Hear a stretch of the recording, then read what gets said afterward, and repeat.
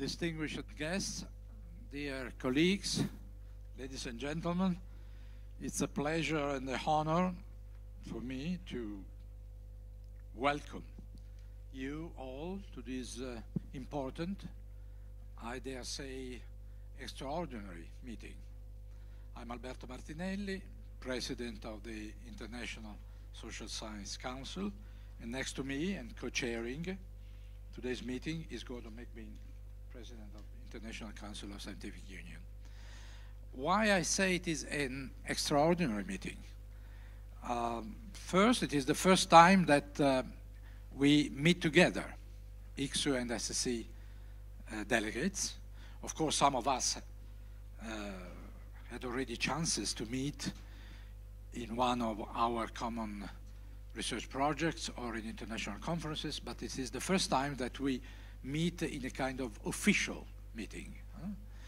An official meeting which is an extraordinary General Assembly of ICSU taking place in the context of an ordinary General Assembly of ISSC.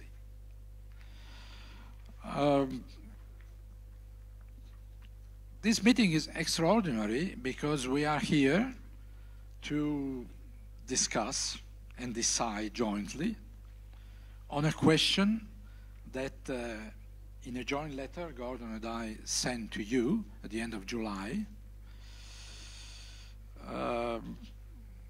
whether we want to pursue a merger of our organizations and put in place a device, a mechanism to develop the plans for this merger. It is as you can see, it is a question that can have a great impact on the landscape of international science. In the document you received, Enabling and Advancing Science for the Future, which we will discuss later on, we say that the world faces great challenges of unprecedented complexity, and increasingly looks towards science to address them. All science, from all countries and from all disciplines. We need to provide a global response to these great challenges. Global in the double sense, as I say, that it involves the various regions and countries of the world, and it implies a scientific cooperation among the different sciences. But also it implies a better capacity on our part to work together, to dialogue with policymakers, business, civil society, citizens, the public at large. A merger of ICSU and ISSC can be a critical part of this response, or a major step in a process which goes behind this in the sense of building a truly global, single organization for all science. Why ICSU and ISSC are well equipped to play this role? Because I think that they are prestigious organizations, and their prestige is based on the type of their membership. International scientific association or unions, national research councils and academies of sciences, national associations. So they are equipped to play this role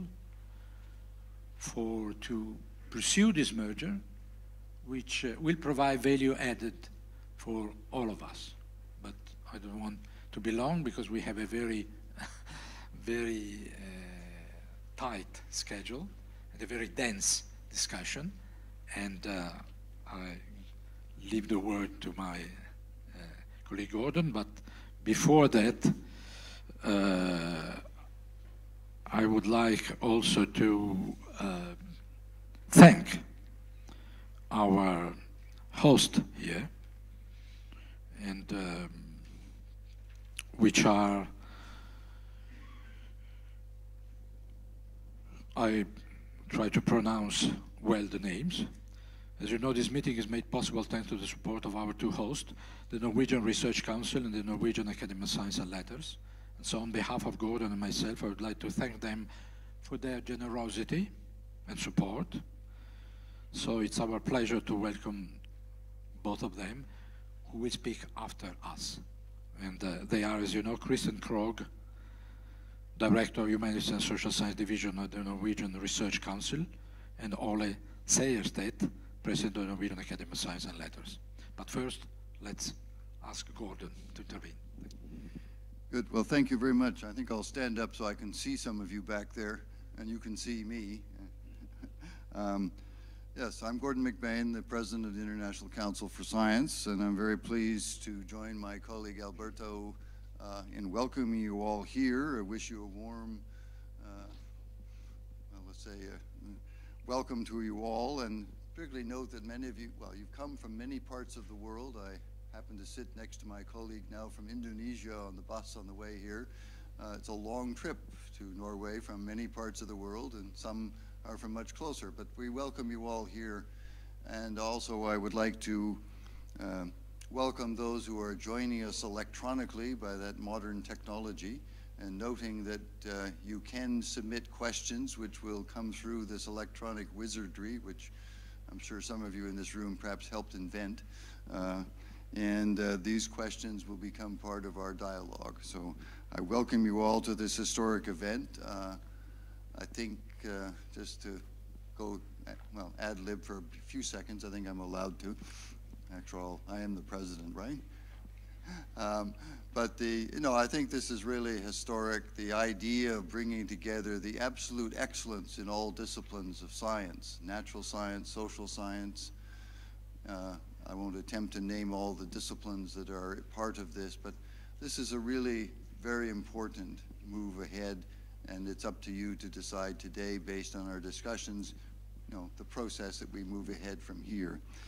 So today's assembly marks the culmination of a process that started really formally in 2015 by an exchange of letters between Alberto and myself, but Gutmann Hernes is here somewhere. There he is. Sorry, he's back to me. None of us started this actually in the meetings we held here in Oslo quite informally some years before that. But the formal process, which continued in 2016 with the appointment of a joint working group and the meeting of the two executive boards, the Executive Board of the Council for Science, the Executive Board of the International Social Science Council, met together to discuss this and reviewed process and unanimously agreed we should move ahead on this process. We had two very capable individuals who co-chair this process. These were not members of our current governance structures, but people who had very great knowledge of the organization through their past involvement in, quite frankly, in both of the organizations. Kotso Makeli, who is here somewhere. Oh, God, I can't see. I'm too close. I should sit down, then maybe I could see people. And Pierre Ritchie, who is not here. But, and what we've decided today is that Alberto and I, that we would like to, let's say, be able to participate in the discussion. And so we have asked Kotso to facilitate this joint assembly. Pierre Ritchie has become involved in other processes. He's what chairs one of the scientific committees.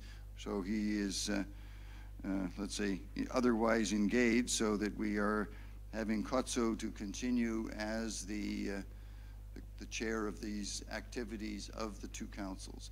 We'll say a few words about him in a moment, but given his considerable knowledge in both organizations and considerable facilitation skills, and I've worked with Kotso on a variety of committees, and I know this from experience, that we are expecting to say we're very honored that he is able to do this. I guess I'm to continue now. We will start today's agenda. We're on to agenda item 2 in the formalities of this, the adoption of the agenda, which starts with an introduction of the work of the working group, and it will be and how it led to unanimous recommendation to merge the two executive bodies, and we have presentations on the roadmap to merger. We'll then move into the discussion of the motivation to merge, and each of these topics will be introduced by a short presentation and allow time for discussion. We really do want your questions, your comments, your concerns, or your support, whatever you wish to express. This should be a very good, and we want a very good and open discussion amongst us all. After the first break, we'll continue to discuss the anticipated directions for and the implications of a merger, and we'll continue this discussion, let's say after lunch until approximately 3 p.m. this afternoon, 1500 hours. At 15:30, the two organizations will continue, but we'll do it in a separate way, where we can have the Council of Science people, the Social Science Council meeting in different rooms to discuss it from our perspectives as individual organizations for about an hour. And then we will have the vote. The vote we expect will be run separately, and it will start approximately 1600. I should mention that there are some organizations that actually are members of both, and you will need to, we will, let's say, work to facilitate to make sure you have a vote, to make sure that you get that opportunity to vote in both organizations. And since the organizations run them a bit differently, we're going to have to be pragmatic as to how we do this. We expect, and I say that in the interest of time, although it says on the agenda we will have a roll call, we've decided that we don't really need that. We've been walking around and talking to each other, and you will receive in due course a full list of all the people who were here, so you'll have the list. But I encourage you to spend the coffee breaks talking to people that you perhaps don't know as much as you'd like to, or even if you, anyway, let's just get together and talk to each other and have this dialogue. So I would ask, first of all, if the delegates are ready to accept the agenda as proposed. Do I see any? Yes.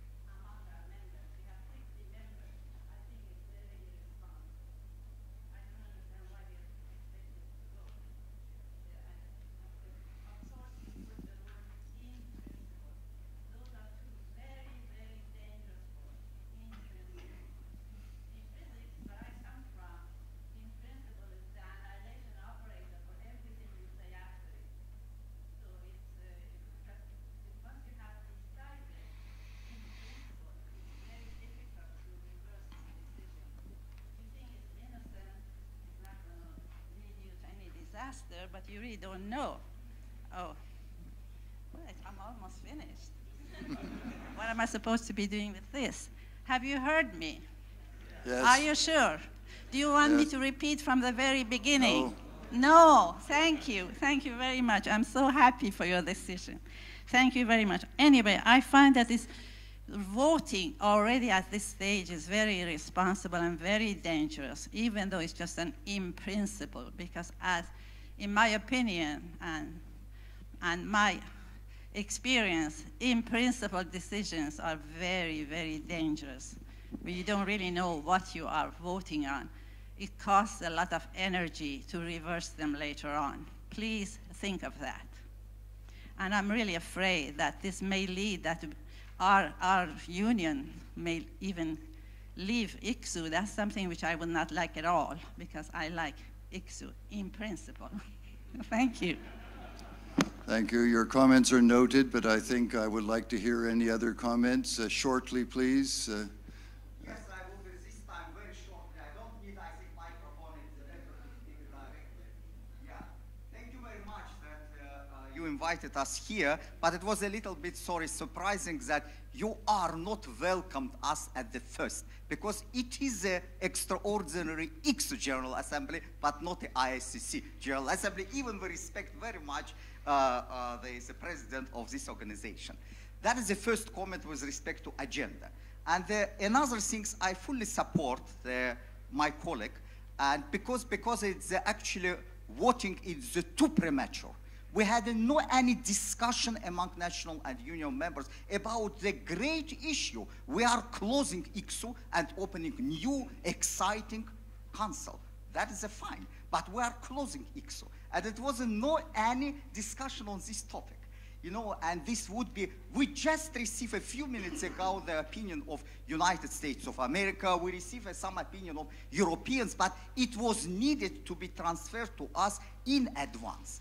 That is something very, I consider badly organized, because it's no any even unions or national members were asked to comment these things. Was no comment, just the information that we will meet here, and that is all. That's why I support that's very premature voting at this stage. Thank you. Thank you. Well, I do think as part of this process we did invite comments. At least I thought that the memos that we sent out invited comments, but well, anyway. I'm not seeing anyone else standing up, so does anyone wish to say that they support the memo, the agenda? I see nods, yes. So I think in view of the circumstances that there are more nods of yes. I recognize the concerns of the two distinguished individuals who have spoken, representing their organizations, but I think we should proceed with the agenda as proposed for this meeting. And with that, I would like to move on then to the welcoming remarks part of this meeting. Thank you. It's over to you, Alberto. Yes. Well, I want to thank again our two hosts and ask them to give their welcome speeches. Kristen Krog and Ole Seierstedt, please come. Thank you. I think I'm all settled with this microphone here. Thank you. I'll just stand here. First of all, on behalf of the Research Council of Norway, I'm happy to welcome you to this historical General Assembly of the International Social Science Council, co-hosted with the General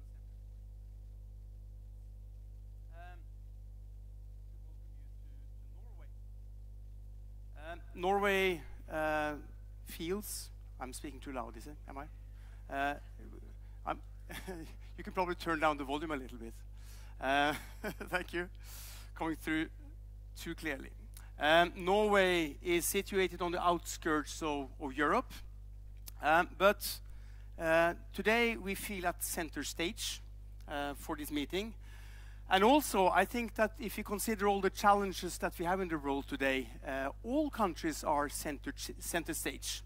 It seems like to meet the challenges, we have to understand that we are not in the outskirts, not affected, but that we have to join and address the challenges by all means possible.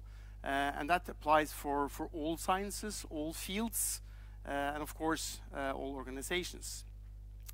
I'm here now as the Norwegian sponsor of the ISSC, and ISSC is an important forum for Norwegian social scientists. Ever since UNESCO's 6th General Conference decided to establish the organization. One of the most cited Norwegian social scientists of all, Stein Rokkan, he was also the president of the ISSC from 73 to 77. And more recently, another Norwegian, which is at my table, Gudmund Hernes, was the president in the 2000s. And when he was elected, he helped to revive the organization and also relaunched the World Social Science Report, which we consider an important publication at the Norwegian Research Council. It's unique in that it addresses world issues by all social science fields in one volume, being available to everyone. And that's why we support it, because we think it's important. And what is important is, as I mentioned in the introduction, to address all the challenges with all fields from science. And Norway and the Research Council has also been staunch supporters of the ICSU for many years. And it's with interest we follow this gradual rapprochement, if I may call that, between the two councils, ISSC and ICSU, which again brings us to this occasion here, this joint General Assembly of the two organizations, which we look forward to with great expectations, to hear the discussions, to hear the different viewpoints, and of course to also see the voting in principle. So again, I bid you welcome both here for this joint meeting and to Norway, and I hope for a productive and interesting day. Thank you.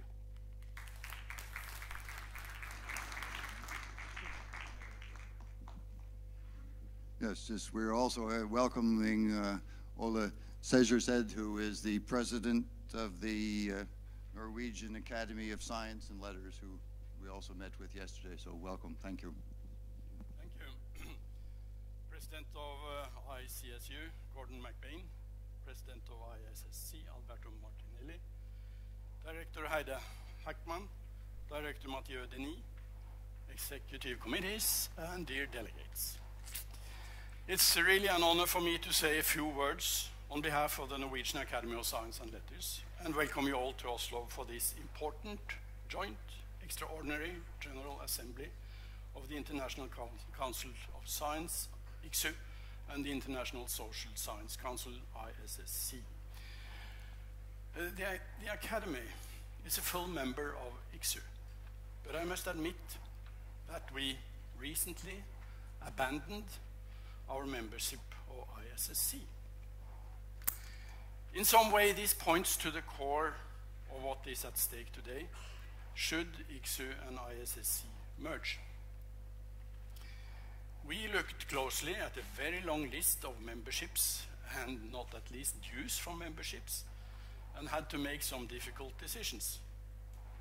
What struck us was not only the large number of learned societies and organizations on the list, but also that the landscape was difficult to understand and looked fragmented. As an academy that has members from all corners of academia and represents all academic disciplines, we will closely follow the discussions today. We are concerned that social sciences should have a strong position and play an important role in the decisions that have to be taken by politicians and decision makers on a global scale to meet the challenges that our societies are facing. The problem is that these challenges are very complex, and input is required from all disciplines in order to come up with solutions. Not only have the two cultures, in CP Snow's words, to meet, but cross-disciplinary knowledge is required over the full range of research fields. For instance, since I am an MD, I'll refer to the life sciences, and there one speaks of convergence with physical, chemical, mathematical, computational, engineering, and social sciences. And I would add history, ethics, and other fields of the humanities. To people outside the research institutions, a bird's view of the academic world will reveal a rather fragmented picture, not so easy to understand, as I said. Where is it possible to get information of the science needed? How is it possible to get cross-disciplinary information that is comprehensible? To scientists themselves, this is their world. They do not think of it as fragmented. They form networks, and they conform to new research strategies, and they provide excellent science. However, to bridge the gap between the scientific community and public and private stakeholders, including citizens, Strong organizations like ICSU and ISSC are needed. And fragmentation at this level should be kept at a minimum.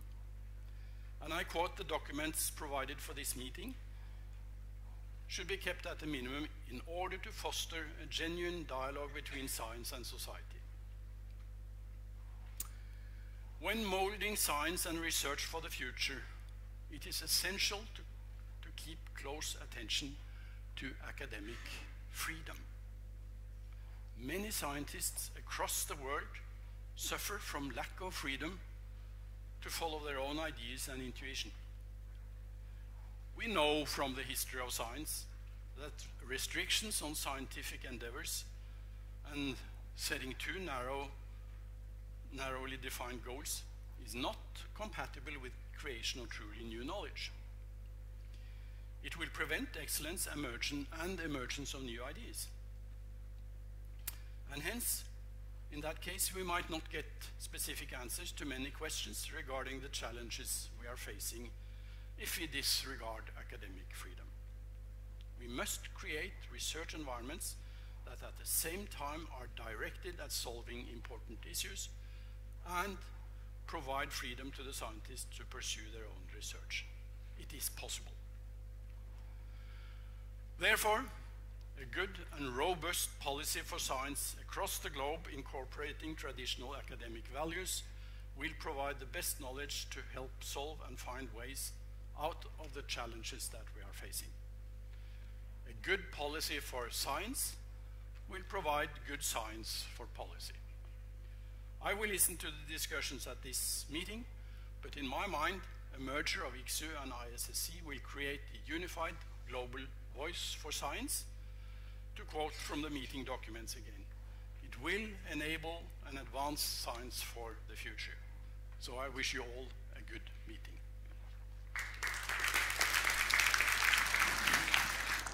Well, thank you very much. I'd just like to add a few ad-lib words to very much support what my colleague has just said. I think we do see the issues. I'm a climate change scientist, disaster risk reduction. We need to bring together the absolute excellence in all the natural sciences of physics and biology and chemistry and geology, geophysics, etc., but also with the very excellence in psychology, sociology, and other fields of social sciences in order to address these global issues. Future Earth, Research for Global Sustainability, is a joint project of the Council for Science, the Social Science Council, also UNESCO, UNEP, and all the other acronyms. But who's actually leading it when it really comes on the ground has been, largely speaking, the international science communities working together. Similarly, we work on disaster risk reduction together to address the issues. So I'm just saying that I think it is very important that we have a very strong focus on unions because they are the ones who provide the excellence in disciplines. But we also need the ways of bringing those disciplines in a transdisciplinary way together. I don't expect every physicist to become an expert in psychology, nor vice versa, even though we've got all these psychology experts here in the room and the physics experts in the room. But at the same time, we need to be able to find the ways of better enabling the working together of mathematicians and physicists and psychologists and historians and economists. I'm an ex-government bureaucrat in Canada, and when I talked with my ministers, I had 4 of them in 6 years, I could argue all I wanted about the neat aspects of climate science, but they really wanted to know about the political science and economic aspects of it because that's what gets them reelected. So let's look at it from pragmatic, broad spectrum of things. So anyway, that aside, I want to now move on to the next item. We are going to, according to our agenda, have a vote later today. That means we need to appoint tellers, people who will do the vote counting. These are people chosen as being not either national members or union delegates members, but people who are here for more independent reasons. And from the International Council for Science, we are nominating Sana Sorvari, who is with the World Data Service System, Julie Breton from INASP, and Suzanne Barr from IASC. I would ask if the ICSU delegates in the room are ready to accept these three nominees as the tellers. Pardon? Would they please stand up? There's two of them there.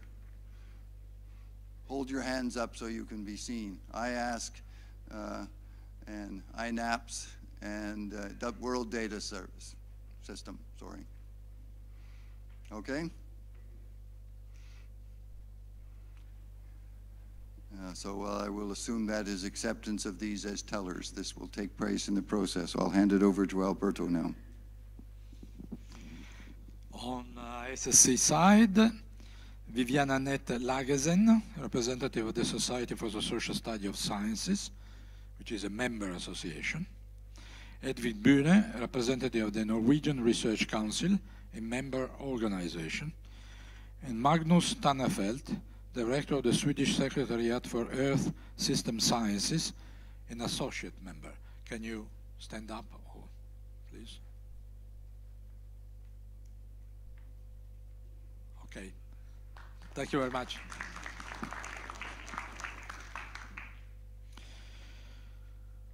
So, before we hand over to Kotso to facilitate today's discussion, Gordon and I would like to thank once again the two hosts, Norwegian Research Council, Norwegian Academy of Science and Letters, for making this meeting possible. Our gratitude goes also to the team of Berg Hansen, the professional conference organizer. And finally, we want to thank the two secretariats who have done an amazing job in organizing together this joint General Assembly. Thank you very much. Kotso, come here.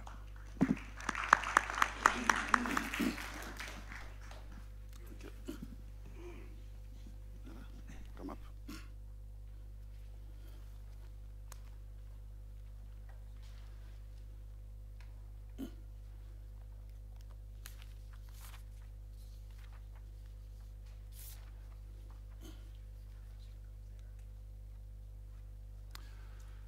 Good morning, ladies and gentlemen.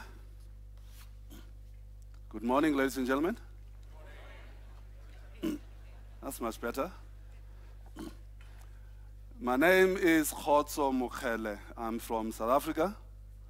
I currently serve as the special advisor to the Minister of Science and Technology in South Africa, Minister Naledi Pandor, that many of you would have encountered because she's a very active and activist Minister of Science and Technology. But the path that I traveled to get to this point took me to ICSU in 1993 at the General Assembly in Santiago, Chile. I later joined the ICSU Committee for Scientific Planning and Review, CSPR, as it is commonly called, and then became Vice President of ICSU from 2005 to 2008, Vice President for Scientific Planning and Review. And in that capacity, I was the chairperson of the Committee of Scientific Planning and Review. When my term ended, my good friend Heidi Heckman got me to join the ISSC committee called CORDATE, which I served on from 2008 until 2011. And in that context, I met Gudmund, who was then president of ISSC, a man that I've come to admire and respect very deeply. And Gudmund, when we first met, you said, one day we'll meet in Oslo. And here we are. This session, ladies and gentlemen, starts to get us to the guts of what we are here to do. And I will shortly respond to the issue raised by IUPEP, and I did not, IUGG, or geo-unions. Welcome, sir. But before I do that, I'm going to ask Heidi Heckman and Matthew to kind of walk us through the journey that we took to get to this point. And I'm hoping that by the time Heidi, Matthew, and myself are done with the presentations. Some of the anxieties that have been raised by IUPEP and IUGG would be maybe partially addressed, maybe not fully addressed, but partially addressed. Can I then call on Heidi to start us off?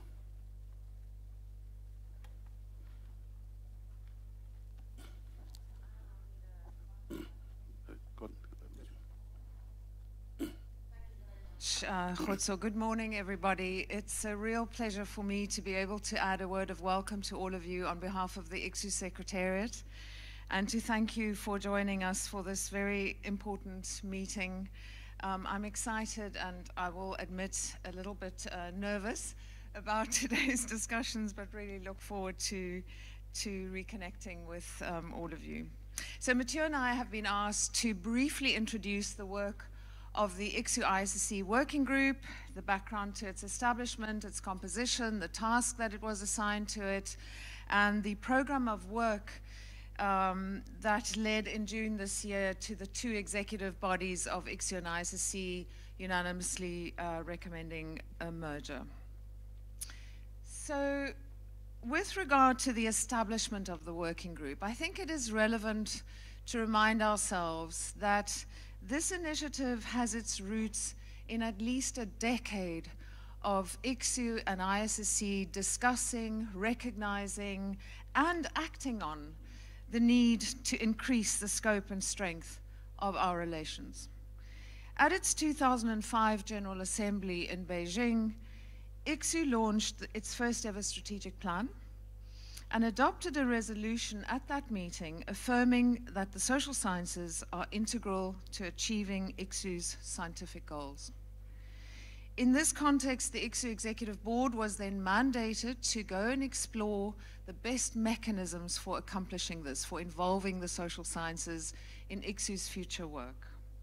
At ICSU's 2008 General Assembly held in Mozambique, the board reported back to the Council's members, who agreed that one of those mechanisms, amongst others, should involve working with the ISSC as a key partner. Now, in 2008 was also a time of renewal for the ISSC, and at the Council's own General Assembly, a month later in 2008, members of the ISSC engaged with ICSU leadership. Khotso was vice chair of ICSU at the time, and affirmed in a GA resolution, an ISSC GA resolution, its commitment to proactively engage with ICSU in order to realize the goals of closer collaboration. Since 2008, these partnership commitments have resulted in numerous examples of productive joint action. Some examples: in 2008, ISSC joined ICSU as a co-sponsor of the Integrated Research for Disaster Risk Program. Shortly after that, the two councils started working very closely together in designing and establishing what we now call Future Earth. Within the framework of Future Earth, ISSC launched a major funding program on transformations to sustainability, and with the support of the Deutsche Forschungsgemeinschaft, our member of both ICSU and ISSC, we collaborated closely on running a series of young scientists networking conferences. But notwithstanding these instances of enhanced collaboration, a key conclusion of ICSU's 2014 external review concerned the need for, and I quote, the international science and social science bodies to accelerate their partnering relationship. This, according to the document, because there are few major science policy issues whose framing can do without major social science input. So with this emphasis on joint framing, the review nudges all of us really to be bolder and better at pursuing these collaborations at a more profound, of a more profound nature, to push for meaningful knowledge integration for the global public good and the systems and structures that can support that.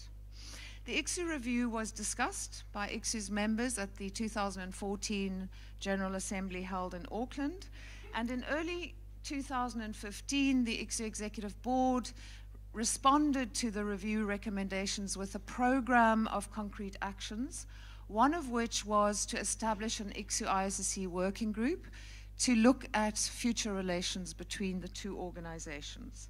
And this move coincided with a letter to the ICSU board from the ISSC Executive Committee, in which Alberto Martinelli, president of ISSC, expressed the readiness of the ISSC Executive Committee to enter into dialogue with ICSU about the possibilities for establishing a new vision and, if need be, a new structure for international social and natural sciences.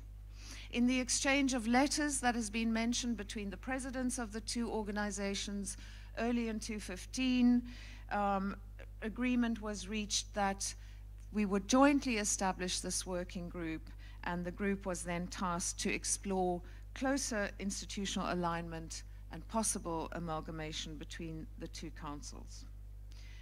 As you see in this slide, the working group included 3 members of the executive bodies of both ICSU and ISSC, including the presidents, and in a supporting role, myself and Mathieu Denis, Executive Director of ISSC. And as has been indicated, based on unanimous agreement between us, we felt the need for external co-chairs and facilitators, Khotso and Pierre, who are probably known to most of you.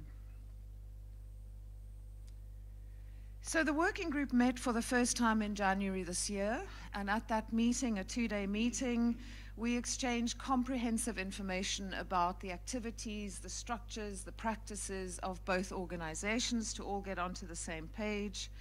We then deliberated the nature of the challenges, both internal and external, facing both organizations, and then focused on identifying and interrogating a spectrum of scenarios of future relations. And Mathieu will be talking through that work with you in a moment.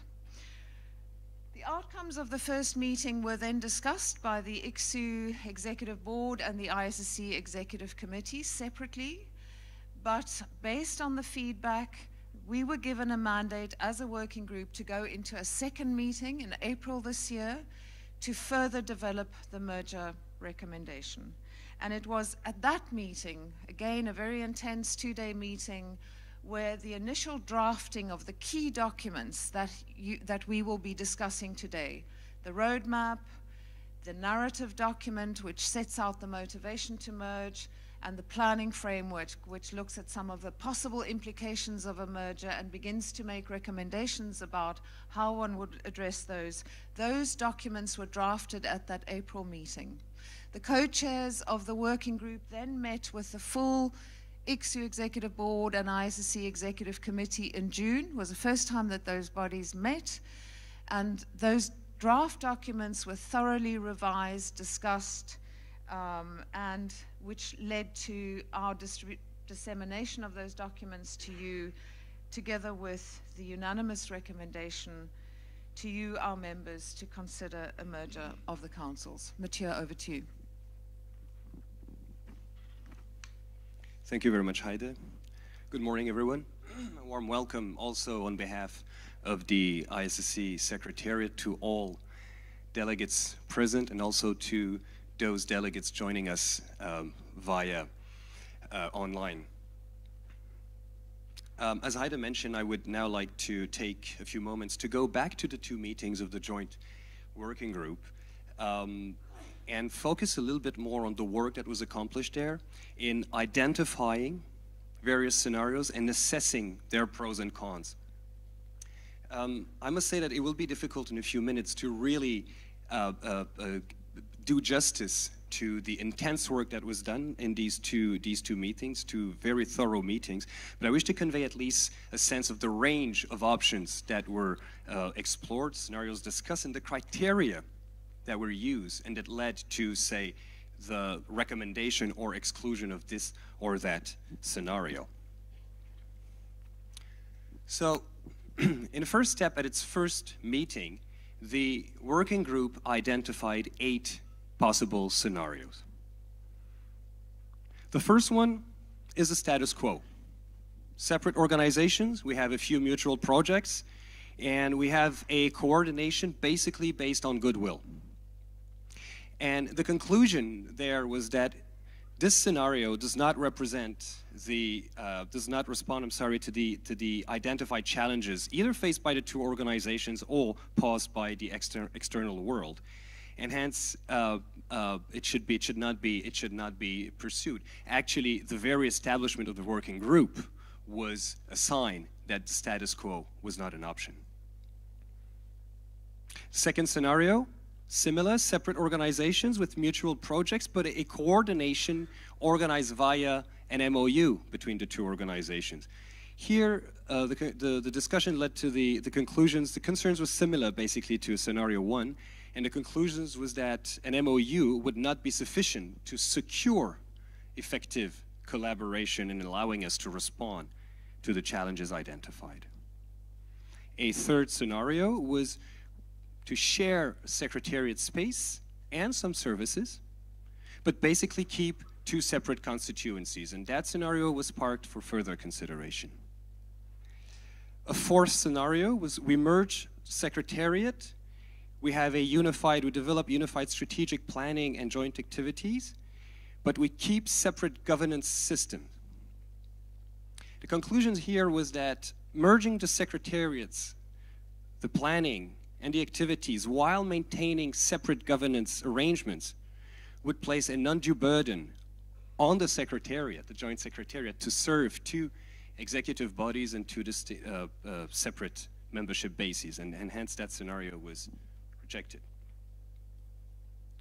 A fifth scenario, we merge the secretariat with a unified strategic planning and activities based on the current activity profiles of both organizations and the governance as well, but we keep two separate sections or divisions within the organization, and that scenario was kept for further consideration. Sixth scenario, full amalgamation into a single new organization based on the best of both organizations in terms of activities, structures, practices. Scenario was also taken forward for further consideration, as was a seventh scenario, which is one entity incorporates the other. An eighth scenario was that both organizations are dissolved and a new organization is created. That scenario was rejected, but we agreed that it should be considered as potentially be part of a sixth scenario. So in a second step, the four scenarios kept for further consideration were then discussed thoroughly in terms of their pros and cons, along a long list of strategic governance and organizational variables that you see here on the slide. And the conclusion for the fourth scenario was the following. Scenario 3, shared secretariat space and some services, but separate constituencies. The working group felt that actually the pros and cons of that scenario would really be personality dependent, and a change of leadership could then affect the nature of the relations between the two organizations. A major disadvantage it was felt was that the relationship with third parties would risk becoming inconsistent, and in any case would make that organization very difficult to read for the outside world.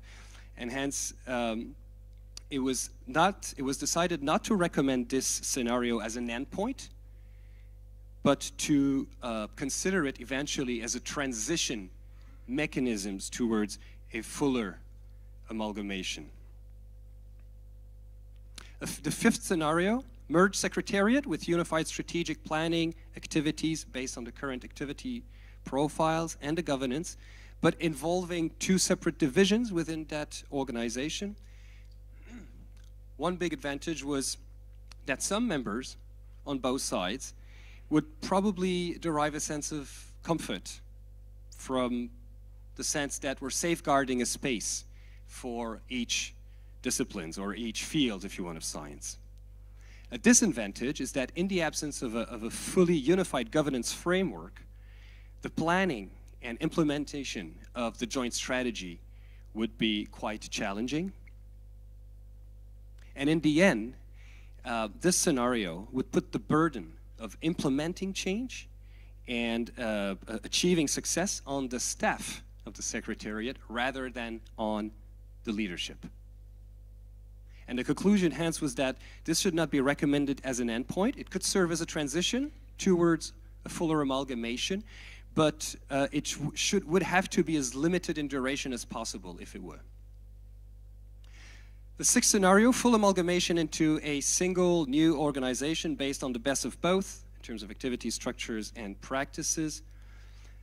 The big advantage identified here was that to take the best of both organizations would provide an opportunity to critically review the activities of the two councils, to develop a new vision, a unified strategy based on the challenges and opportunity posed by current societal and scientific challenges. It would also provide an opportunity to address the existing concerns amongst the members of the two organizations. It was noted, however, and obviously, that this scenario has far-reaching organizational or implies far-reaching organizational change, and hence it would require the commitment of the members on both sides. The conclusion was a unanimous agreement that this scenario should be considered by the two executive bodies. The final scenario, one entity incorporates the other. The conclusion of the discussion here was that, well, this may well function as a legal mechanism to achieve amalgamation, but the swallowing up of one organization by the other was not an option. So when the working group met for the second time in April, it had received in the meantime the unanimous support of the two executive bodies to develop scenario 6 in a way that addresses all the practical implications and consequences for the strategic, governance, and organizational variables specified above. And the results of these discussions, as Heide mentioned, was then captured in the documents that are presented to you today. Thank you.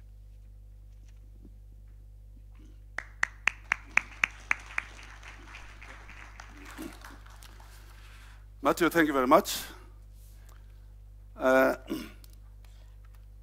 From Heide's presentation, you would have learned as to where the Executive Committee of ISSC and the Executive Board of ICSU got its mandate from to inspire those exchange of letters, the establishment of the working group, and the work that was then done by the working group. Then, at the joint meeting of the two executives, the proposed measure process and draft planning framework were deliberated upon by the two executives, and the product of that was a document that was sent to all the participants in this meeting, document 3, with the title ICSU-ISSC Proposed Measure Process and Draft Planning Framework. Appended to that document is Appendix 1, the proposed roadmap towards a merger as presented in the 5th of May communique to ICSU and ISSC members. And I just want to briefly walk us through that roadmap. The roadmap positions the process into 3 distinct phases. Phase 1 started with the exchange of letters from the two presidents and culminates in this meeting today. And the reason this phase became necessary and this meeting had to take place at this stage was because of what the two executives interpreted their rather limited mandate to allow them to do without coming back to the members and seeking a mandate to take the next step. And I'm now responding to the IUPEP and IUGG issue as to the limited amount of time and the threat and danger of in principle.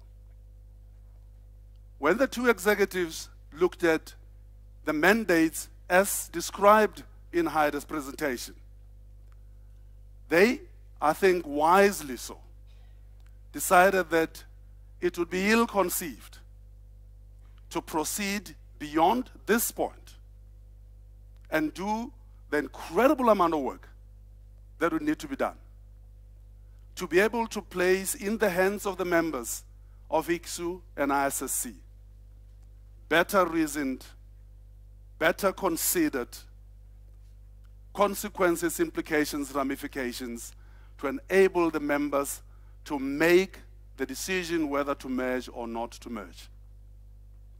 I want us to understand that the executive committee and executive board felt that the mandates that they had picked up over the years was rather limited and did not allow them to go all the way to investing the limited time and limited resources, an enormous amount of time that would need to go into getting those documents. Therefore, at this point in time, call time out on it, come back to the members with a framework. The members of ICSU and ISSC in this hall today, I think, should do one thing. I think accept the bona fides of the executives that you elected to lead the two organizations. And their bona fides include unequivocal understanding that all major decisions of ICSU and ISSC are made by the members of the two organizations. The executives only make decisions that they are mandated to make. Those that they're not mandated to make, they have to come back to their members to seek those decisions. Therefore, the decision that when the voting starts at 4:30 this afternoon is one decision, even though on that slide it's listed as two separate decisions. In fact, there's only one decision that's in your ballot papers.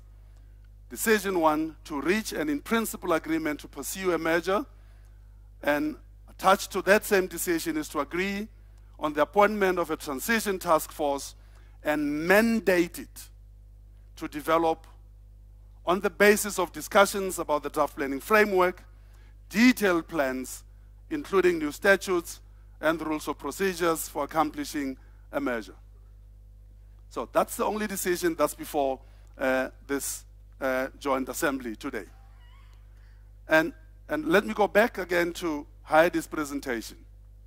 The working group was given a mandate, and it went back to the EBs to get a fresh mandate as to in which direction to proceed. The working group went back and did the further piece of work and went back to the joint meeting of the EXCOs, and at that meeting, the two EXCOs unanimously agreed that it was time for these proposals and recommendations to now be presented to the members. It is entirely up to the membership of ICSU and ISSC in a year's time to say yes or no. It's in your hands whether the danger and threat of in principle is real, and I'm sure the organizations that you represent will regard you as irresponsible to take such a far-reaching decision, and I'll come to the decision that's going to be taken in 2017, without having fully applied your minds to it. And that's exactly what this roadmap is designed to do. So, first phase, culminating today, is to call on members to decide whether or not they want to agree to reach an in-principle agreement to pursue a merger and to establish the transition task force and mandate it accordingly. There's another decision there called ICSU Decision 1. I'll come back to that decision later. Assuming that the vote today is affirmative of the the proposal before the members, then the transition task team, and we shall talk about the composition of that, the proposed composition of the transition task team, then goes and does the work.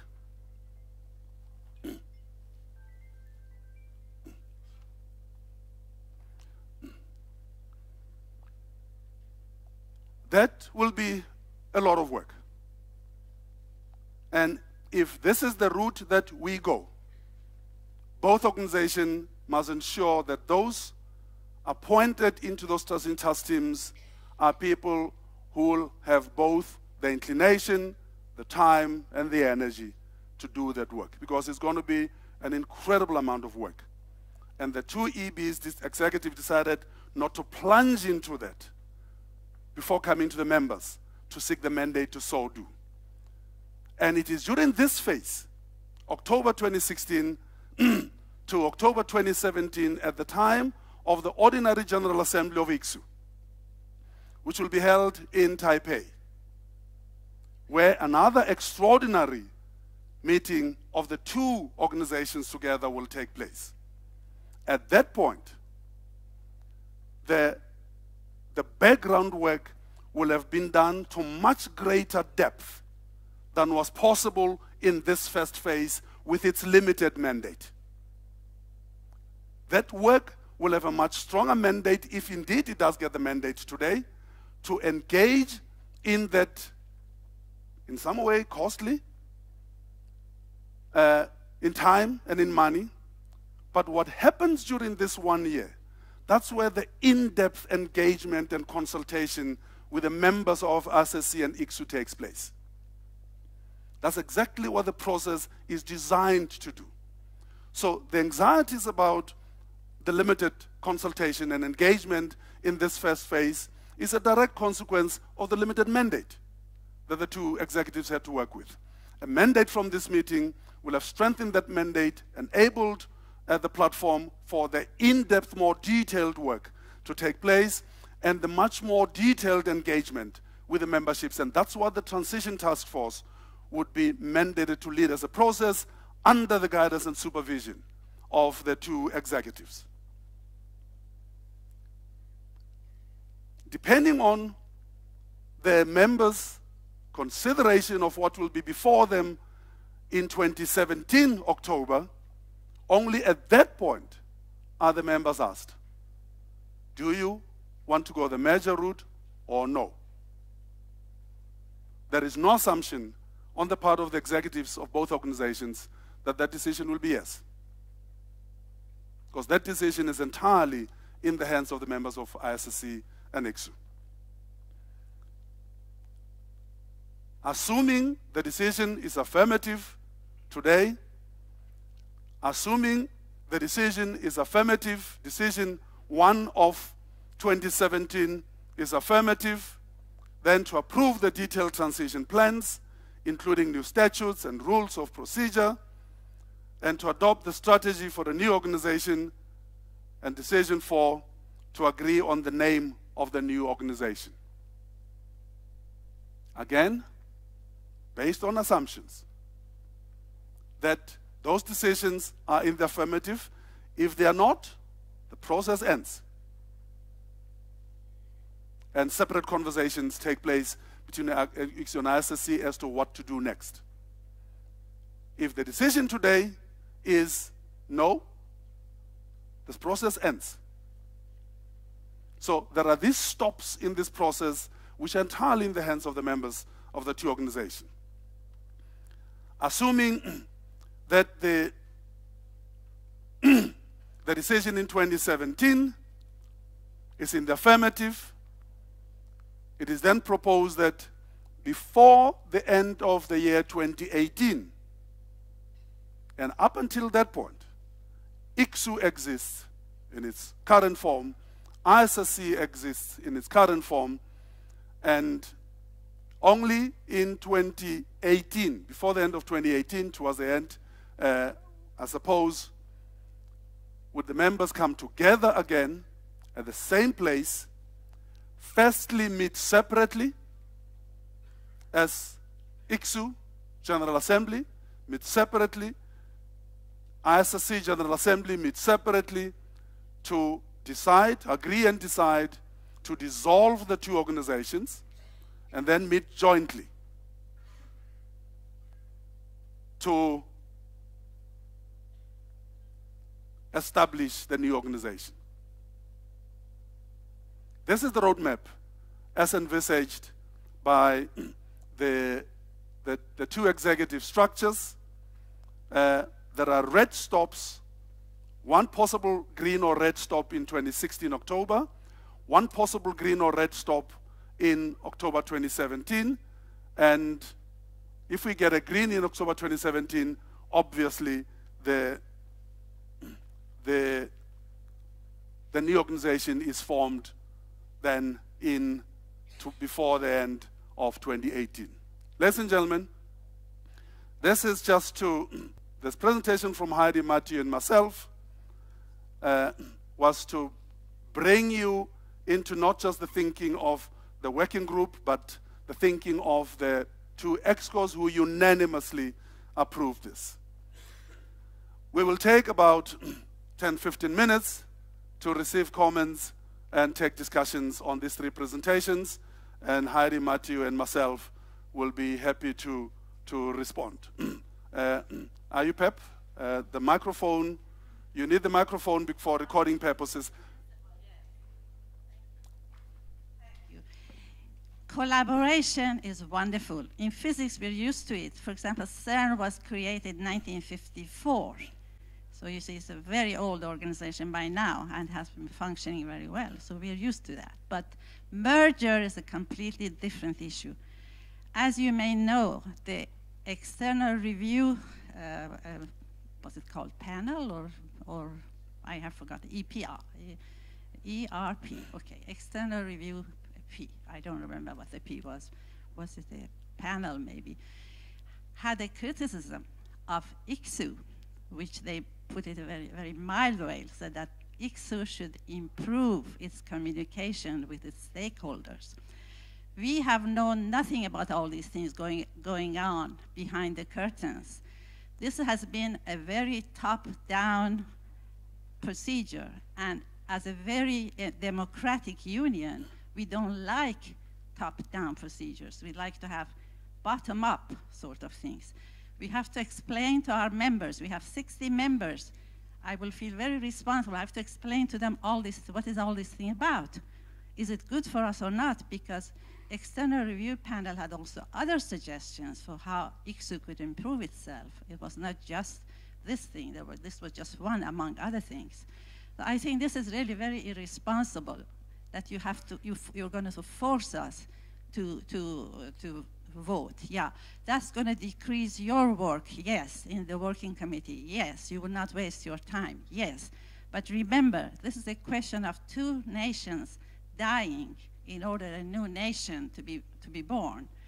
I think this is a very, very important decision, which is going to really, I mean, very, very important for us and for all our members. You can't just like that come from executive boards and expect that we will accept this, because after all, we are responsible to our stakeholders, all those physical societies in many, many, many, many countries. So I think you should not decrease, I mean, the importance of this thing by saying, oh, we just go ahead like that. It's not a question of just going ahead like that. Thank you very much. Let's take another comment or question. Sorry, I forgot to say, what's the hurry? Take the mic over there. Thank you.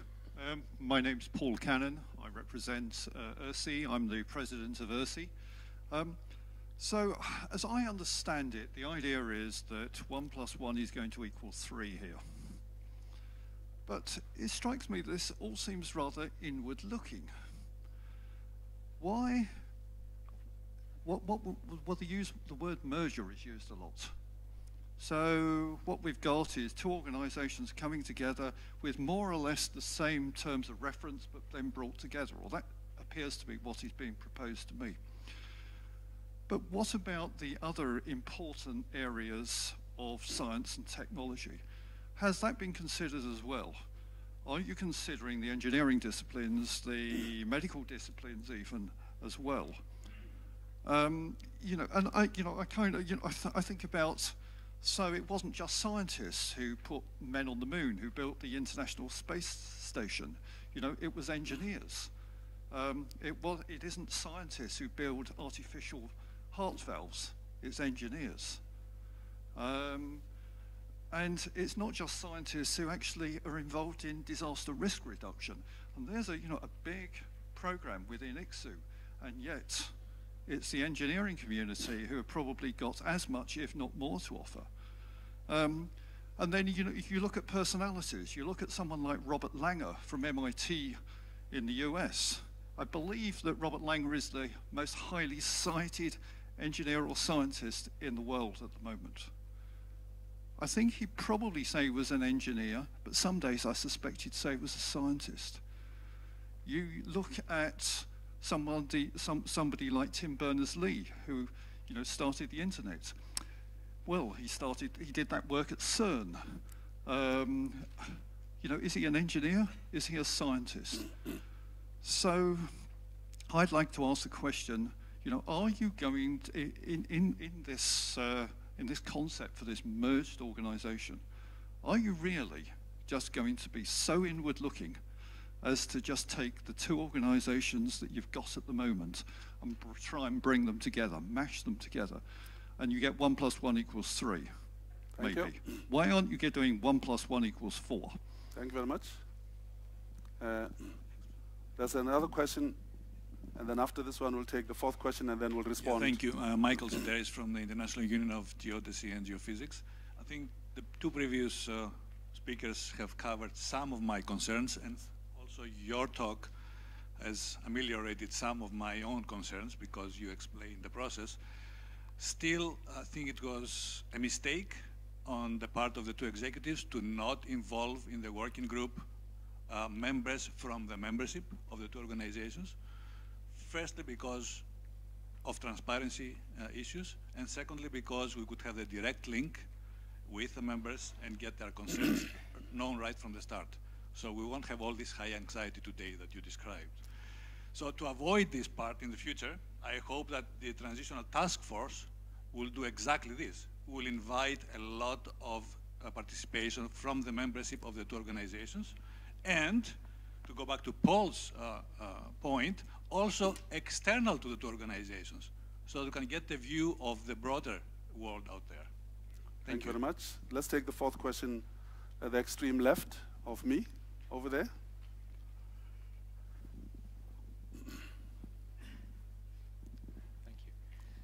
I'm speaking as Roger Pfister. I'm a representative of the Swiss Academy of Sciences, and we have been long committed to ICSU. We've been a long-standing member there.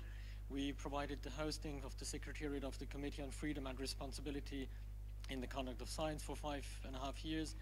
So we are full-heartedly committed to both ICSU, and I'm also tomorrow representing the Swiss Academy of Human and Social Sciences.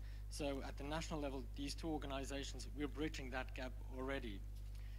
That being said, I would like to address a very fundamental and therefore a very important question to whoever would be appropriate to answer that question.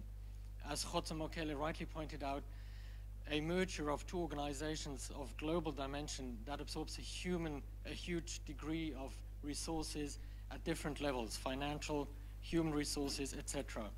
And it'll certainly consume a lot of investment at both secretariats, but also at the executives. And my question is, do the two organizations have the stomach? Is there the capacity to handle that merger at this point in time? This is not a question of, in principle, merging. We're absolutely in favor, in principle, of these two organizations going together, but it's a question about the timing, the capacity, and the stomach to handle that merger. And I'm sort of underlining my question with the financial situation of both organizations. And I would like to take a step back. If you look at a merger of two organizations, it would be important to look at what state are those two organizations in. And I think there's three scenarios in which a merging process can take place. Either both organizations are ideally set up, all the finances are right, And they simply feel, actually, if we work together, we could be even stronger than as individual organizations. Or the one organization is stronger than the other one, and then it's a takeover thing, which was rightly not taken up as an opportunity or as an option. And the third one is both organizations are relatively weak, but they feel, well, if we are getting together, then maybe we might get stronger. And one important element in that consideration is the financial situation. And looking at ISSC, as you may know, the arrangement with UNESCO for the offices being sponsored or provided by UNESCO, that arrangement ended in 2013. And I would just like to quote from what the treasurer of ISSC said at the General Assembly then. He recognized that the loss of UNESCO support and the growing difficulty of raising core resources is a critical source of vulnerability. So I think it's fair to say that for ISSC, it's not in a particularly strong position as far as finances are concerned. As far as ICSU is concerned, as you know, and that's clearly written in the documents, there's been a long-term arrangement with the French government for 10 years that they provided the rooms and facilities in Paris. And we read in the draft planning framework about the future of that arrangement, because that comes to an end at the end of 2016. The ICSU's agreement with the ministry, with the French ministry, ends at the end of 2016. A new agreement has been negotiated, but has yet to be concluded.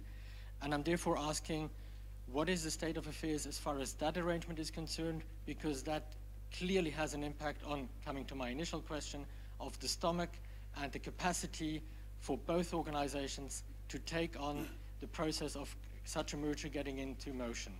Thank you very much. Thank you very much. I'm actually going to start with that question. Do the two organizations have the stomach and the capacity to drive this measure to its rightful conclusion? An important question, a very relevant question. But an even more important than the relevant question is, do the two domains of science have the stomach and the capacity to jointly deal with challenges that humanity is currently confronted with? That is the question. We have to be careful that we don't look at this as a bureaucratic exercise, as an administrative exercise to say, how best can we rationalize the resources of the two? This is not what this exercise is about. This exercise is about humanity confronted with the problems and challenges that is confronted with, and the two domains operating as they have currently operated until now, having experienced a limited ability to maximize their impact. Can they bring the two domains together and 1 + 1 becomes 10? Not in terms of utilization of resources, but utilization of impact. Because all of a sudden, the questions are co-framed, the programs are co-designed, and they're co-executed by the two main domains of science. The resource issue is important, even though you're not listening to me now, because somebody is whispering into your ear after asking a question. But that really is, but we'll come back to your specific issue of the financial and human capacity of the two entities. Is it purely an issue of social and natural sciences? No, the exercise sees itself going beyond that. You mentioned the engineering disciplines. There's the humanities disciplines as well. And there's something that especially ICSU and maybe to some extent ISSC have been dealing with, that we've hitherto, as scientists, both natural, social, humanists, and so forth, been very comfortable operating away from the private sector. You know, as if we live on one planet and the private sector exists on a different planet. This conversation starts between these two entities, but the end point is way beyond just bringing these two together, because that way 1 + 1 will be equal 2, not even 3. The members' involvement, I think both ExCos are hearing you loudly and clearly about the importance of engagement with the members along this path, 2017. And I think we will take this on board. And as the assuming an affirmative decision, again, I'm not saying that I know for a fact that that's what the decision will be. That process as it unfolds is going to have to take in some of the issues that are being raised here around consultation. To go to IUPEP as a final response, I'm sure the secretariats of ICSU and ISSC are very happy to look at more effective communication between themselves and their members. But let's be fair to them. 2 communiques were sent out along the process this year. 2 communiques were sent out to all the members of the ISSC and all the members of ICSU. If your central offices don't make sure that having received these communiques, they share them with the membership, you cannot blame the secretariats. I've heard you, and we have to move on now because it is.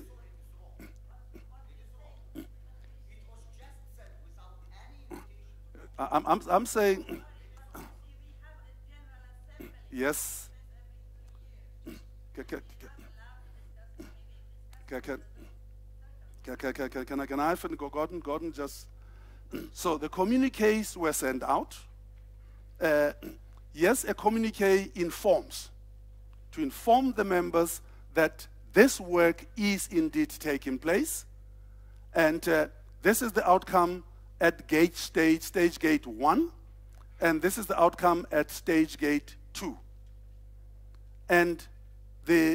But the key stage gate is that the members will be brought together to come and have this conversation that we're now having today, and afterwards, all of us, those present and those listening through technology, will then have to go back into the organizations for more detailed engagement, and we do hope, and I know that's the intention, that the process that unfolds from now until October 2017 will require more input and active engagement from the members, and I can guarantee you that that will be taken on board. Gordon?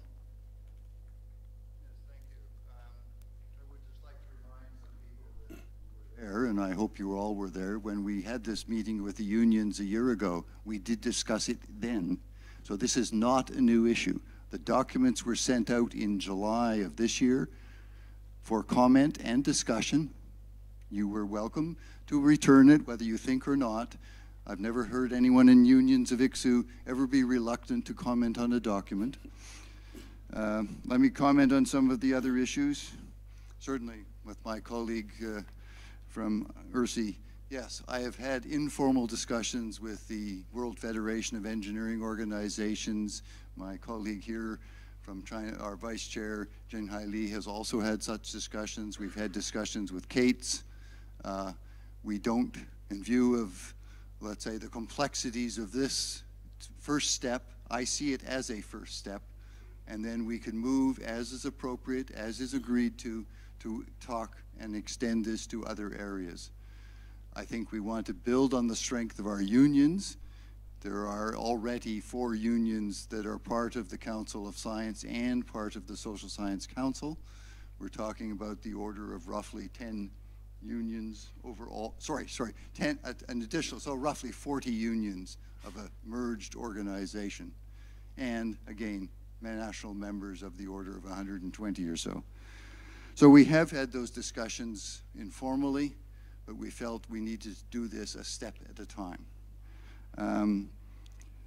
The other thing I would say is, let me just clarify that in the situation with the funding from the French, we now have confirmation that the building will continue to be fully supported for 9 years?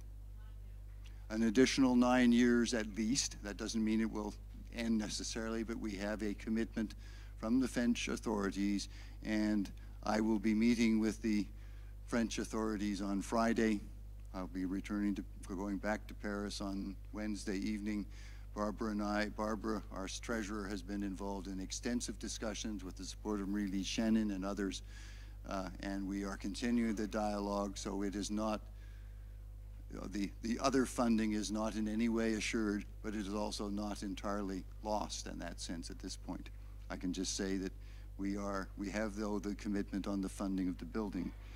I think that the advantages we have of bringing the organizations administratively together is that there is synergies, there is, let's say, if you have 3 people working on an issue, there is natural synergies that result, in my opinion, and in the opinion of those we've been discussing this with, in some, let's say, extra productivity per unit of involvement. So I think that overall, this organization will be administratively stronger, both financially and in capacity. So the other thing, of course, is that we all have to recognize that the funding we get from our members, our national members, and I welcome those who are here for your continuing support, and unions, is very important and critical, but we also need to, and we've been getting in various ways. The International Social Science Council has very major grants. I forget the names of the acronym, LIRA, no, something like that, LIDAR. LIRA, I had it right the first time, okay. Anyway, there are grants that are coming from that side. There are grants we've been getting from others. Our colleagues, the National Science Foundation, has been providing core funding to help with certain projects. And that's the way we've been able to build the strength of this organization through core programs such that I've been involved in personally over the decades of involvement. So I'd just like to last comment quickly, if I'm allowed. Oh, yes, I know. You're always... Cut it short, Gordon. Okay, one more comment. I just think that, the issue was mentioned of the private sector. I think we want to move ahead to see how we can more fully involve what I think should be an integrated involvement in science with their relative merits and, let's say, difficulties of the academic sector, the government sector, and the private sector. Our advances in engineering and physics and other kind of things has always involved that kind of approach. And I think as the International Council for Science and the International Social Science Council working together, we can develop and enhance that 3-way intersection of science in its broadest definition of the word. Thank you. Thank you, Gordon. This session was scheduled to conclude at 9:45. I'm going to take 2 more questions, and then we will move on. I'm going to take a question there, and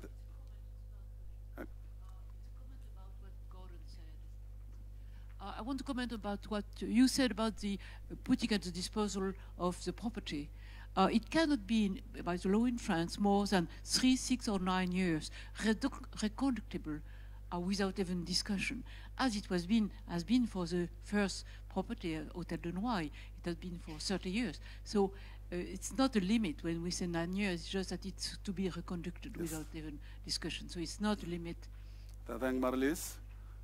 Dominic Makawiti, and there's a question back there as well. Yes.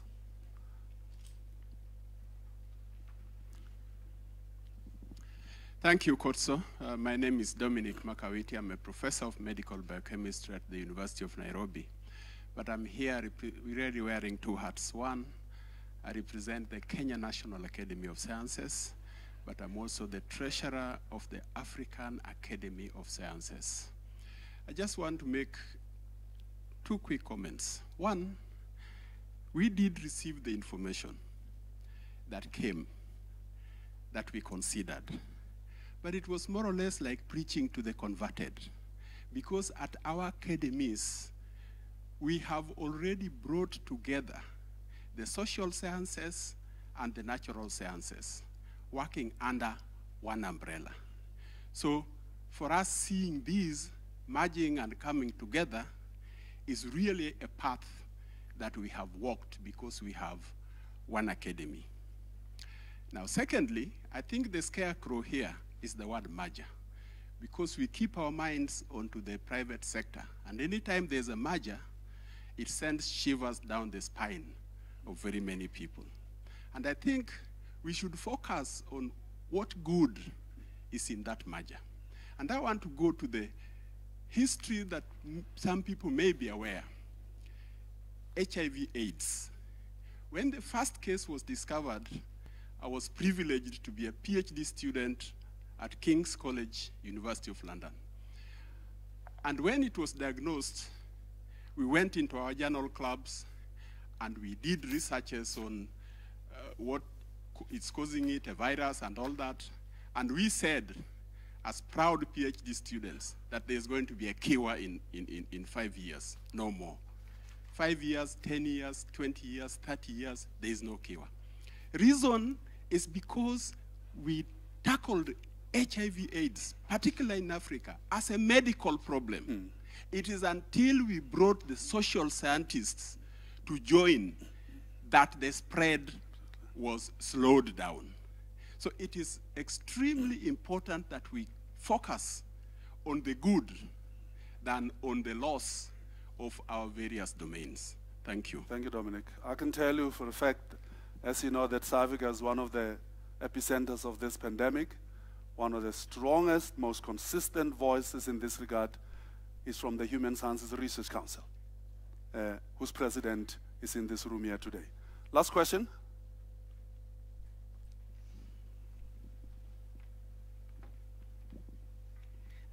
Catherine Jamy of the International Union of History and Philosophy of Science. I think that very few people here, or maybe nobody, is in doubt that in principle, yes, we should work together. However, I mean, the process, it puzzles me.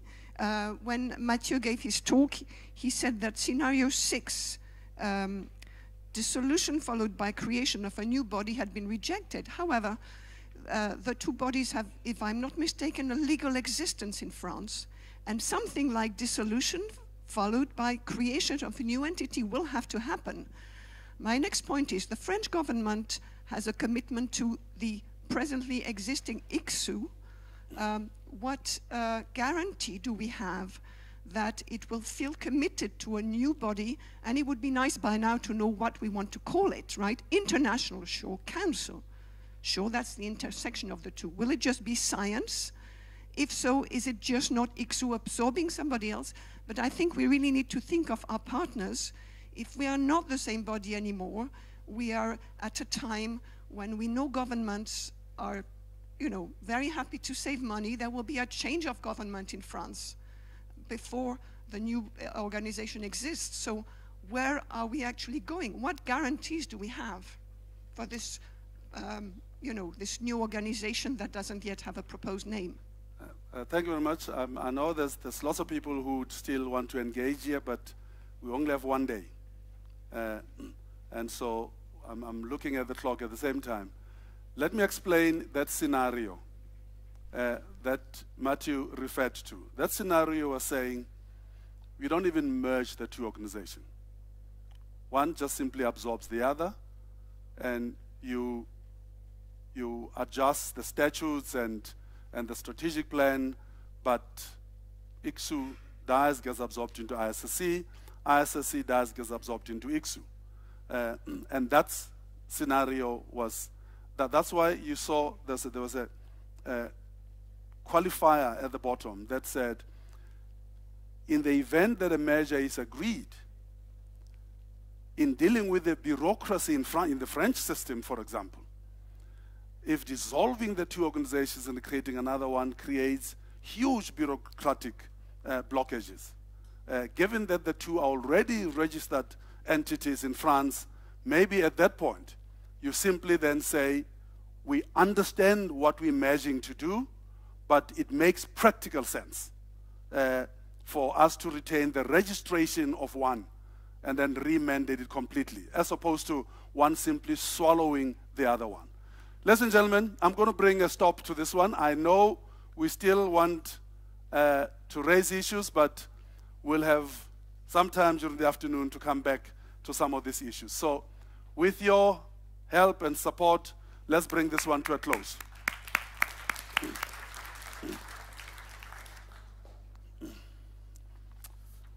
Okay, now we move to 25 minutes later than we should be. I'm going to call upon Seth Cooper and Jinghai Lee to take us through the motivation to merge, an issue that has already come up in the presentation so far. Over to you, Seth and Jinghai.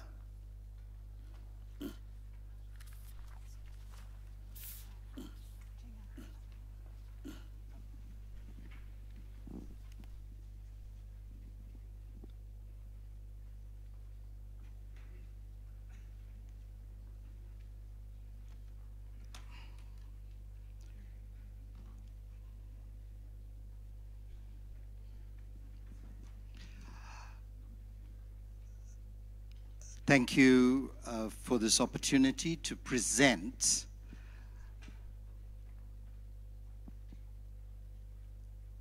the motivation to merge. I'm Sats Cooper.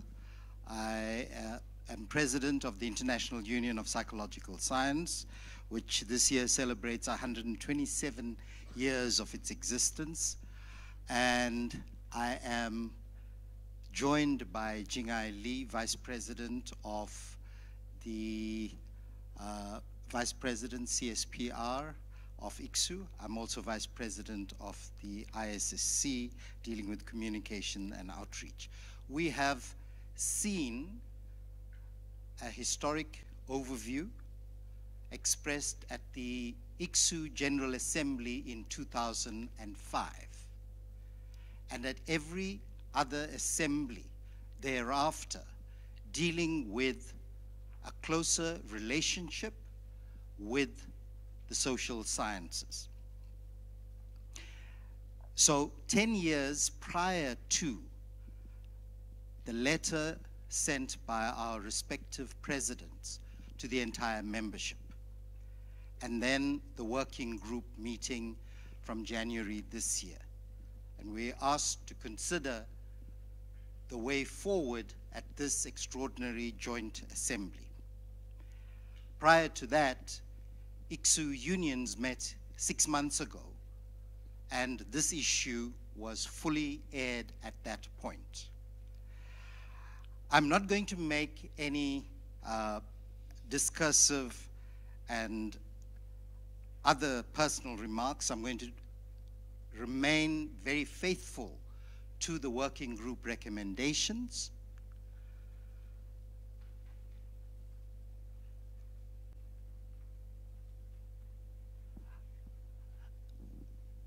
And basically, you see there what has already been said by speaker after speaker, that science needs to meet global challenges of increasing complexity.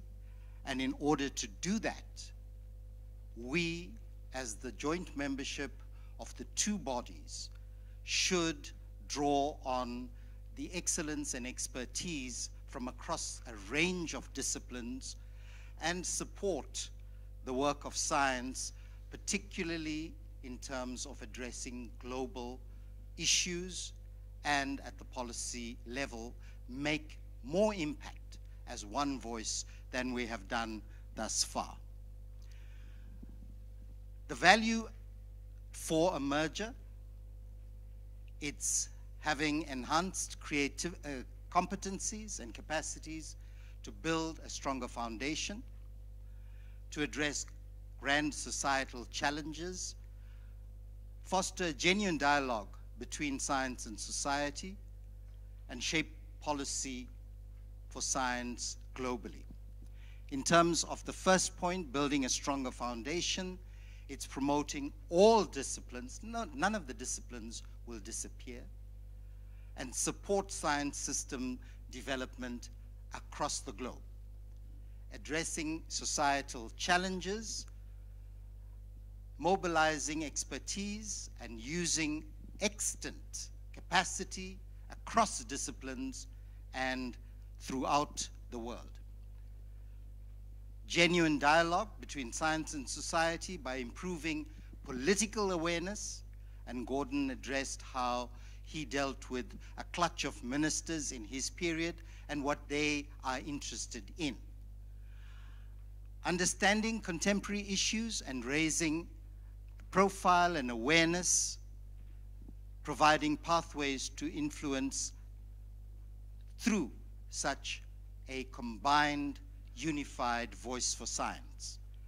Shaping policy at the last ICSU assembly in Auckland, the issue of policy impact played a huge part of the deliberations to promote inter and transdisciplinary work and create mutual understanding and respect between disciplines, and promote and support new opportunities, new knowledge, new technologies. This organization, if you approve it, will have higher visibility, greater impact, and improved efficiency.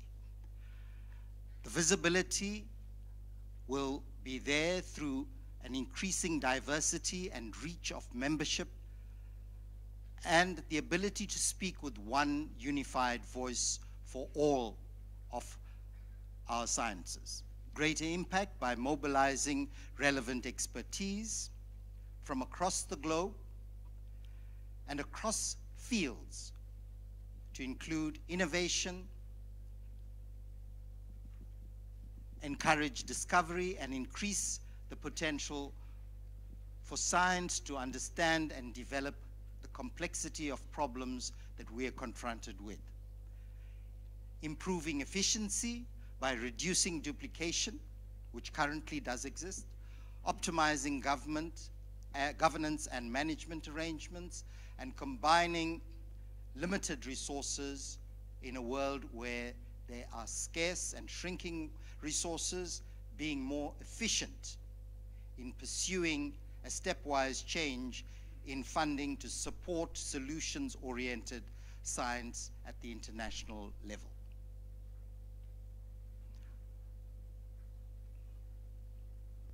That's it. I just want to make one comment, and that is change is difficult at the best of times to mediate. Speaking as a psychologist, I know very well that this is true. We are confronted with a historic opportunity to create a legacy for the future. Let us jointly do the right thing.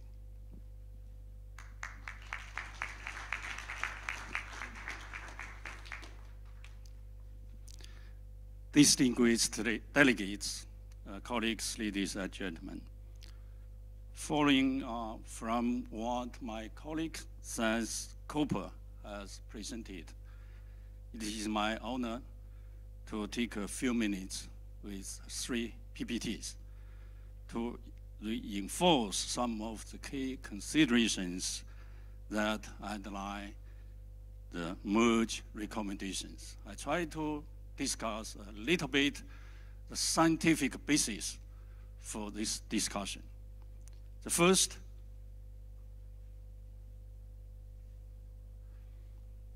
we are agree that we are facing global challenges, and we also looking for new paradigms of sciences, which require joint action and call for a global voice across the whole spectrum of science and technology, as well as between science and societies.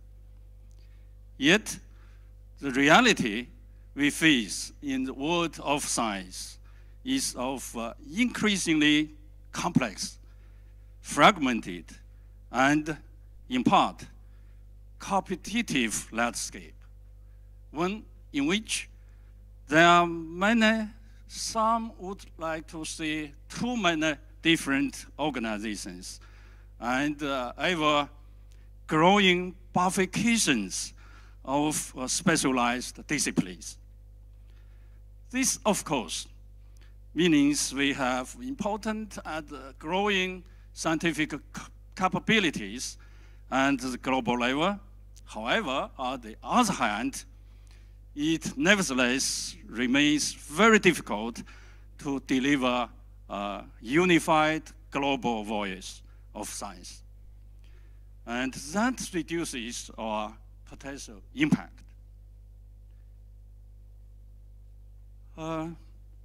Therefore, effective cooperation, which leads to integrated transdisciplinarity knowledge, is critical, important. It is the reason and also the scientific basis for this joint meeting between ISSC and ICSU. The second point, in my view, integration of knowledge and transdisciplinarity are not only necessary but also feasible because different sciences share commonalities, which should be at least one of the first priorities for us to work together.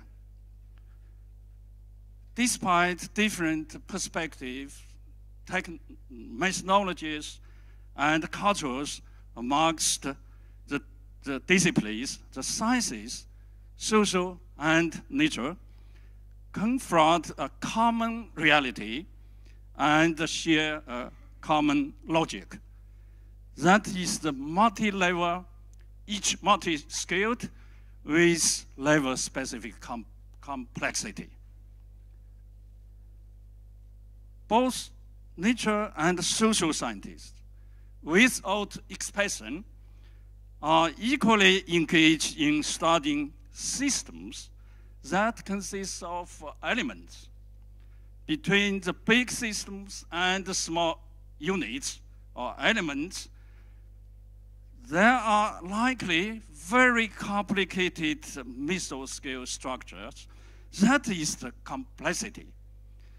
The nature of these complexities may differ in different disciplines, but it poses a common logic and common challenges.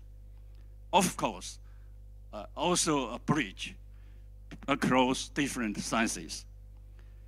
These commonalities provide ISSC and ICSU with a common interest and a rational basis for discussing a new global institutional framework to support effective transdisciplinarity.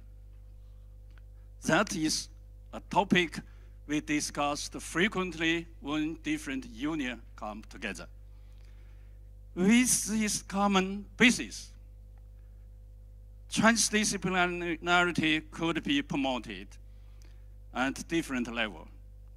Within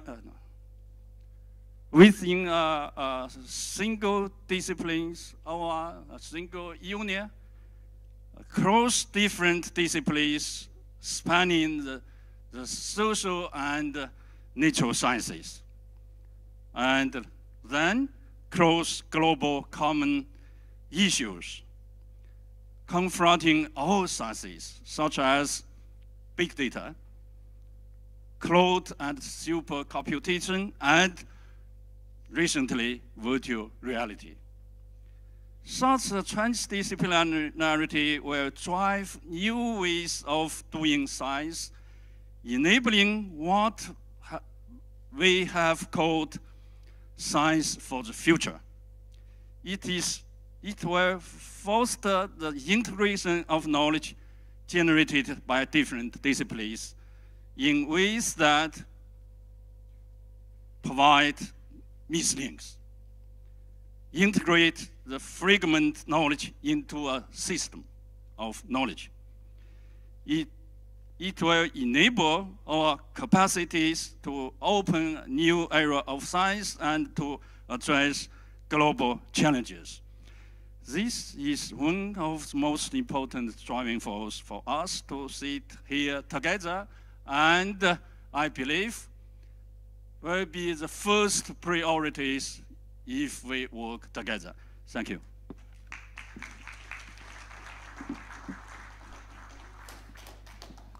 Thanks, Jinghai, and thank you very much, Seth. I'm sure if I got one A4 sheet and gave everybody an A4 sheet to say, write what in your view and opinion would be the benefits of bringing these two domains together, will get a lot more information to enrich what has come out of this working group process. But ladies and gentlemen, we have about 50 minutes or so to 11:15, if I'm not mistaken.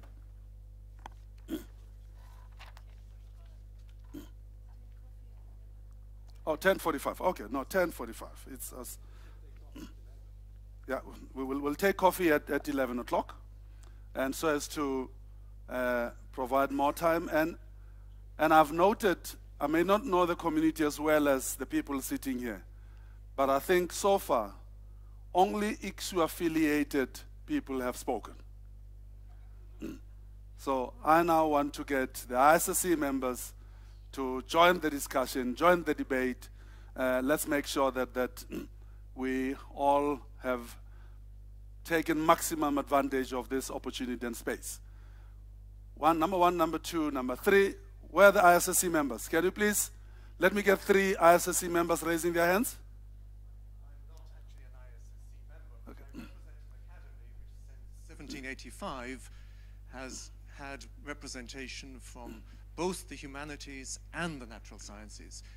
And in some ways it's a bit unfortunate we're having this discussion in English, because science in English is too narrowly defined. What we're actually talking about is French science or German Wissenschaft. And certainly from my academy's experience, I think the bringing together all the disciplines is far more powerful than trying to do things individually. So if we take the 2 strands we're talking about here, science for policy, then I think the argument for merging or integration or whatever you want to call it is irrefutable. There is, however, another strand which I think is not perhaps given as much emphasis as it should be, which is the policy for science issue. And traditionally, one of the important roles of ICSU, and I presume ISSC, although I'm not so familiar with that, has been to defend the rights of scientists to collaborate together for the good of mankind. And that, I think, has to be a core value going forward. We need a strong voice to defend science, to defend scientists. Let us not forget, the world does not always assume that science is a good. There are people out there who are actively opposed to science, and we need a strong union to defend us. So thank you. Thank you very much. Geoffrey Bolton, representing the Royal Society. I belong to 2 national academies.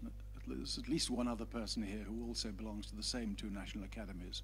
One is the Royal Society of London, which represents the natural sciences. And the other one is the Royal Society of Edinburgh, which is the National Academy of Scotland, which has the whole gamut of knowledge. Natural sciences, social sciences, the law, economics, the arts, the performing arts, politics and business even.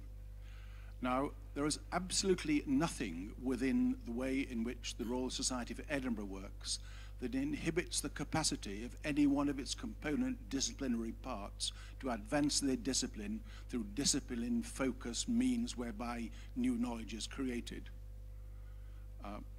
On the other hand, when it's addressing issues of major policy concern by government, by business, or by others, either nationally or internationally, it's able to formulate the issue with input from the whole range of knowledge and understanding and project it into the public or private domain with an effectiveness that otherwise is quite difficult.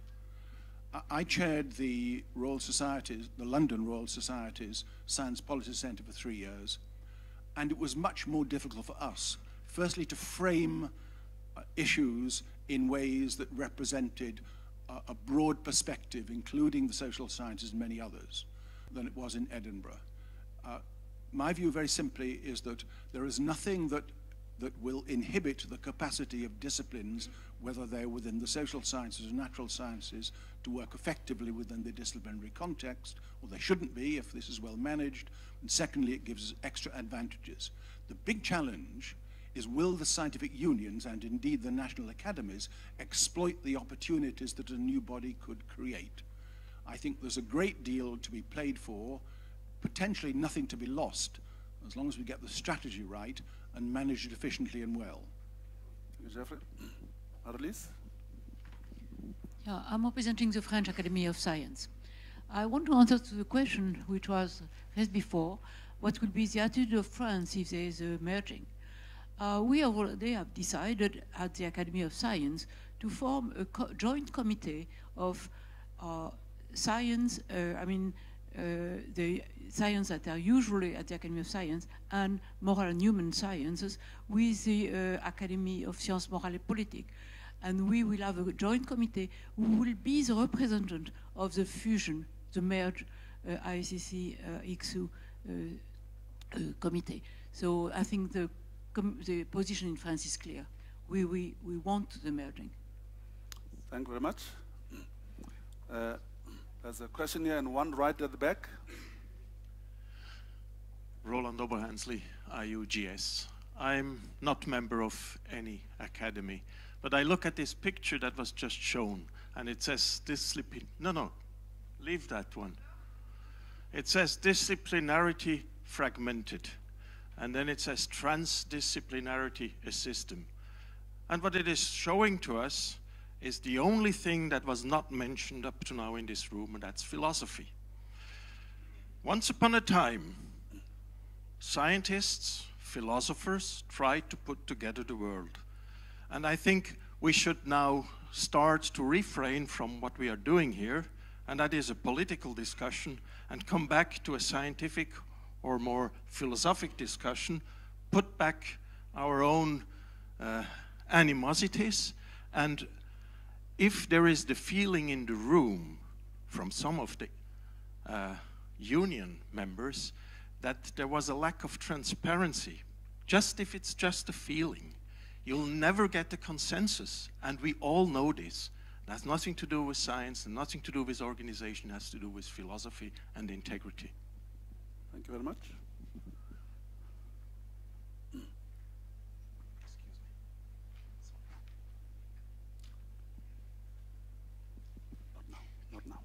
Thank you. My name's Thomas Reuter, and I'm here representing the International Union of Anthropologists. I'm also a member of the ISSC executive, but I'm now speaking for my union, and which is one of the member unions of ISSC and ICSU. And we've had some experience, long experience of providing an umbrella for people working in the sort of natural science end of anthropology, in the social science, larger middle section, and others working more or less in the sort of humanities context. But what I would like to say is that while we have also some concerns about procedure, some concerns about epistemology, and I much appreciate the comment about philosophy earlier, because it is about, a lot of our concerns are about epistemology, but there is still time to raise concerns, and at the end, we are all asked to vote at the when the final decision is made on how well those concerns have been addressed. And I also wanted to say that we are at a juncture, and all the sciences are now challenged in this Anthropocene era to bring humanity back into nature, to see humanity as wholly a part of nature. And it's a problem, the failure to do that, to see that, has been a problem for science, for modernism, for a very long time, and we are now challenged to overcome that, because the consequences of this failure to see humanity as a part of nature is really, that has brought us into a very difficult spot. And you all know what I'm speaking about. Thank you. Thank you very much. There's a question, there's a Lentia and then Gudmund. I'll come to you.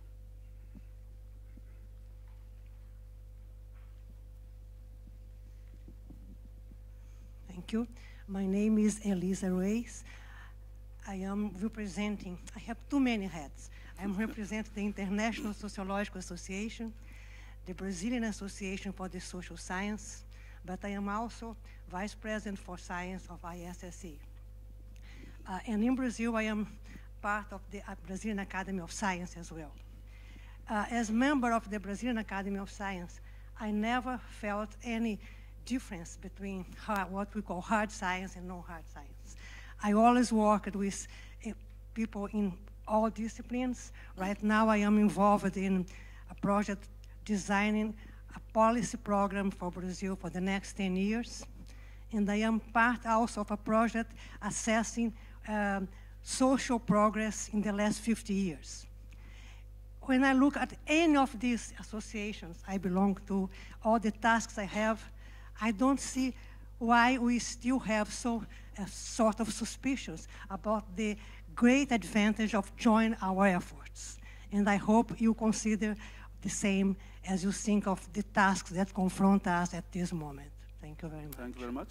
Gudmund, yeah.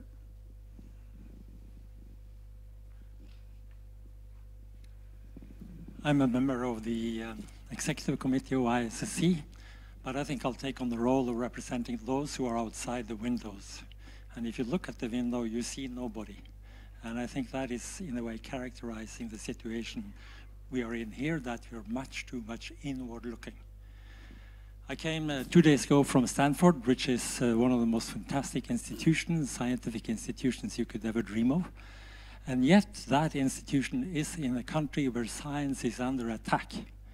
And it's under attack by one of the leading contenders for the presidency.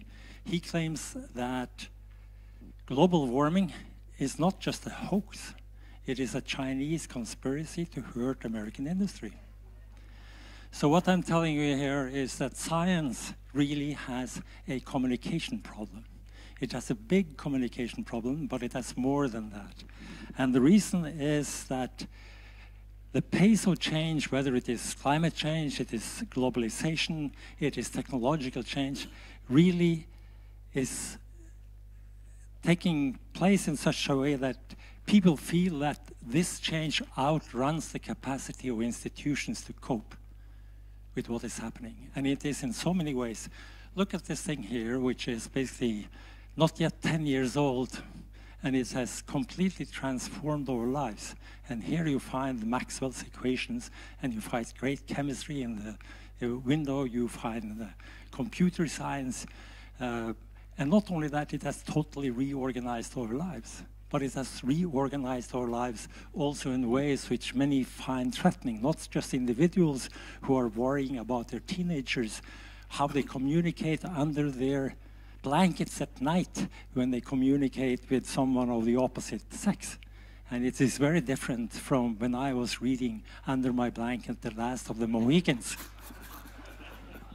But it's not only that. One of the things that I don't see at the tables here are newspapers, because newspapers are also under threat.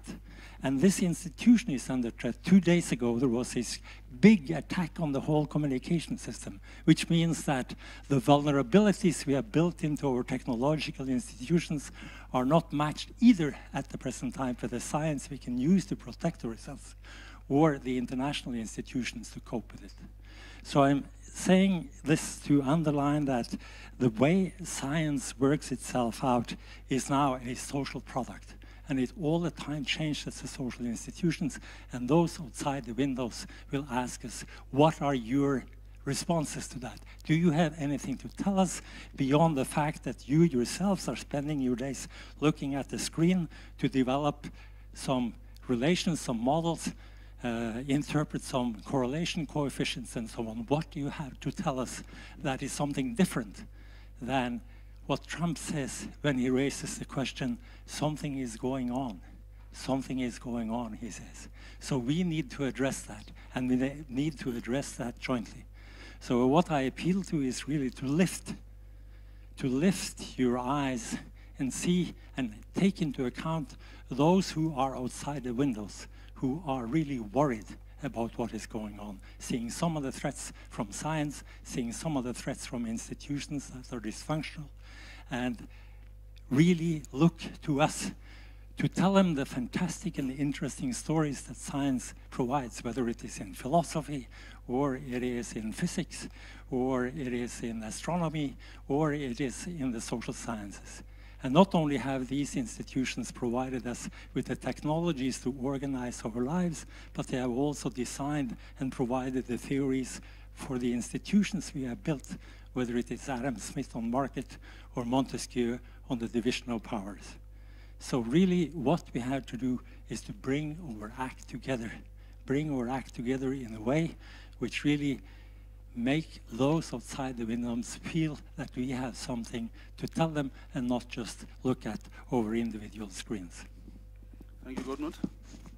I recognize this and another person there and yourself. Thank you very much. IUGG.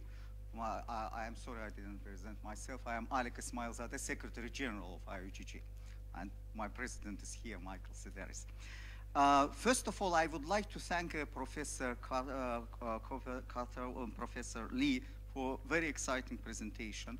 And even more, I would suggest to publish these things because it's really highlighting what is the disciplinary, multi, inter, and transdisciplinary research.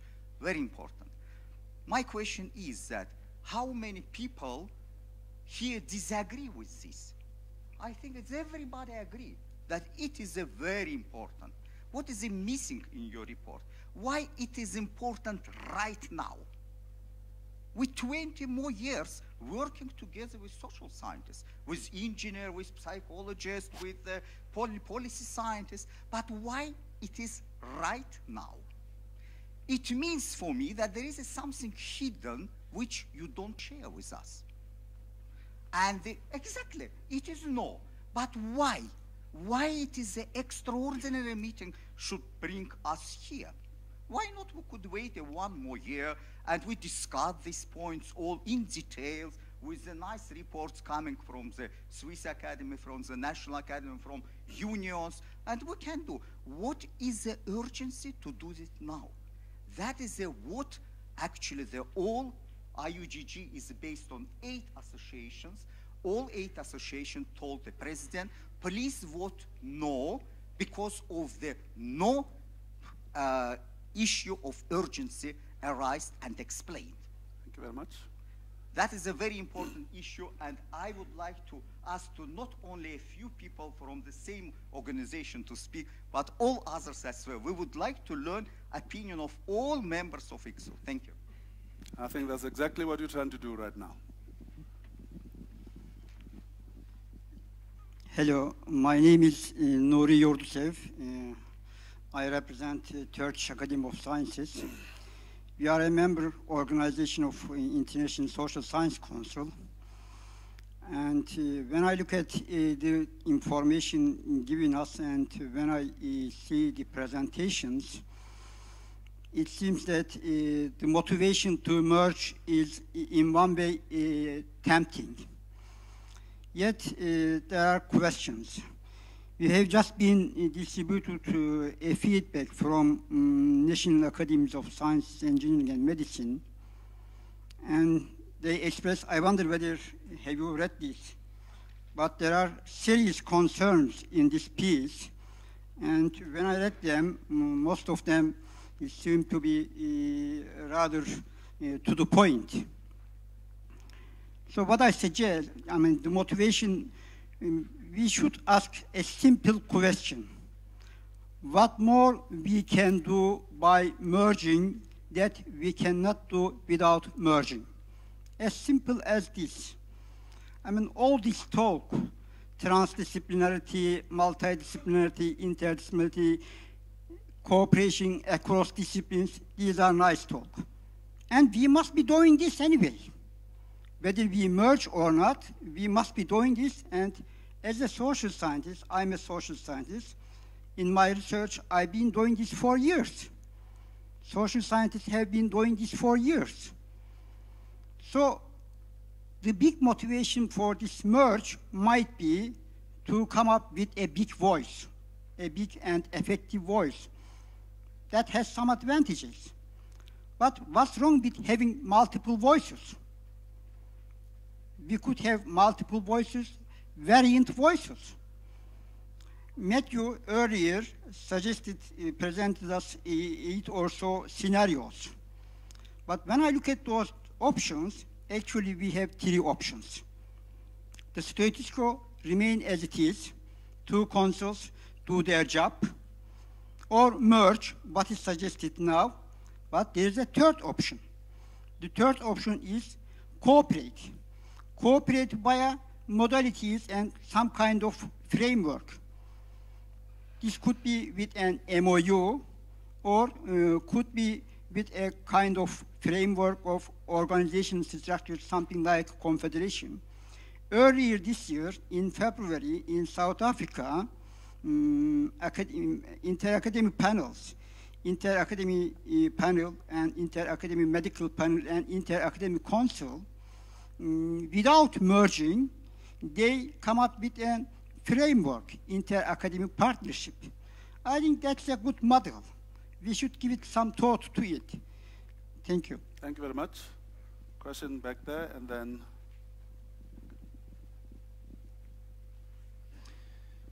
Thank you. My name is Sven Ledin. I represent the International Union of Crystallography. And I think we all agree on the need for cooperation. And I don't think that is the issue here. The issue here is, do we cooperate best within one organization or within several? Being a Swede in Norway, you are led to the conclusion that sometimes it's better to have two organizations that work better together than we used to do as one. It also forces another very important issue, which is that of trying to join an organization which is large to one which is relatively smaller. Now, will the voice of the smaller organization become stronger within the new organization, or will it disappear? I have seen the unification of the Swedish research councils. 3 of them joined together, and the result was that, well, 3 became 2, became again 3. These are not simple things to do. One of the smaller ones lost its voice. Another one, which wasn't really interested in the merger, kept its voice completely independent from the others. It's very difficult to foresee which way a merger is going to go. I believe that we should look at also other options for a deepened collaboration, because I don't believe there is anyone in this room who opposes that. Thank you. I know you're next, but the mic is already that side of the room. I'm going to take that, and then the mic will come to you. Good morning. My name is Ibrahim Assal. I am the Executive Secretary of CODESRIA. We are a Pan-African Social Science Council, and we are a member of the ISSC, and I'm on the Executive Committee of the ISSC. But I'm speaking as a CODESRIA Executive Secretary here now. I think the process issues, of course, are very important. So if people are asking questions about the process, needing more time, maybe there should be a way of taking those concerns on board as you go along. I like the example of the person from California, Goodman, talking about that man in the US who thinks that climate change is something made up somehow. There are a lot of people who are not saying it that way, but who are convinced that social science, for example, is a nuisance in the African context, or that it's a waste of time, and that what we need today is what they consider as science, because that is what will take us to development. So I think the discussion probably should begin talking about those issues. How do you come together to make sure that the disciplines and the areas that need special attention are taken on board? For me, the case for coming together is very strong. But what I need to hear more about is how do we intend to create the conditions for the weaker disciplines. There are a lot of disciplines that are distressed in some parts of the world today. How do we take that on board? How do we make sure that even the organizations that call themselves multidisciplinary across all the disciplines, the sciences and the humanities and social sciences, when one looks at them very closely, sometimes they pay great attention to particular sciences than to others. And I think we should probably begin addressing those issues as well. We are having a conference in Tanzania in 2 weeks from now. It's a conference of our humanities program. And we are taking along a medical doctor from Senegal, because it's about the transformation of bodies on the continent today. And he's saying things that people need to hear. So I think that would be my own interest today, is to see how do we intend to address the cases of the disciplines that are disappearing, particularly in the humanities and social sciences, in the context of a larger organization. Thanks, Abrima. I'm going to take the last, and then there's another hand over there. But your turn now. Is it on? Okay. Yes. I'm the president-elect of the International Federation of Library Associations and Institutions. We represent all kind of libraries. It means all kind of libraries, because today you know that there's a global goal, and the vision must be global. And I encourage you, I want to remark really how important it is for our users, not only libraries, also users, it means society, to have a joint decision of what is knowledge, what is science. So I encourage you to think about how important is the process you are working today. Thank you. Thank you very much. Last two. Yes. I am from the Academy of Athens, a truly interdisciplinary body. We have under one roof sciences, social sciences, humanities, and we feel proud that this tradition traces back 2.5 millennia back to Plato. It worked well, and it helped us very well. However, listening to the discussion here, and my academy is in favor of this, of the proposal. Listening, however, to the discussion, the question pops up in my mind: why is one voice necessarily better than two but complementary voices? The important thing is the complementarity of the two approaches. Both voices add to the common cause, and that is the important thing, it seems to me, rather than one voice of a big organization. And we know that bigness comes with complexity, and complexity comes with inefficiency. So we really need to think deep through this process before a decision is being made. Thank you. Thank you very much. Last contribution from the back there.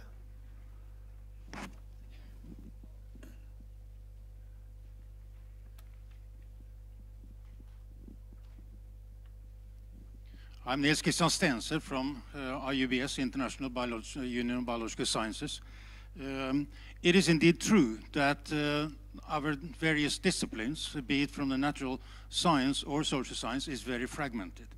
We go to different conferences, we read different journals, we read different books. It is very fragmented. That it needs to be defragmented.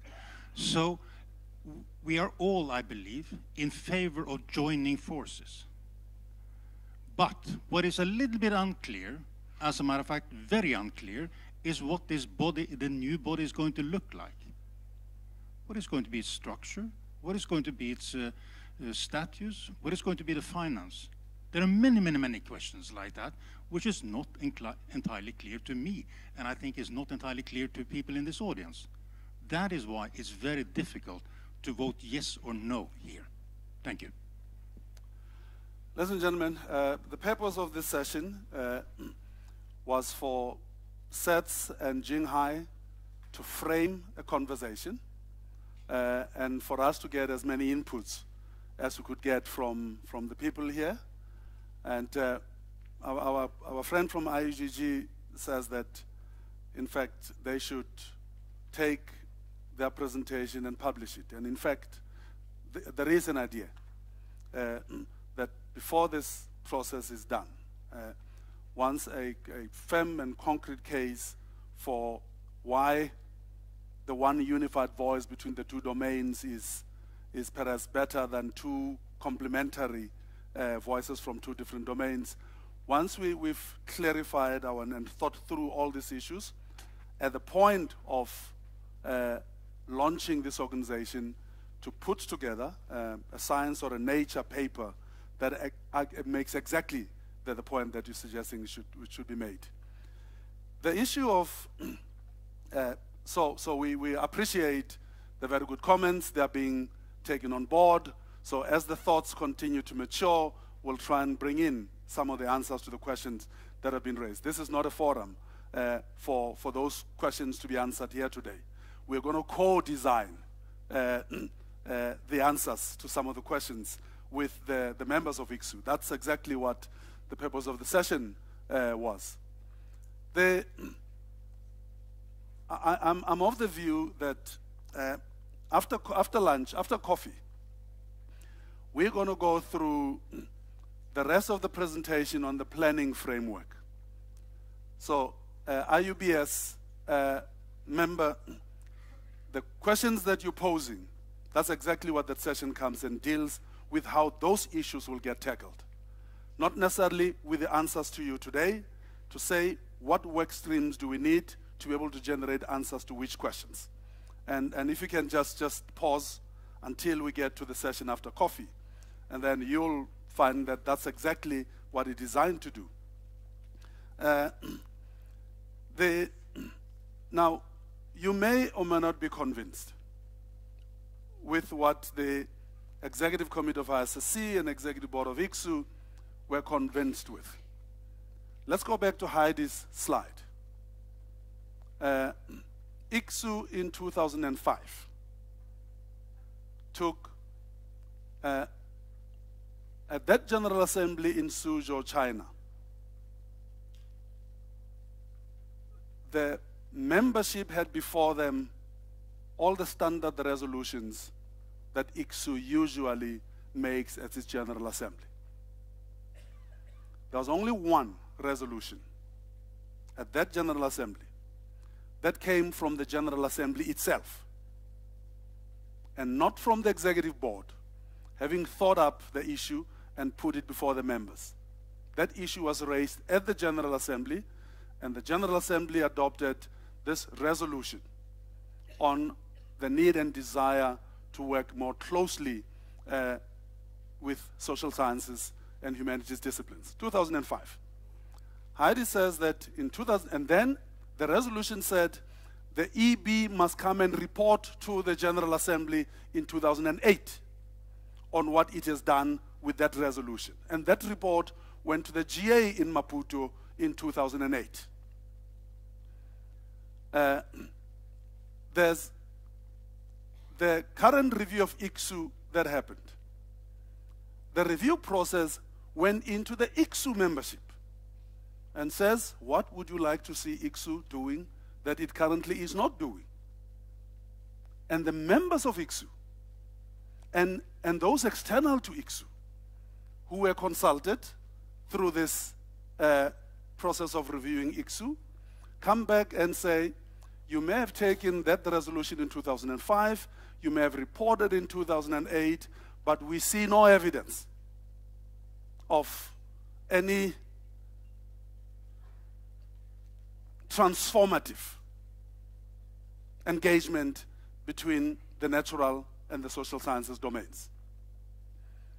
When the ICSU EB, after another General Assembly, if I'm not mistaken, received that report, the ICSU Executive Board, again mandated by the membership of ICSU, goes and says, how do we, now let's go back, as Heidi did, 2005, 2008, we're now in 2015, 2014, how do we react to some of these? And this is where this conversation comes from. So the issue, our friend from IUGG, as to why now, it is because the issue does not arise now in reality in terms of the membership of ICSU. The issue arises primarily in terms of a resolution of ICSU in 2005. It's been 11 years to get to this point. So the why now does not start with exchange of the letters between the two presidents. It comes from an organization that says, we have a mandate from our members. Let's do something with this mandate, and we are here now. I want to, our colleague from IUGS, the closet philosopher, or aspirant philosopher, it is, you're absolutely correct, that in many of these processes, process is just as good, if not better, than product. I want to propose, and we'll see when you come back after coffee, that we have a whole series of recommendations that we're going to walk you through. That will require varying degrees of intensity of discussions and debate. I want to add another one, recommendation to those, which is that the process, assuming that the vote this afternoon is affirmative for pursuing the measure, I want to say that we had another recommendation that says from day one of its meeting, the Transitional Task Force must map out a path of consultation with unions and associates in this 1 year, between now and 2017, that will make sure that by the time we get to TEPS 2017, in process steps, the issue of consultations with unions is not on the table from a point of view of unhappiness about whether you have or not consulted family. Clearly, all members of ICSU are going to be heavily consulted during this process, but I think it probably is worth creating a separate consultation path by the Transitional Task Force, making sure that we have a series of consultation steps, not just one consultation meeting. And I'm talking about ICSU and ISSC unions and associates and those scientific members, not institutional and national members. And because that way, I think, we'll be able to deal more effectively with the issue of not just the manner of the consultation, but the depth and the quality of that consultation. It's exactly 11 o'clock. Ladies and gentlemen, your facilitator needs a cup of tea or coffee or water. So you're going to have tea or coffee or water because he needs one. Let us assemble at 11:15. Thank you very much.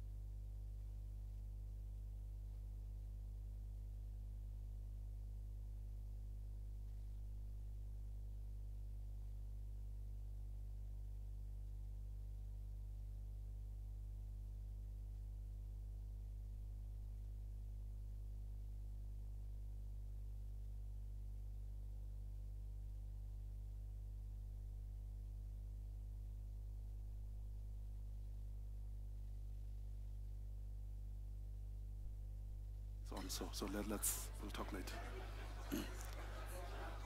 Thank you, ladies and gentlemen.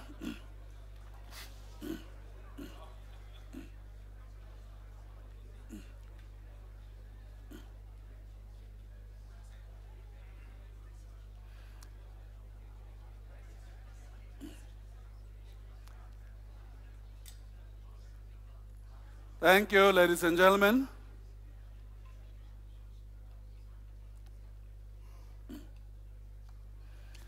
I'm deeply indebted to yourselves for being as cooperative with a shortened coffee break. It now means that we're only 5 minutes behind time. I'm a stickler for time, so when I'm given a task and I'm supposed to discharge it within a fixed period of time, I tend to like to do it within the time that I was given.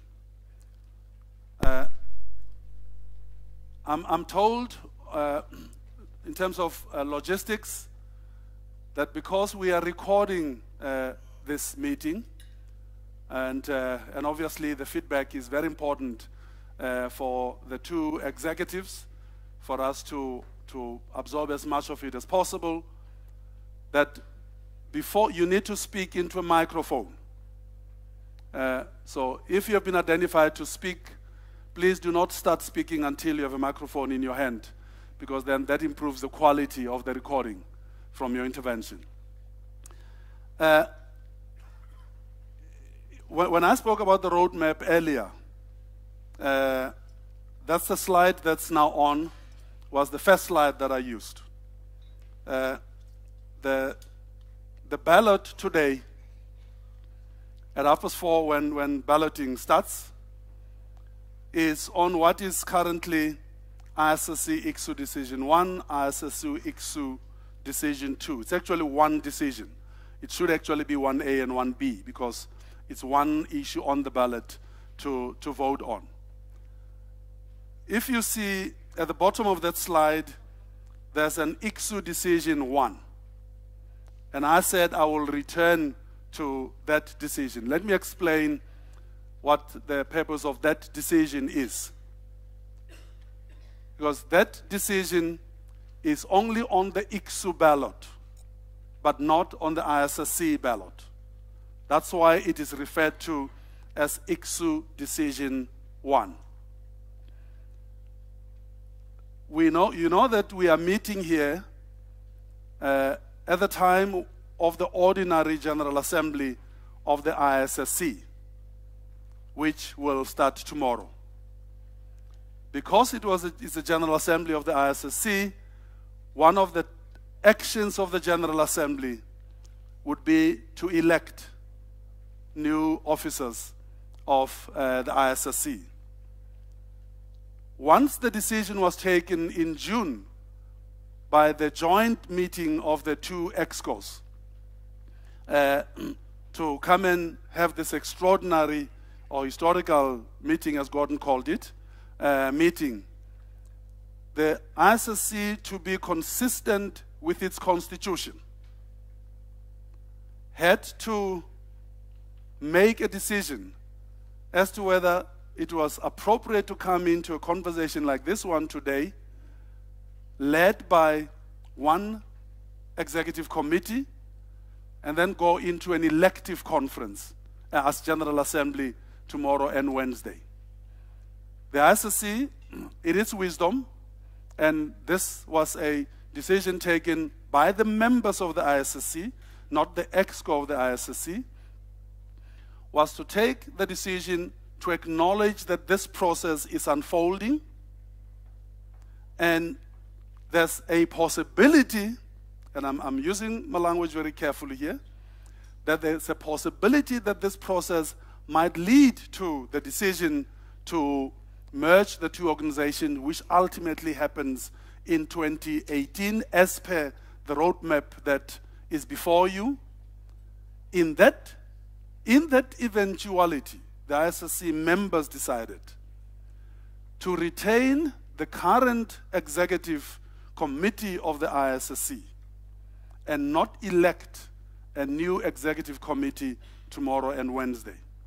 but rather extend the mandate of the current executive committee to 2018, contingent upon, and this is very important, contingent upon the decision today being affirmative, yes, proceed, we agree to reach an in-principle agreement to pursue the measure. Contingent upon that decision, then the current executive committee of the ISSC will have their mandate extended to 2018. What happens if the decision today is not affirmative? Therefore, the ISSC will now come out of that mode of an extended tenure for the current executive committee and decide on how best to get a new executive committee elected as soon as it possibly can.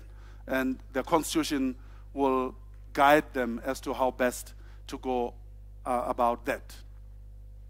So that decision has already been taken by the members of the ISSC, by the members of ICSU, have not taken that decision. And the reason ICSU did not run the similar exercise that ISSC ran is because the General Assembly, the ordinary General Assembly of ICSU, is only in 2017.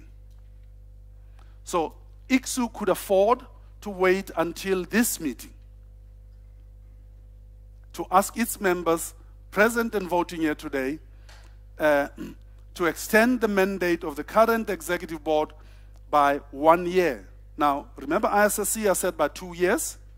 2 years is because their General Assembly is in 2016, and you need 2 years to get to 2018.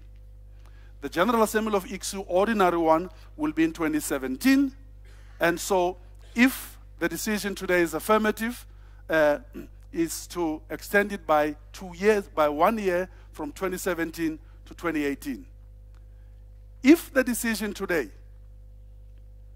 is not a positive affirmation of an in-principle agreement to merge, then ICSU will follow its normal processes and make sure that the normal General Assembly in 2017 is an elective General Assembly to elect its members. But we still have, so affirmative in 2016, then this decision, as far as ICSU is concerned, does not actually come into effect until post the General Assembly in 2017 to 2018, because it's just 1 year from that point.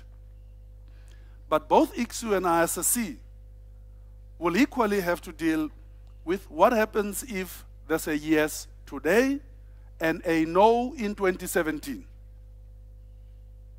Right? So the complexity does not necessarily end with the vote today.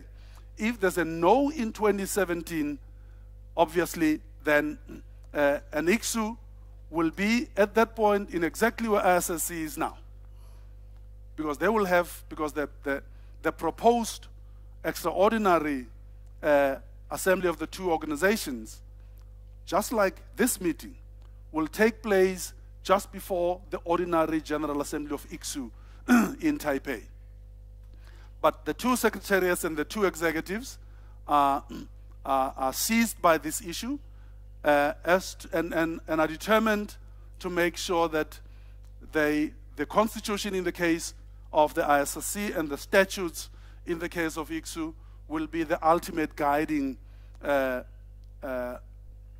voice for what happens to deal with some of these eventualities should they arise. So, to come back to what I said earlier, the ISSC members, your ballot today has only one decision. ICSU members, your ballot has two decisions. One is the merger or not, in principle, decision, and the second one is extending the mandate for the ICSU EB from 2017 to 2018 if the decision today is in the affirmative and if the decision in 2017 is also in the affirmative. There's a question there.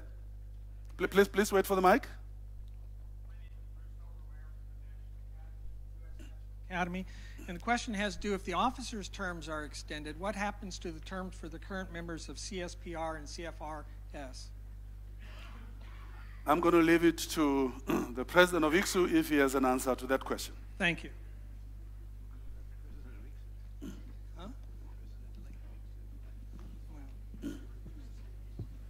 We have to discuss this formally, but I expect we would make a pragmatic decision to continue them. That is, you would extend their terms as well. Is that right? That is what it is suggested. This has not been formally decided by the Executive Committee Board of ICSU, but we would want to make sure that we keep that valued scientific advice we're getting. So we have to look into the membership as to the terms of the various members, and I need to discuss with my Secretary General and others. Maybe some people would like to know before they vote, I'm sure. The terms for... This is David, the General Secretary of ICSU. Terms for CSPR and CFRS are not exactly the same terms as the terms of the Executive Board. So they start, the new members start roughly 6 months after the other periods. They're not in immediate sequence. They're 3-year terms, but they are not exactly the same terms as those of the Executive Board members or the officers. So it would need to be modified in some way, depending on what happens. That's a detail that would be taken care of. But Bruce, in terms of the point that you made that some members would like to know before they vote, I think that David's answer suggests that we actually need not worry about that issue at this point, given the fact that, and I'm speaking as a former chairperson of CSPR, in the sense that you elected the GA, you elect the Vice President for Scientific Planning and Review, and post that GA, and 3 to 4 months into the new term of the new Executive Board, then you appoint the committee. The reason I asked the question, and it is a matter of some concern, especially with the Committee for Research and Policy Planning, is that the document about who's going to do the planning and the organization and the reworking of all these materials in some places says it's going to be CFSR or CSPR. And so in other places it says it'll be the 2 executive committees. And so that ambiguity makes the terms of the Committee for Scientific Planning and Research relevant to this, because that influences, they might be the body who is actually doing the construction of this new process. So. Bruce, with your permission? Yes, I'm just trying to tell you why I'm asking and why it's a matter of some concern and thought. Can I say that with your permission, can you return to this matter in the breakaway session in the afternoon when ICSU is meeting by itself, and maybe more thought can be given to that issue. The clear answer is that thought has not necessarily been given, but Heidi wants to comment. Well, just to say, Khotso, that one of the recommendations in the draft planning framework, so we'll get back to that, Bruce, is about the recommendation from the 2 executives that if we should go ahead with a merger, that these committees should continue as policy advisory committees in a new merged organization. So for us, CSPR and CFRS continue if we have an affirmative outcome from today and from the October 2017, those committees will continue, but clearly there'd be a review of the terms of reference and composition. But in the meantime, they continue, and it's CSPR that would particularly work with us in the coming year to help guide the strategy development process. And it would function like it's always functioned, that responsibility lies with CSPR, but they advise the Executive Board, and that would continue. Thank you very much. I suppose that members of ICSU are now clear about the fact that they will have 2 questions on the ballot but members of ISSC will only have one question on the ballot. Now, ladies and gentlemen, let's get into the post-coffee session. Now, my good friend Piero came to me during the break, the General Secretary of the IAU, and raised this issue. Now, what we're going to discuss now only applies if the decision today is yes. Pursue in principle the measure. Now, we've not made that decision yet, but we're getting into what the implications of that decision might be. And the two ExCos decided that we needed to run through them first before we vote, so as to, and I'm going back to the question from IUBS just before we went on the coffee break, and I said we'll come and deal with those issues, because those are the kinds of issues that the rest of the planning framework document now deals with. The draft planning framework is a basis for detailed transition planning, covering key issues, implications, and recommendations. Now, in your document that you received, the draft planning framework, we have several sections on strategy, membership and governance, and operational structures and resources. Each section is prefaced with a topic that says key issues and implications. I think that's what it says.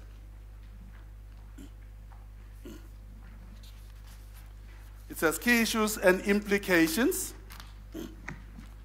And then there's recommendations, and there's a whole series of bullets.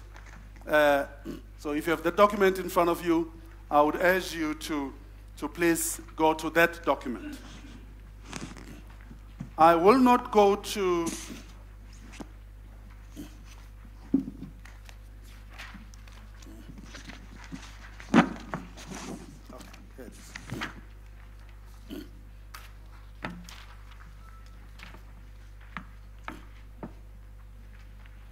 So, for example, on page 2, we have number 1, strategic planning, key issues and implications, and then you have recommendations, and we have the bullets that go with those recommendations. Then you go to activities, key issues and implications, recommendations, key partnerships, and so forth and so forth. Are we all with me? Just in terms of having the document in front of you. So I will not speak in this session to any of the motivations as to what the issues are, because I'm going to take the document as read as part of our preparation to participate in this meeting. I'll simply walk through the 30 or so recommendations. And again, this only applies if the decision today is yes, in principle, pursue the merger. If the decision is no, this falls away and we revert back to status quo.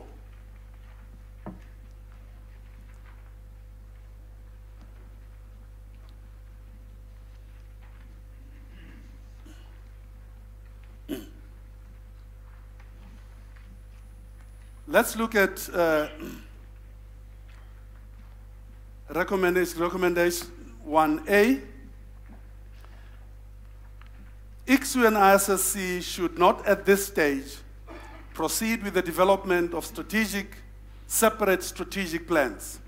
Instead, the two organizations should work together on the development of a high-level strategy document which should be submitted to ICSU and ISSC members for discussion and possible adoption during their second Joint General Assembly in October 2017.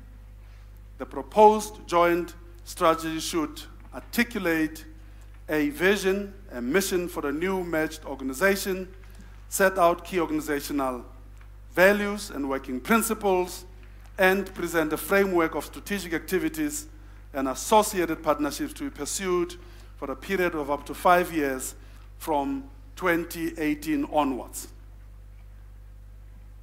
Now,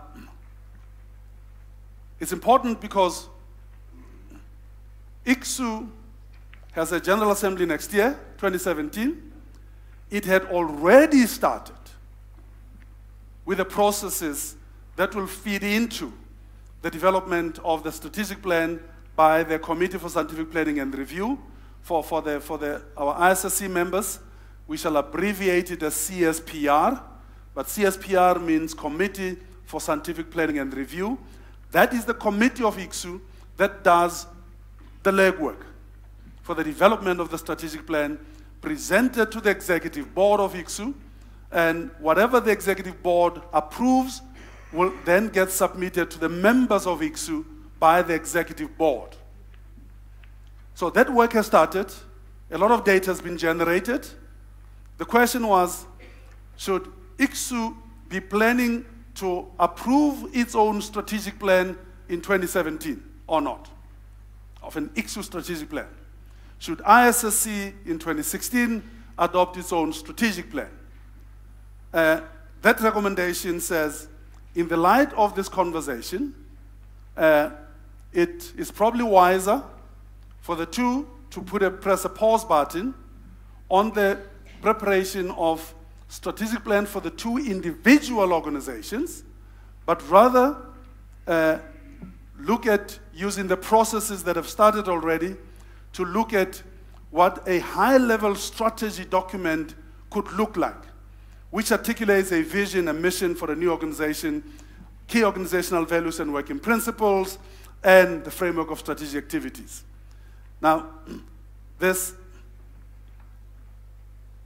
is considered to be logical by the two EBs in the light of this discussion. Again, if the decision today is no, ICSU continues developing its own strategic plan for approval by the ICSU board in 2017. Are we happy to proceed on this basis? I hear yes. It is sensible, it is logical. Jeffrey?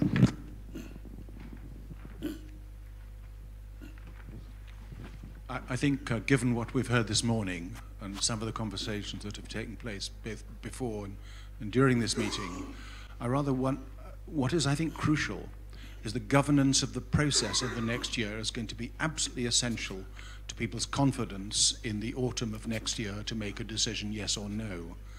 And I just wonder whether simply taking committees that have been created for other purposes is the obvious and most sensible way to go forward.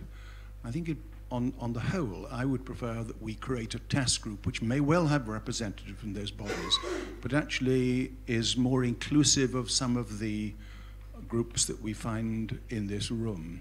So I'm a little bit worried about simply taking existing bodies created for another purpose to do something very special, which does require a degree of inclusion that is pretty substantial.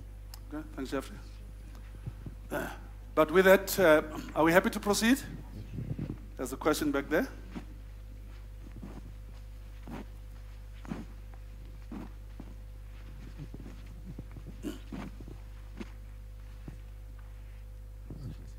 Equally, and sort of following up what Geoffrey has just been saying, I know that Firetail, the organization Firetail, the company Firetail would be involved in that process or would be supporting you. And I think if my memory is not intriguing me, Firetail has been involved in various other processes and reviews previously during the last few years. And while I think that can be an advantage for that same organization to be involved again, it might also be helpful to have sort of new fresh blood on board to look at it from a neutral perspective rather than having an organization which has been involved in previous review processes with the same organization. Just as a recommendation. We'll consider that, but also, let's also keep in mind that ICSU and ISSC are very peculiar creatures. And those inside the two organizations, you know exactly what they are. But there are many others, some of the constituencies that you have to interface with that may struggle to understand what they are and what they do. the thought will be kept, but we'll see as we proceed. Can we? Okay. Thank you.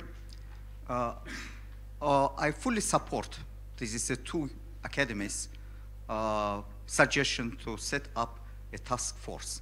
Because if we are creating new organization, we have to bring new people inside, early career scientists, female scientists, not only those who are members of the executive board of the union, and to tell how this new organization should be developed. Definitely, it is not task of these two bodies. They have a lot of tasks to be done.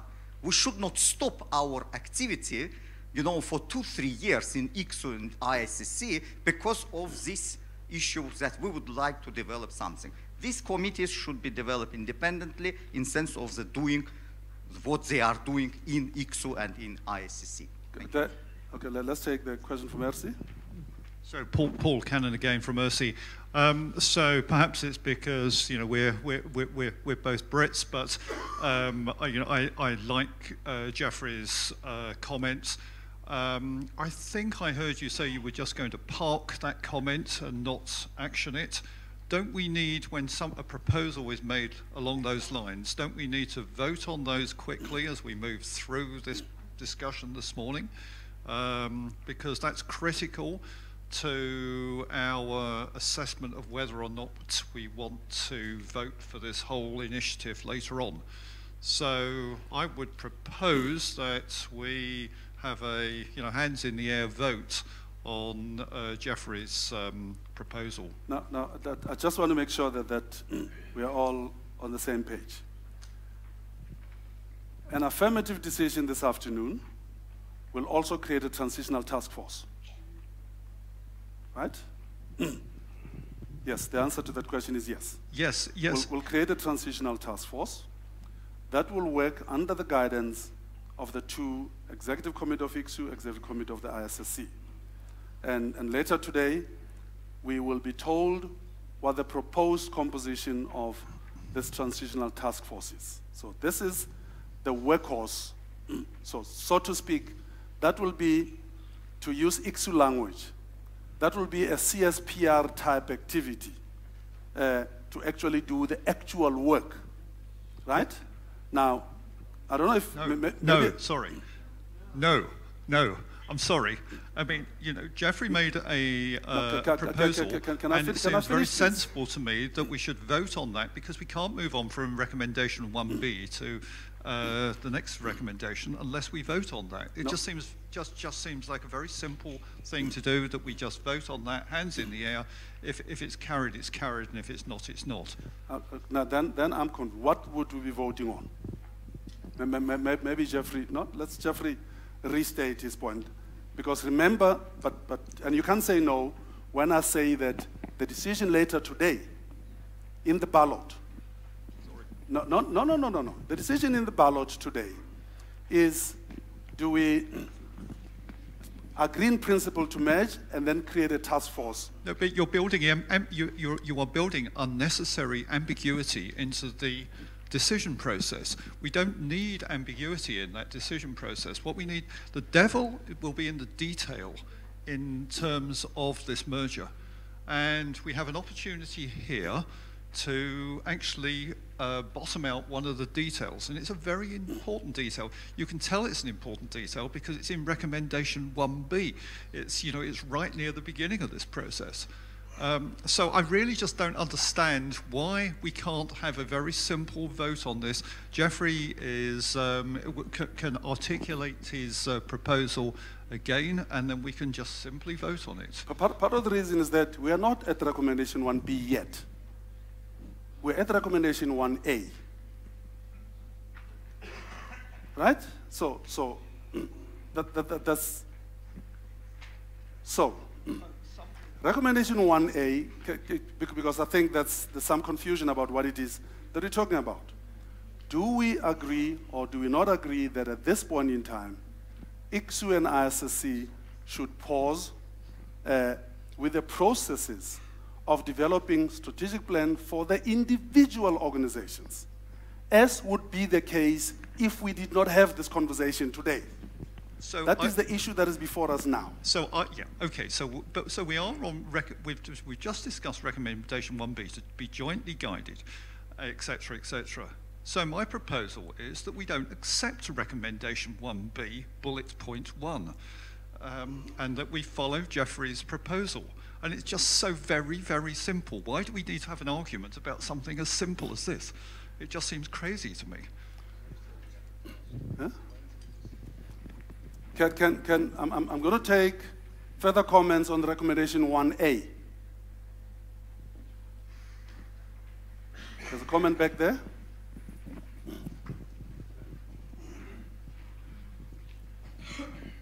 So my name is Martin Visbeck. I'm a current member of the ICSU CSPR. And I just have one question here. It seems to me that in less than 12 months, we want to have an outline of a new joint strategy. Is that correct? Yes. That is quite an undertaking. And I wonder what's going to happen if we don't succeed in developing that outline on time. The assumption has to be that we will succeed. Andrew Holmes from Australia. I think I might be the only member of the 2014 External Review Committee present. I would like to support the fact that the ICSU Executive Board makes the decisions on everything related to the merger, but that it takes clear note of the recommendations of this meeting. Thank you very much. Any further question? Yes. I thought I'd read everything and understood it, but now I am confused. And my task and duty is to unconfuse you. Thank you. There is a proposal that there should be a task force appointed, and that task force is going to work out the organizational issues, the details, the voting strategies, the structures, etc., and bring that back as a proposal at some point in time. And that seems to me to be a very different issue and a very different set of tasks than the development of a strategic plan for the organizations to undertake. Moreover, it seems to me that the people who would work on those two different tasks should be different, might even be very different kinds of people. Exactly. With different kinds of expertise. Now, I understand that the executive boards of both organizations would oversee these things, but they seem to me to be two separate things. And I care very much about how this is done. In one of these cases, it suggested that the executive board of the ISSC would be one of the co-partners in the task force, but that seems kind of strange to have them a co-partner in the task force if they are also the overseeing, half of the overseeing body. That's a mixing of functions across levels that seems to be, at the least, inappropriate in this case. Can I respond to that second part first? So those are if we're talking about two different bodies, we should be clear which body we're talking about and what functions it will have. And I would appreciate being told, no, it's only one body and I'm all confused, or that there are two bodies and then we can keep those discussions separate. Thank you. Okay, Jeff, let me respond to the latter part first. There's an asymmetry between ICSU and ISSC in the sense that ICSU has these policy advisory bodies which ISSC does not have. So when it comes to, you now at recommendation 1B, should in principle decision about a measure be taken, be positive, the development of the proposed strategy should be jointly guided by the ICSU CSPR, which is the body that in ICSU would lead the development of a strategic plan, but the ISSC does not have a counterpart body. That's where the asymmetry comes in. It does not have a counterpart body, therefore a subset of its executive committee would almost act as a CSPR, as a subset of its executive body to create a structure that has both ICSU and ISSC technical representation. That is The reason is because of the asymmetry between the two organizations. Okay? CSPR is selected for its scientific expertise, broad perspective, etc. Executive committees are political electees. I mean, let's face it, some of us, we get here because we've been involved in politics of various sorts in our sciences. So I don't like the idea of mixing a political-based group with a scientifically based group expertise as part of the strategic mission planning enterprise. And that's my fundamental problem. You may not like that, Jeff, but Bruce. Sorry, Bruce.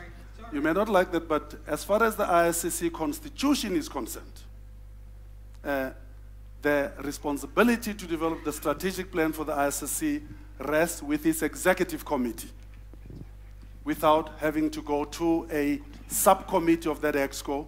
And so that's how the ISSC does its strategy development process, which is different from how ICSU does it. So Chumin Cheng from Canada, representing IUGS.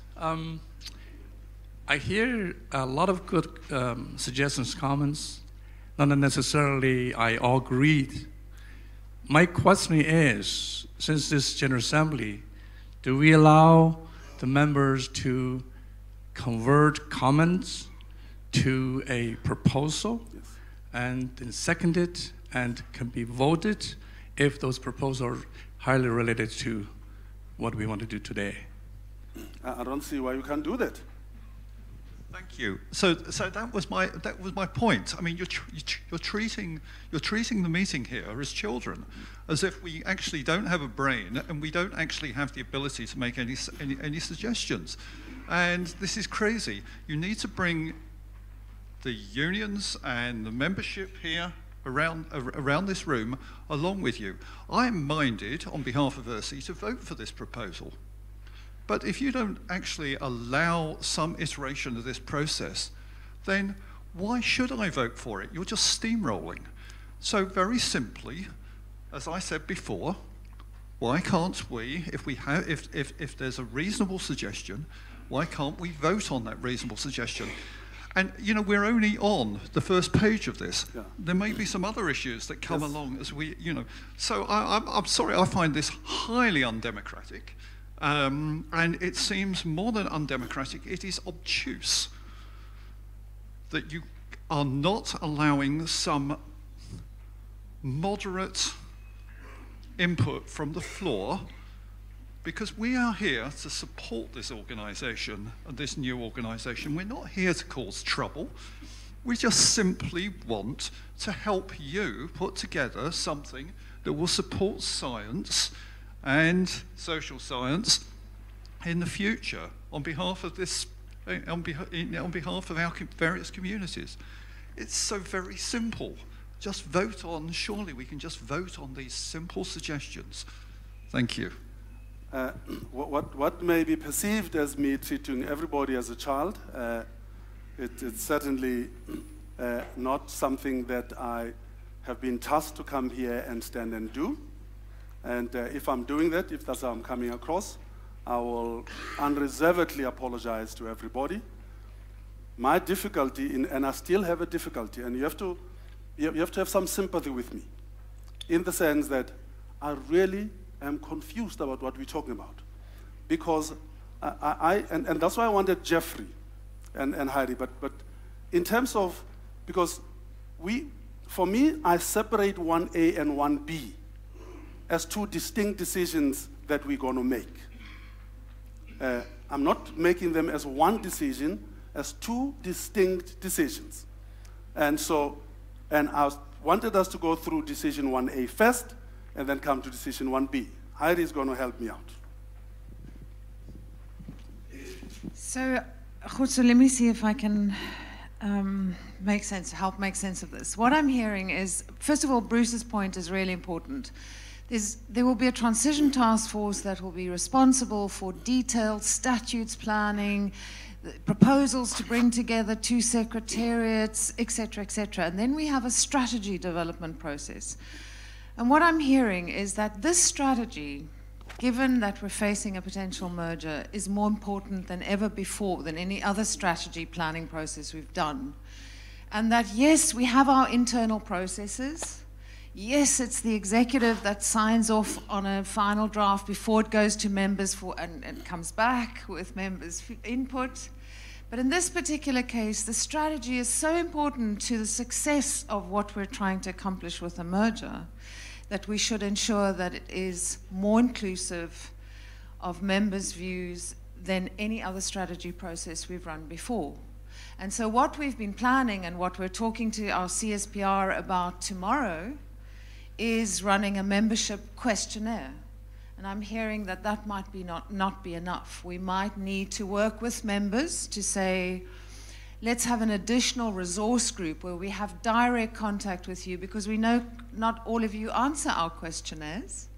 So we need to ensure that we really get your input into the strategy. So what I'm hearing, Khotso, is that 1B is people are okay with, and they want to ensure that 1A, and that 1B, that the secretariats, the executive bodies, and the committees that advise us, we are committed to ensuring that your opinions will be heard in the strategy development process. And I'm willing to say, yes, I'm committed to helping make that happen and to talk with members about how can we effectively set up a mechanism whereby we engage you in the coming months. So I don't think it changes the recommendation. Remember, these are inputs for taking processes forward, but it does mean we can say, yes, we commit to this process you're suggesting. I hope that helps. Does that take us forward?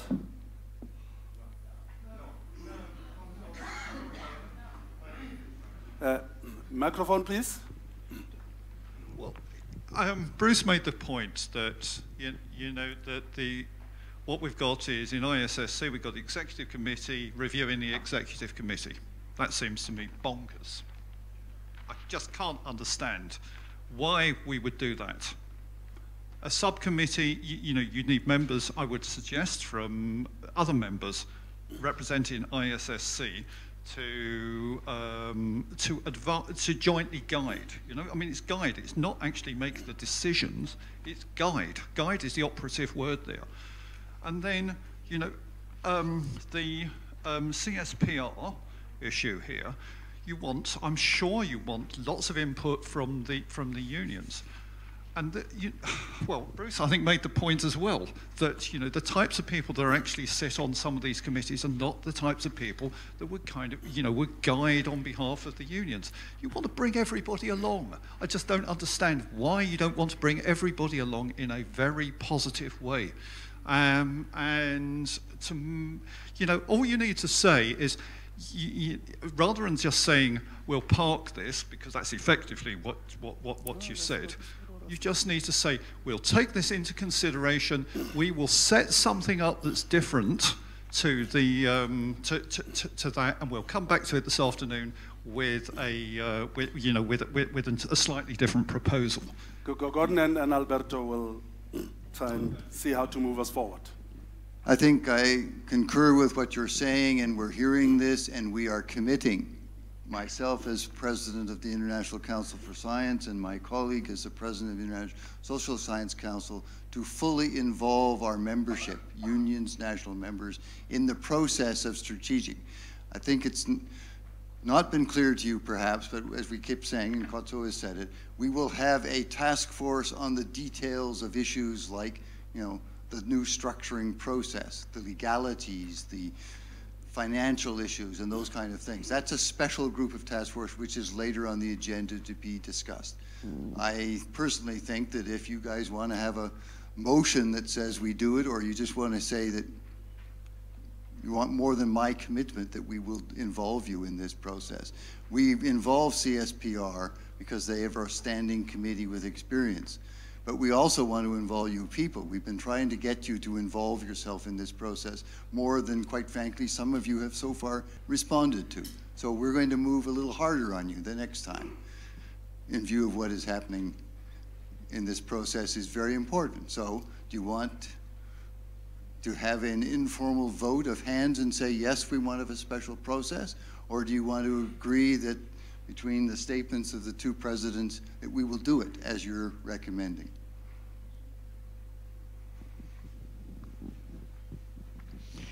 Well, first of all, I consider these interventions very useful and helpful, and I find that they show a willingness to move forward, which is I appreciate it very much.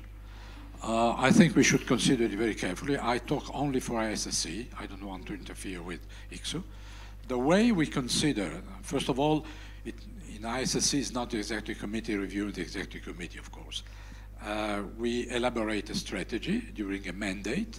The president presents on behalf of the whole executive committee a new strategy, which has been formulated by the executive committee with the president and with those members of the assembly which are willing to cooperate. And there is an approval, and we move on in this way. The way I see the working of, let's say, the part of the ISSC in the transition team is that they will coordinate a work which is much larger and much wider, in the sense that they will, of course, work together with various members of our constituency in terms of their expertise for strategy, for organization, for finance, and whatever. So the members who will be in the transition team will be the voice of the whole constituency, and they will have only the task of coordinating and organizing the work of subgroups. But and of course, I reiterate my commitment and the commitment of the whole executive committee of ISSC to involve as many members as possible.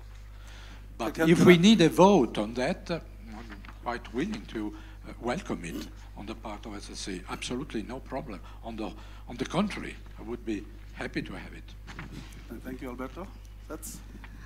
I think what we're hearing are a few issues. One, that should we reach the point of going to recommendation 1B, that is after today's votes separately, the concern raised is twofold. One, that the regular business of CSPR should continue without the added burden of being lumped with this task. That's what the colleagues are raising here. So that's one point. And I think we must give that consideration to that issue.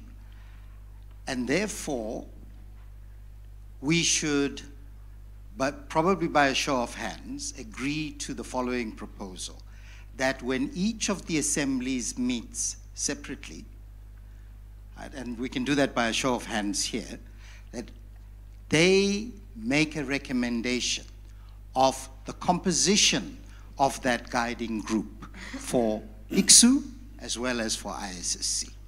That's it. And we can put a number to it, maybe 3 on each side with additions. So that's the proposal that I'm hearing from Jeffrey and the other colleagues here. So if we can just put that to the vote and get it over with, when we meet as 2 assemblies, we decide a maximum of, 3, 4, to be considered by each of the assemblies as the guiding body for 1B. Does this proposal cover sufficiently the issues? Can we vote on it now? Okay, there's a point at the back.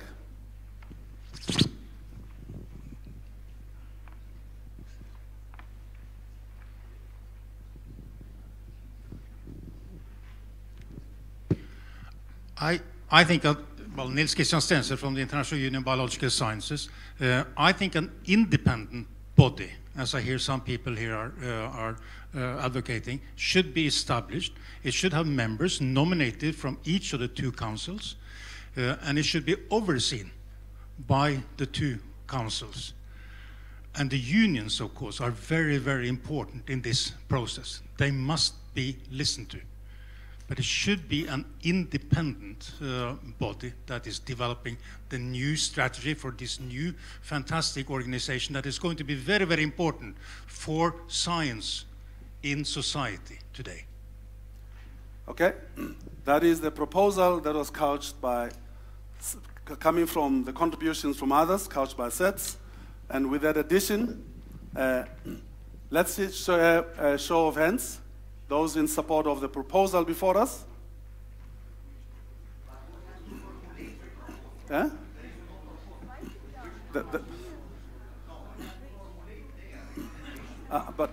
But we articulate. Yeah? I'll articulate it. Restate it. So bullet point, the first bullet point, to be jointly guided by a committee comprising nominations received by each of the assemblies to constitute that body. Right? So you decide, and I think we need to a number. Right? So we need a maximum. Your assembly, when you meet here this afternoon to take the vote. ICSU? Oh, well, yeah, well, that's... We reached a particular stage in our deliberations where various unions here and constituents are raising a legitimate issue about the integrity of the strategic guiding process, and that the current structures should not be burdened with such a duty, that also there needs to be greater consultation than is currently provided for by political appointments in terms of the structures. And each of the assemblies can make the recommendation we want from the unions, we want from the national members, whatever, so many. So let's just say a maximum of 4 from each side. That becomes the guiding body. Are we okay? And then we alter that to be jointly guided by a committee comprising a minimum of 4 from each side to be decided by the assemblies in session this afternoon. Is that clear enough for us to be able, this is to indicate our support or lack thereof of this particular amendment of 1B? We're not asking you to tell us the people today. We're asking you to agree to a principle of an approach, which is to create, well, that's what we're saying. We're not asking you to give me names, rank, and serial number. We're just saying, give us some agree in principle, that we should have a policy strategy group that is separate from the task force, that is jointly brought together based on your nominations, both members and unions, national members, unions, that puts together a group of people that is empowered to provide advice to the executive boards of both. And then between us, we will move it ahead with further consultation with you. Ladies and gentlemen, I'm mindful of time as well, because we have 29 others to go through in the time that you have available. Can we now, thank you, Gordon, can we now please vote to amend the first bullet of 1B with the language that Seth's couched? And please don't ask me to summarize it again, because I'll get lost. Those in favor? Thank you very much. Those against? Those abstaining? Therefore, by acclamation, therefore, we'll amend bullet number 1. Now, I want to go back to 1A now. Are we all happy with 1A? We're happy with 1A? Thank you very much. We've now dealt with 1A and 1B. Let's go to the next slide.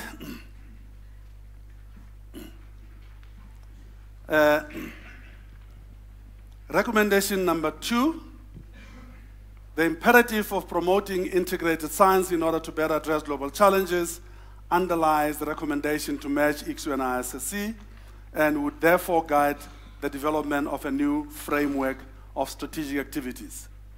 Anybody who has an issue with that statement?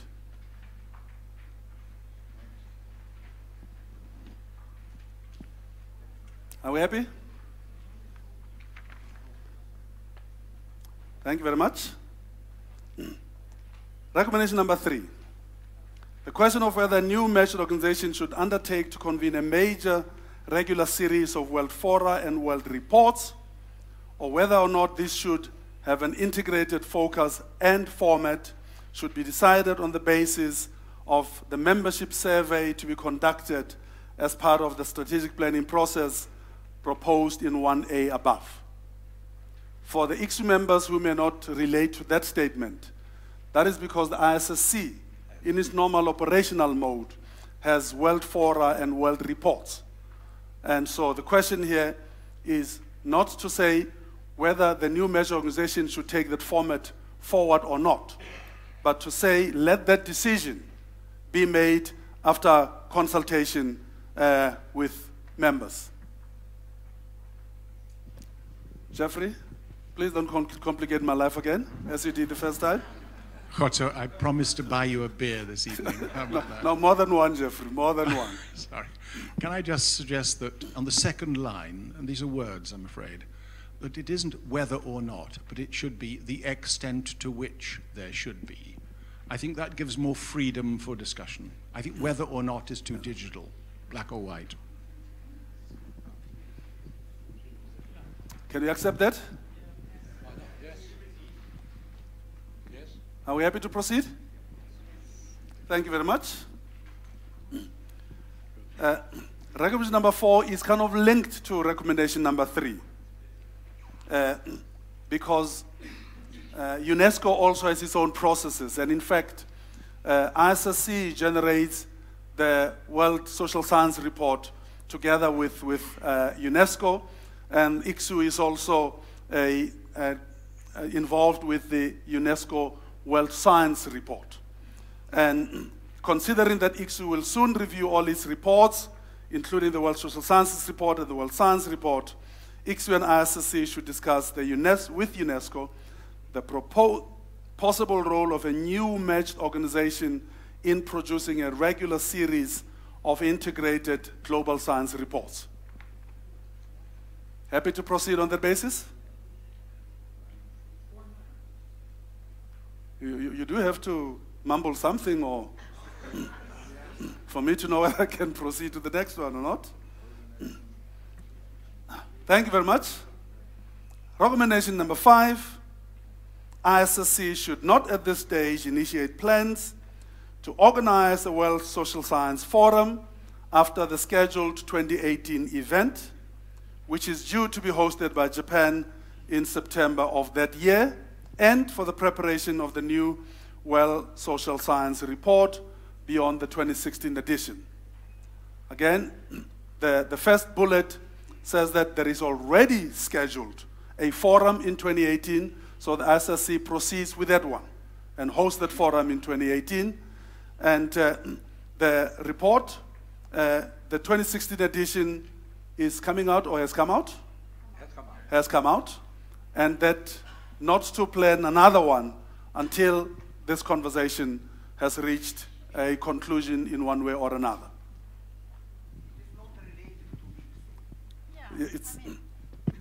I don't understand why you are diluting the issues by taking up stuff which are actually internal, they belong to the internal affair of ISSC. I mean, honestly, like you can just, and I mean, these reports, I mean, that also seems to me be such a trivial issue. So why don't you focus on important issues? Because I just want to know who's going to read all those reports too. Well, I can assure you that there's a whole part of the world that reads the reports produced by ISSC, that attends the fora of ISSC. And so, but are we agreed to proceed on that basis? Thank you very much.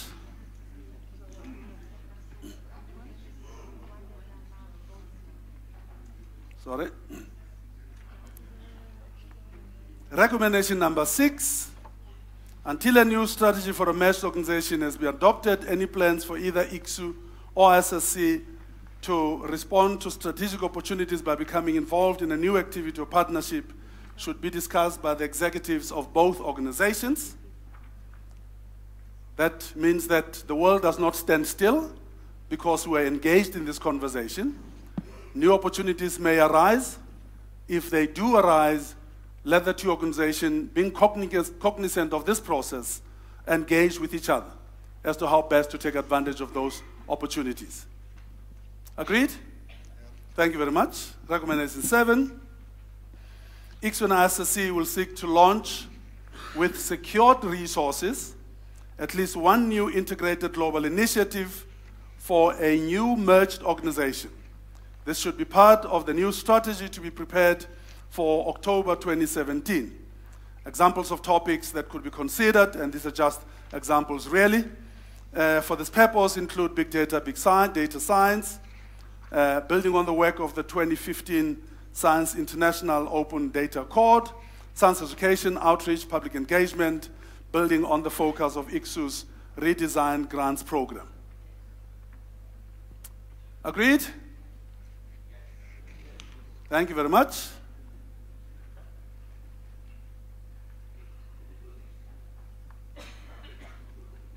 Okay. Recommendation number 8. All ICSU partners, all existing partners of ICSU and ISSC, including program co-sponsors and or hosting institution, should be informed about the proposed merger process, depending, of course, on the decision being yes today, with a view to retaining and, where relevant, strengthening their partnership with a new merged organization.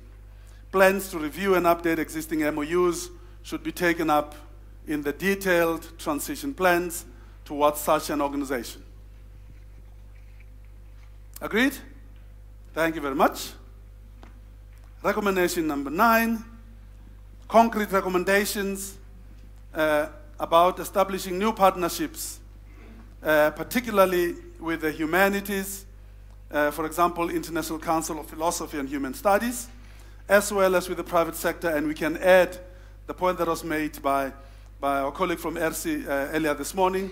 Engineers and medical disciplines should be included in the proposed strategy to be developed for the new organization. So this is where we express the view that this is not just a 1 + 1 is equal 2 scenario. With the exercise anticipates that in the future this gets broadened to bring in these others. Agreed? Thank you very much. Let's now move to the next set of issues to think about and whose implications we also may want to contemplate, and around membership composition and structure. Recommendation number 10, ICSU should not at this stage proceed with a separate review of its membership composition and structure, as these issues will be addressed in the development of the detailed transition plans for a new and merged organization. I'm going to keep on sounding like a broken record. Again, this is if the decision is in the affirmative. If not, ICSU proceeds and does what ICSU needs to do without any further reference to this conversation. Agreed? Thank you very much. Recommendation 11, all current members of ICSU and ISSC should automatically be welcomed as new members of the new organization. Okay? ISSC, IUGG, and US National Academy. I really don't think you should have recommendation 11. I mean, I think that needs to be reviewed. I mean, as I understand it, ICSU and ISSC have very different structures, and once, I think actually it was in the US letter, the US, somebody pointed out that once you actually adopted an approach, it's actually quite difficult to remove members from this new organisation, it would be better, I suggest, to sort this out moderately early on. I mean, it doesn't have to be, obviously, it doesn't have to be done instantly, but I think before the new institution comes into existence, it is important to understand the rules and regulations for membership. Do you have just one member from each country, etc., etc.? Thank you. IUGG, in addition to what my colleague told, as I earlier mentioned, we close up two organizations legally, ICSU and ISSC, and we create new organization. And creating new organization, the committee who will be preparing all things related to new organization should prepare the new guidance for application to the new body. And these all existing institution could be invited. Based on the application, the ICSU Executive Committee will accept or not these organizations. But it is a quite new organization and new plan. This is absolutely things which is automatically, it should not be the case. And ICSU has this experience. It was a World Data Centers, was a Federation of Astronomical and Geophysical Services. They merged into the world system, world data system, and the membership was, all members applied for becoming the member of this new organization. Thank you. Thank you. Bruce? Yes, I have similar concerns and questions from the U.S. Academy, and it speaks to both 11 and 12. First of all, for 11, it says all current members. Is that voting members? Is that what you mean by that? What about associate members? Because each of the organizations has different classes of membership, and the word members is very vague in that term. And I think before we endorse that, we would have to be much more clear about what that member, what member means. Second of all, we want to be sure or not as to whether you're planning in the merged organization to have the one organization, one country, one voting member or not. That's a real problem for us in our country because it could create some exceedingly complicated things for us, and we're a big dues payer, and you don't want us to have complications about these things. Believe me. So both 11 and 12, I would suggest we pass on at this time and let the committee who's charged with the organization, restructuring, and defining how our membership will look going forward have a freer hand in working this out.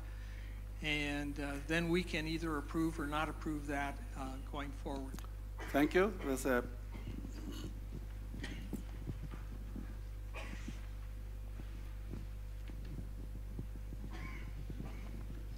I simply want to say that I support this, that we don't vote on 11 and 12 for the reason just given. Thank you. So my understanding, Jeffrey?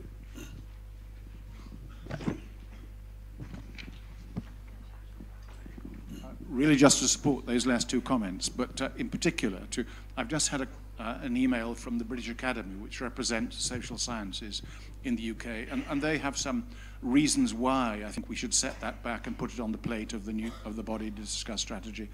They say that any move away from multiple membership per country would, in our view, not respect the different traditions and cultures of science and academies in each country.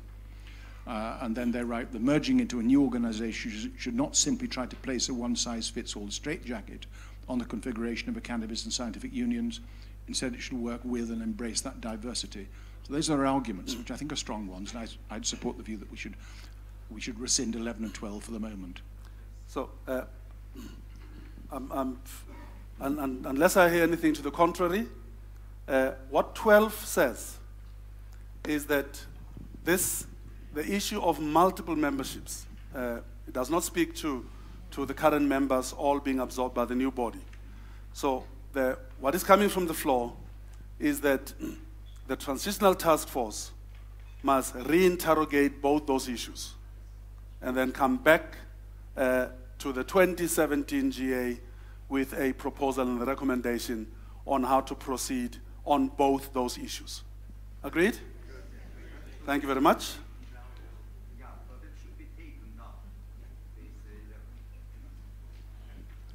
Now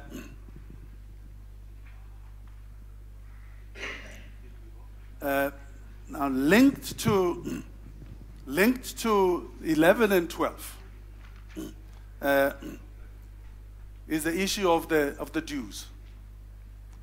The recommended 13 says a new fee structure, which will be based on a review of the pros and cons of the existing structures of ISSC and ICSU, will be developed and implemented at an appropriate time after the first General Assembly of a new merged organization to be held in October 2018. Just to make sure that we all understand, we don't tamper with the current dues that are paid by either ICSU and ISSC members until the new organization is formed in 2018, and then that body, the executive body of that new organization, is then charged here to look at a new fee structure for all its members. Is that acceptable to all? Thank you very much. Recommendation 14. Between now and October 2017, that's when the next joint assembly of the two organizations takes place, when detailed transition plans and a new fee structure is approved, all members of ICSU and ISSC should continue to pay dues according to the organization's current fee structure as from 2018, and until a new fee structure for a merged organization is implemented, those who hold dual memberships of ICSU, of ISSC and ICSU, should pay the higher amount, which, and the statement is informed by having looked at those who have dual amount, whether they pay a higher amount at ICSU or ISSC, and invariably they pay higher amounts to ICSU than they do to ISSC. So they pay that higher amount and 50% of the lower amount, which is typically the ISSC fees. Happy? Issue raised at the back there.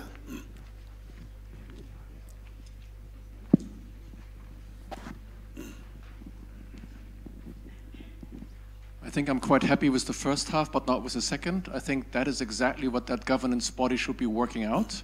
What fees are, why are we deciding on something that we don't even know what the organizational framework or governance framework is about?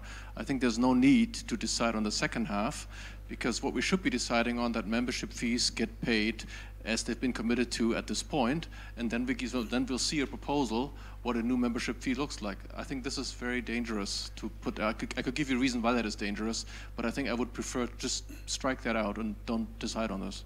So the implications of striking it out is that those who have dual membership will continue to pay full fees to ICSU and ISSC. Okay. Okay? Is that agreed? That the halving one is not accepted, that if you pay dues to both ICSU and ISSC, until post-2018, a new due structure is agreed upon, you continue paying the fees to both ICSU and ISSC that you currently pay. Thank you very much. Let's hear from Piero. International Astronomical Union. I think it would be, in my opinion, much better if we know the fee structure at the time we agree to join the new organization, and not waiting after, because I mean that is a key point, and to know if we want to continue or not. So I think this will be a task of the transition force to propose a fee structure. As complicated as it may be, I understand the difficulties, but I mean, if we don't know when we are phased to join or not, if we don't know how much we have to pay, I mean, that will be difficult. So Piero, to understand you, would you want that issue resolved by the 2017 General Assembly or by the 2018 founding meeting of the new organization? By the time we have the founding meeting. 2018.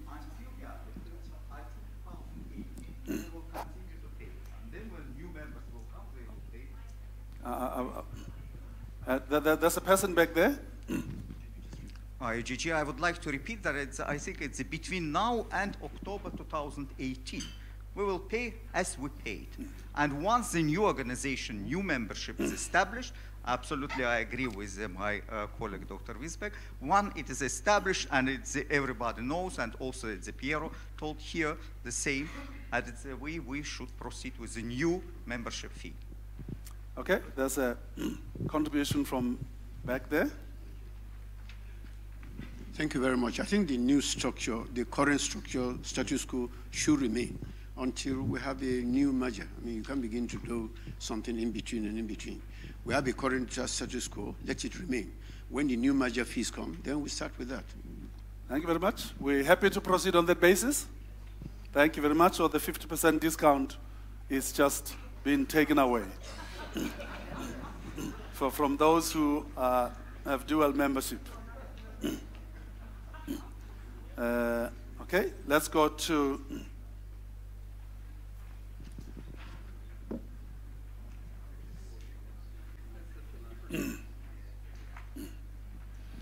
recommendation 15. A new organization, a new merged organization should have a single elected executive body with a single elected president. Agreed? Thank you very much. Recommendation 16, the detailed transition plans to be developed in preparation for the second joint General Assembly of ISSC and ICSU members in October 2017 should include a proposal for a new executive board or committee, including a balanced composition across regions and fields, terms of office, number of required meetings per annum, as well as officer positions, roles, and mandates. The proposed officer roster should include a position of a General Secretary. Secretary General. IUGS? You say for a new executive board. Is this the structure of the executive board, or is this already thinking about the possible members? The structure. So, okay, then write the structure and start thinking at the same time about how you select the candidates, okay, which would be a different issue. Okay. We'll add to to that the structure and how the members would get selected, elected, whatever term we use. Thank you very much. We will augment it accordingly. Okay. Are you Pep? One word is missing, and that's gender. Aha. Okay. Thank you very much. It will be amended to bring that in as well. IUGG?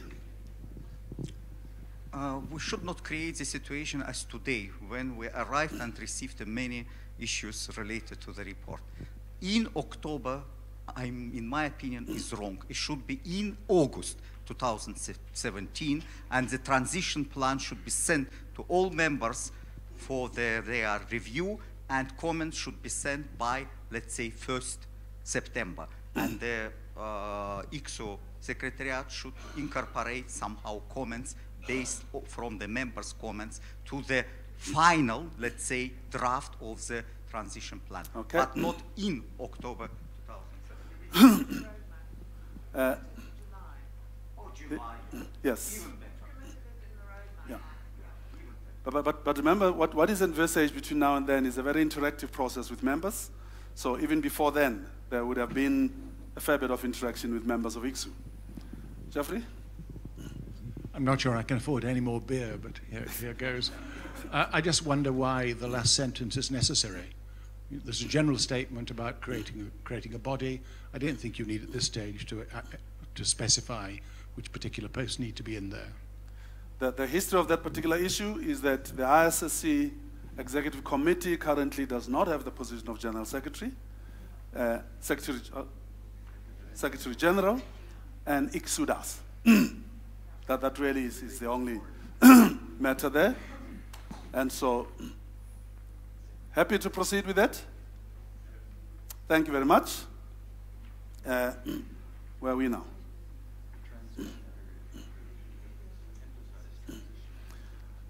As a once-off transition measure aimed at securing balance between the domains of science currently represented by ICSU and ISSC, it is recommended that the first elected executive body of the new organization for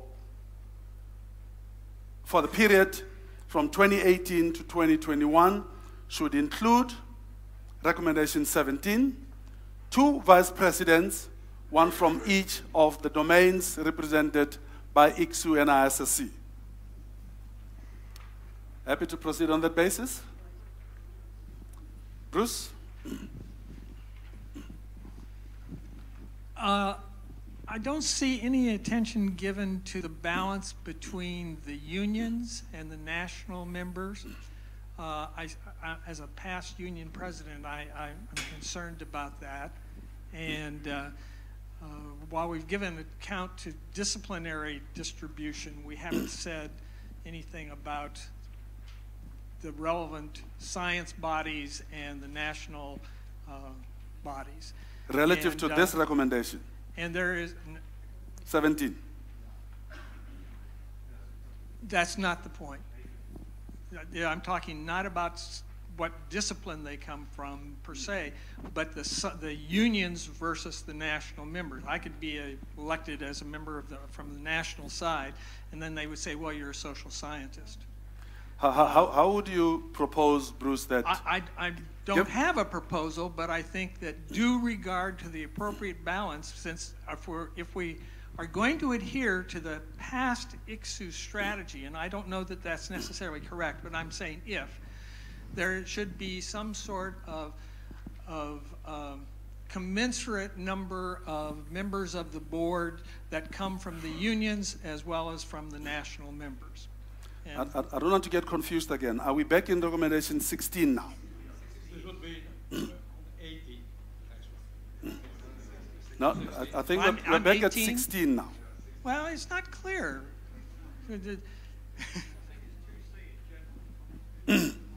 I'm just concerned. Okay, can I recognize Pierre and yourself? Can I suggest that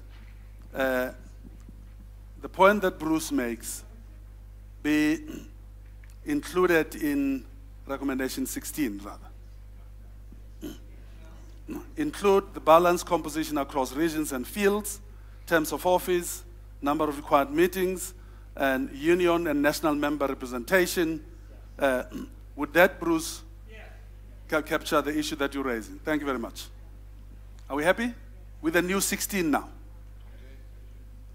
Piero, we're now at 17. I have a general comment. I mean, I think the more we go through this recommendation, it looks to me we are putting a lot of constraint to the work of the task forces. So if these are recommendations to the task force to be considered, I'm happy. Yes. If this is something that we say has to be like that, I'm not these are recommendations to the task force. If you make that clear, then, yes. you know. Thank you, Piero. Yes, next issue, yeah?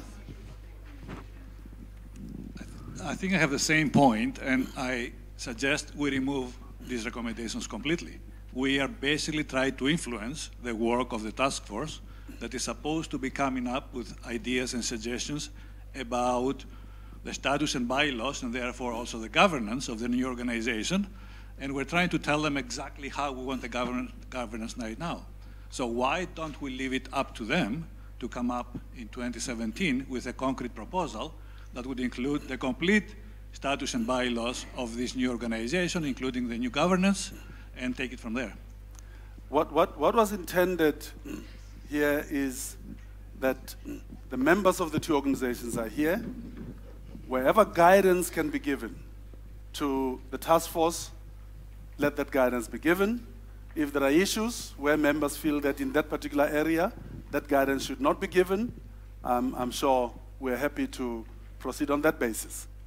Can I hear? I can't see you. I'm too far. Ah, okay. Sorry, I just need a clarification, because at the beginning, you said that when you looked into the merger, single governance with separate identity of the fields were not recommended. Can you give a clarification? I don't see any difference between this one and that one. I mean, when you talk of merger, you said single governance, but separate identity of the fields were not recommended at the beginning. Now, I'm not so sure that I'm following. When we were talking about the merger of these two organizations, yes, one point was raised because it was studied in your executive bodies that single governance, but with separate fields identified, was not recommended. That means keeping the identity. Indirectly, I mean, are you not really keeping the identity intact here? With recommendation 17? Yes, that's what I mean. Exactly. Okay, Thank you. all right, okay. I understand the question now. There's an issue here. We'll come back to that question. I think it's very similar to my colleague over there. Why we need to go back to like one for two vice president, one for X and one for Y, you know, the two organizations. Let this up to the team to decide. we are back to the same, you know, you are science or you are a social science. Maybe there's a different way to organize. Yeah, maybe two presidents is a good idea, but I don't agree with the second part of the sentence. That will be up to the mission and vision of the organization. What type of impact we want to have, and then accordingly the structure of the organization would follow. I'll come to you, Dominic.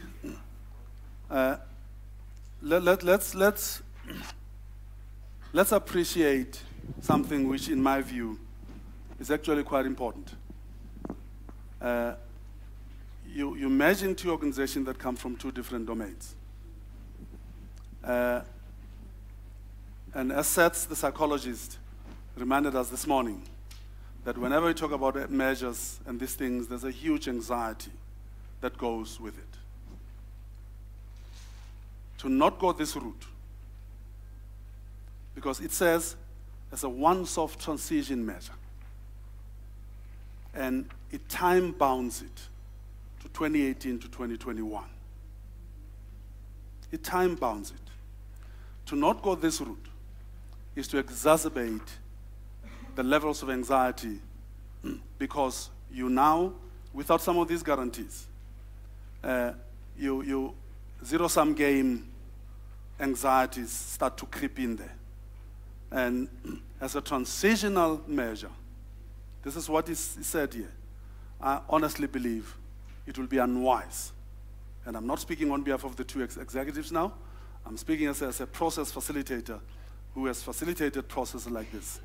It will be unwise to deal with what would be the requisite anxieties in both sets of memberships to not, in this initial transitional phase, insert those guarantees. It really will be unwise. Dominic? Just a very brief comment. Now, this is a golden opportunity, and we are bringing together two organizations that in time will be a historical landmark. These recommendations, as far as I'm concerned, are our thought processes, proposals being given to this task force, and they are going to consider them. This is the opportunity for us to put our thought process to this task force. They will look at them and they will say, look, recommendation 1 is conflicting with the recommendation 9 and therefore cannot go together. They will still come back to us at the end of the day. But we can't abdicate this monumental responsibility and then get back their own thought process started on a clean sheet of paper. That's a perfect understanding of what is intended by this process here. Given that the mic is closer to that gentleman there, and then I'll go to the back. And that's... Thank you. I think there's probably a need to differentiate the recommendations, because if what I just heard a few moments ago, the idea is to make recommendations to the task, to the transition team or to the task force, and then they'll work on them. But it seems like some of the recommendations are actually recommendations to be acted upon now or to be considered for implementation immediately. Things having to do with fee structures, for example. So it will be good to see what are the sort of terms of reference for the task force to take up and work on into greater detail, and what are the things that we need to consider taking on board in the coming, including during the transition period. I think there's just two kinds of recommendations here that have been put together. So thanks, Prima. And then let's go. What 17 and 18 really are trying to say is that we should have a good balance between the various disciplines. So I don't think we should go into detail as it said in 17 and 18. We should simply replace it by good balance, and that is already in the sentence above. So I think we leave out 17 and 18 and let the task force discuss what a good balance between the different disciplines are. Let me challenge you a bit. So let's say the task force proceed on that basis without the guidance on recommendation 17. And then they come back a year later with the same recommendation 17. Am I understanding you correctly to say at that point the issue will then get discussed and debated?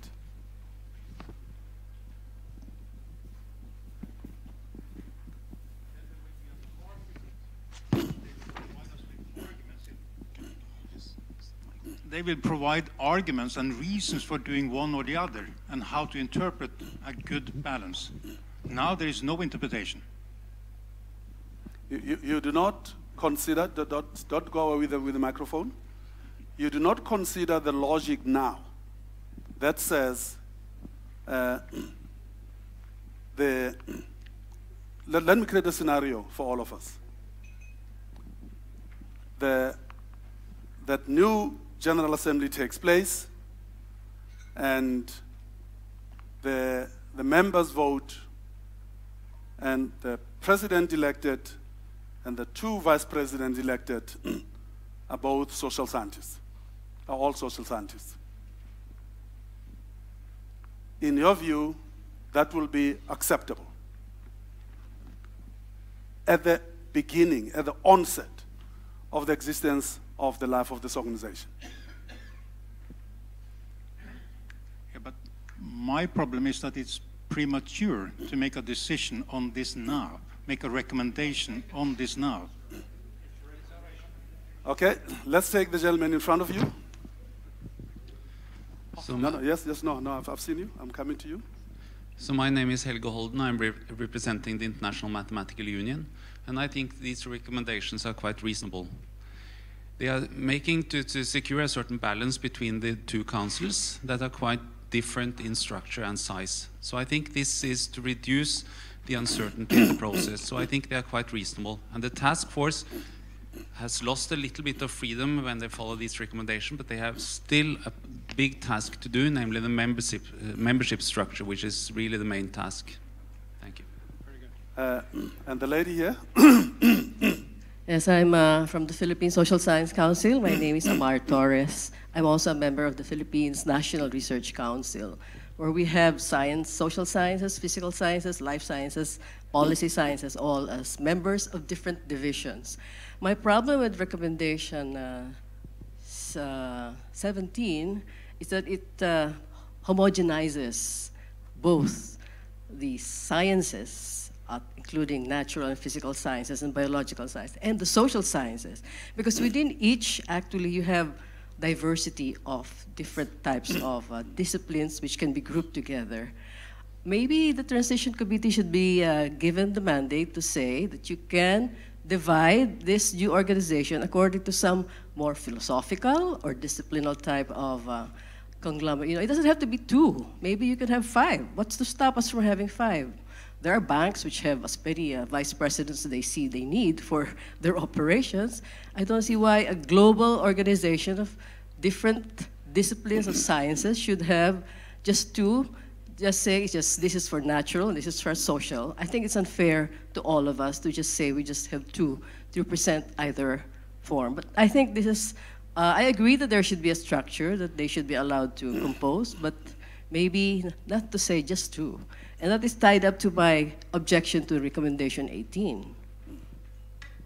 So I should be confined as social scientists to 1/3. Minimum, yeah, but you would say minimum, usually you get there.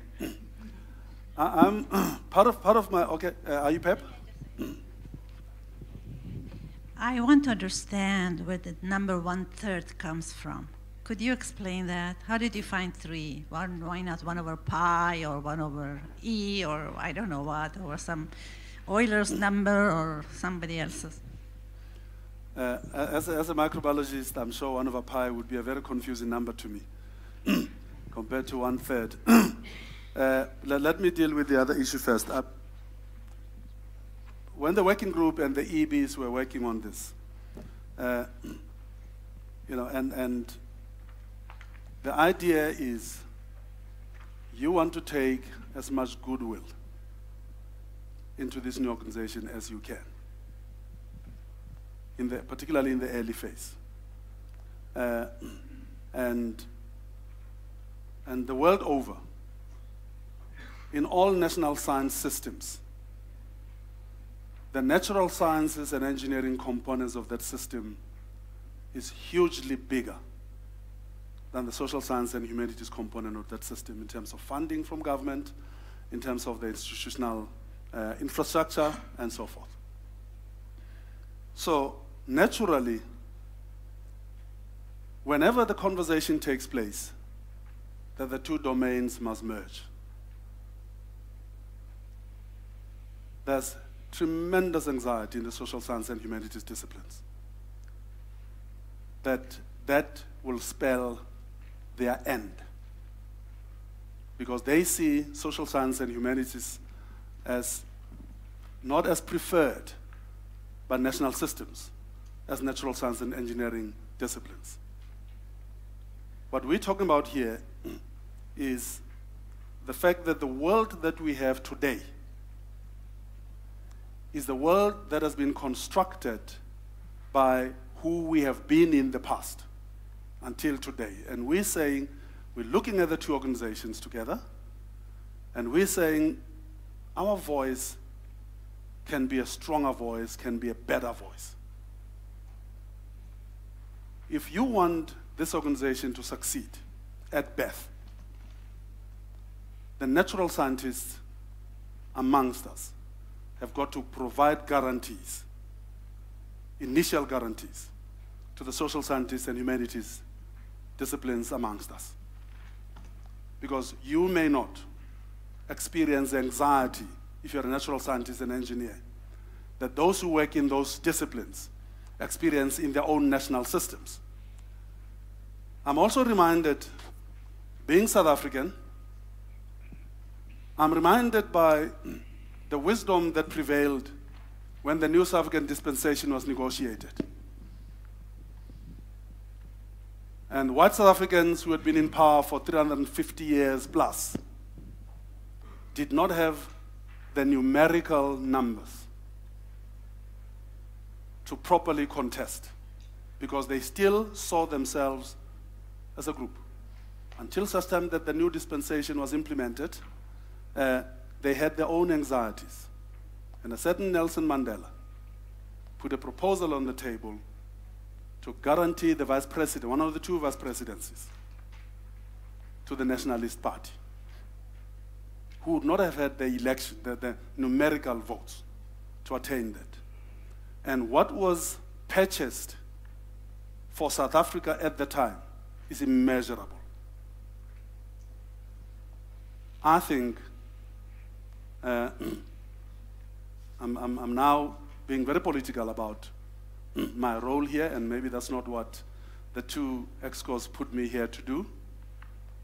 We have to acknowledge up front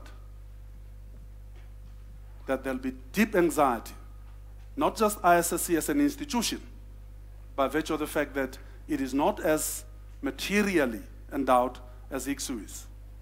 But those disciplines, both globally and in the national context, have this anxiety that they have. The willingness to come in together, to co-create something together is incredibly strong coming out of social science and humanities disciplines. I think, minor structural compromises in the transition phase. This is not locking this into the DNA of this organization in perpetuity. We're talking about in the transition phase to provide these guarantees.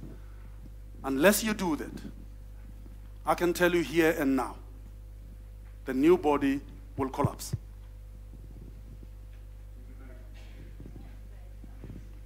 I feel that we also have an anxiety within the union, so I can just tell you that. So I mean, social science is not the only people who feel an anxiety for this huge new organization. So do we in unions, because we feel that our importance has decreased, because after all, ICSU was International Council of Scientific Unions, and now, I mean, we are 31 unions according to the webpage, and 122 other organizations. So you can imagine, I mean, we don't feel that we have any voice in ICSU, actually. I could tell you more, but I shouldn't. Okay. All right, that's a, and there? Following up on that, can I, through you, just get reassurance from this meeting, the point being made by the past president of UPAP, because my understanding, the fundamental differentiating point about this organization, ICSU, and I hope the merged organization, is that it will recognize the equality in a manner of governance as well as membership of the unions and the national bodies. And the unions here, I'm told, should incorporate the learned international societies that we brought in by the merger. Can we just, could I please have clarification about how that will be recognized?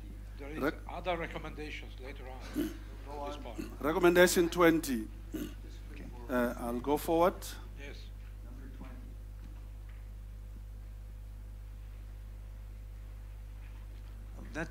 Excuse me. It is recommended that a new merged organization should maintain parity in voting between national and union and associate members. That doesn't deal with my question of governance. That is representation on the, I don't want transitional representation. I'm asking in perpetuity whether the executive committee board will reflect that equality. But it does now. Think, recommendation is not an in-transition recommendation. Let's understand it. It says voting procedures going forward. As part of the development of detailed plan, it is recommended that a new merged organization should maintain parity. That's going forward.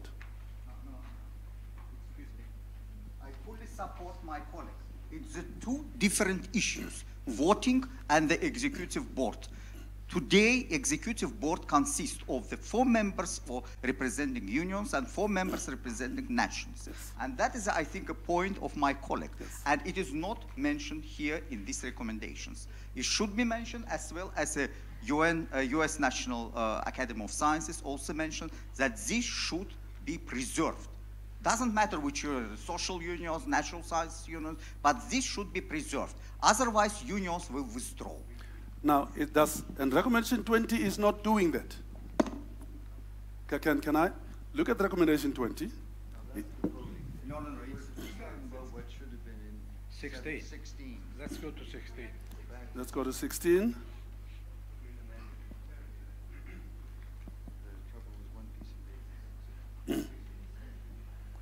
But I thought we had added unions in recommendation 16.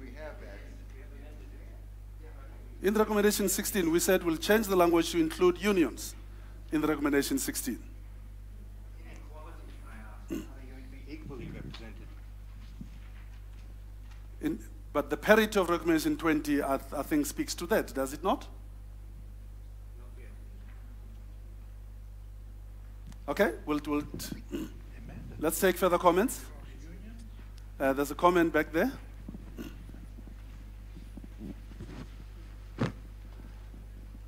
Thank you. I have 2 comments. The first one is not such a big deal because I think we'll take it up. People are talking about unions and then national associations.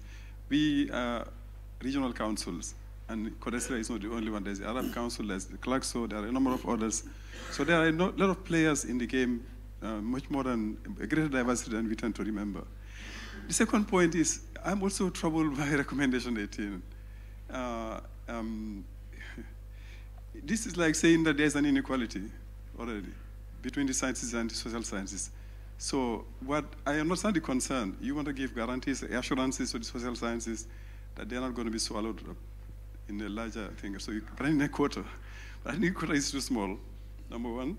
Number two, the anxiety of the social sciences and humanities is precisely that one, right? If already the world as it is now, the tendency is to prioritize the natural sciences and the other sciences and engineering and so on. And then in the new organization, it also is built into the structures that the social sciences will be a kind of minority partner in this setup. It troubles me. So I think the concern should be taken on board. The task force should be tasked into looking at the ways in which the social sciences and humanities will not be marginalized in the larger setup. But saying that it will be a minimum of 30%, not a minimum of 50%, a minimum of 50% would have given me greater assurances. But if you cannot say that, then we probably not say it 1/3, because we should be weighing more than 1/3 in a merged organization. Because if that is going to be the situation, probably then the social sciences are better off being on their own and making sure that they don't get lost in the bigger deal.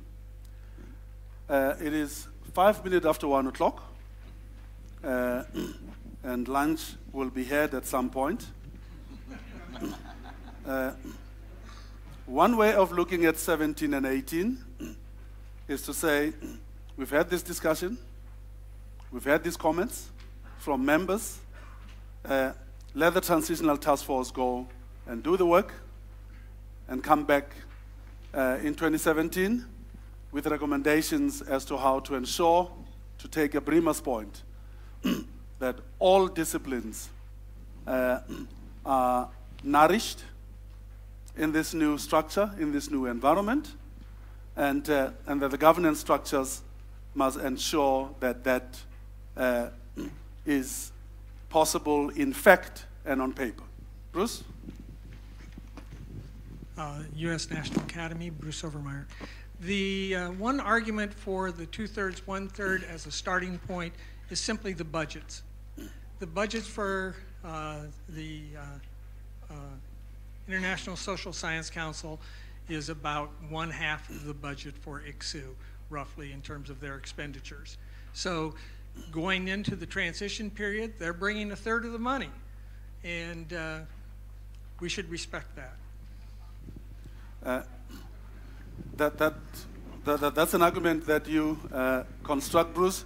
That was not the argument in the working group in the EBs. That's not what the logic was, but ladies and gentlemen, so here we are. Can we say that 17 and 18 will be left to the transitional task force to work out and come back in 2017 with a proposal, and with the understanding that the proposal could be exactly what is in 17 and 18? Jeffrey? Can I suggest a simple resolution? Sorry. I think the simple resolution would simply to vote on 17 and 18. I think the argument you made about retaining them in the transitional period was very cogent.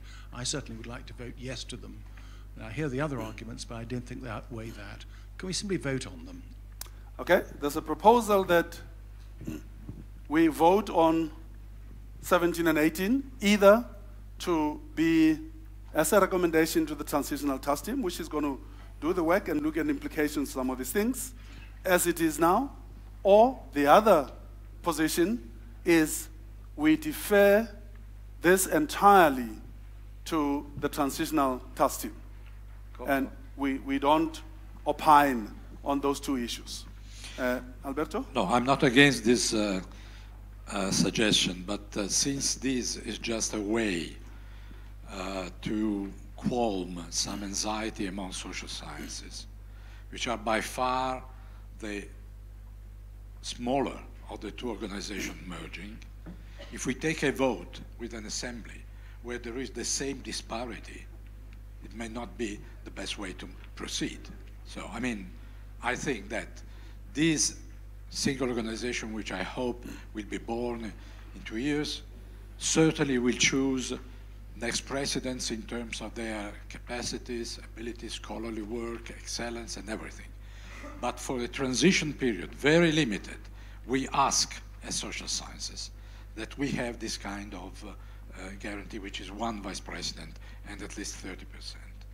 This was something which came out in all my personal talks with the various members of ISSC, and I urge you to allow this. It's not a great concession that you can make, but please do that. I'm going to take the last comment from Mercy, and then we will decide about lunch. I'm personally happy to leave it as it is. I mean, I speak as a physical scientist. I think actually if you took it to the vote, you might be very pleasantly surprised. And that you may well find that the vote is essentially to leave it as it is. Our facilitator spoke eloquently about experience in South Africa, and I think this is an issue of management of change. Yes. And to manage this change, we probably need to go through this this interim situation. It may be a situation we need for the long term. I don't know. But I think you might be pleasantly surprised. Actually, I started saying that I welcome the vote, but then I make the point. I make my case. So okay. We will be eating lunch in 5 minutes at most. Do we want to go the voting route, or do we want to stay with 17 and 18? Just stay. Let's hear stay. Go to the vote. Okay, we'll stay with 17 and 18 then. Thank you very much. And lunch is served.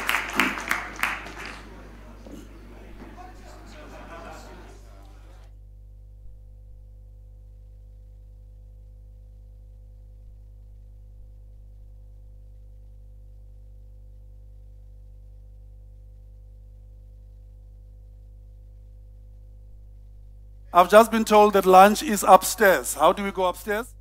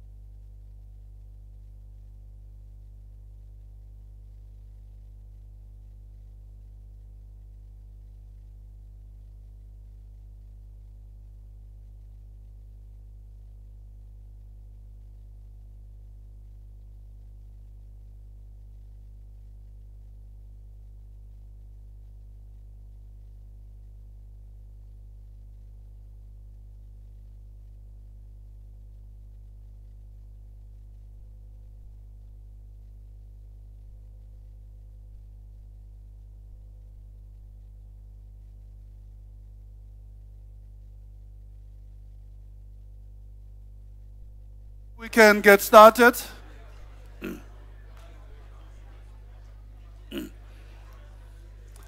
I did tell you that I'm a stickler for time.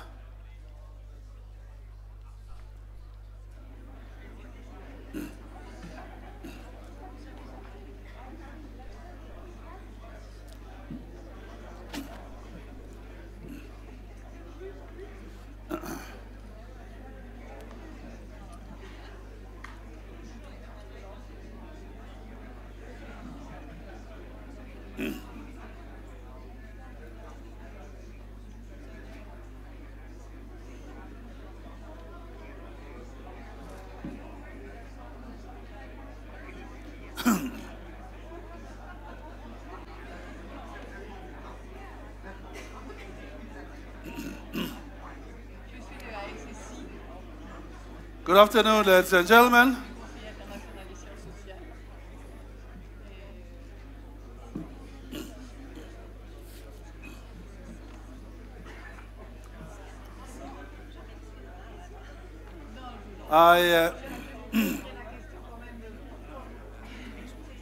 Yes. Good afternoon, ladies and gentlemen.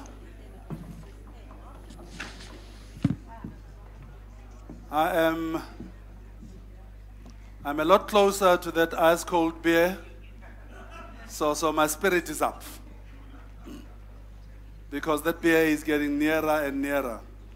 But we still have work before us, and thank you very much for keeping the lunch to the 1 hour. It's actually 55 minutes, because we broke off at 1:15.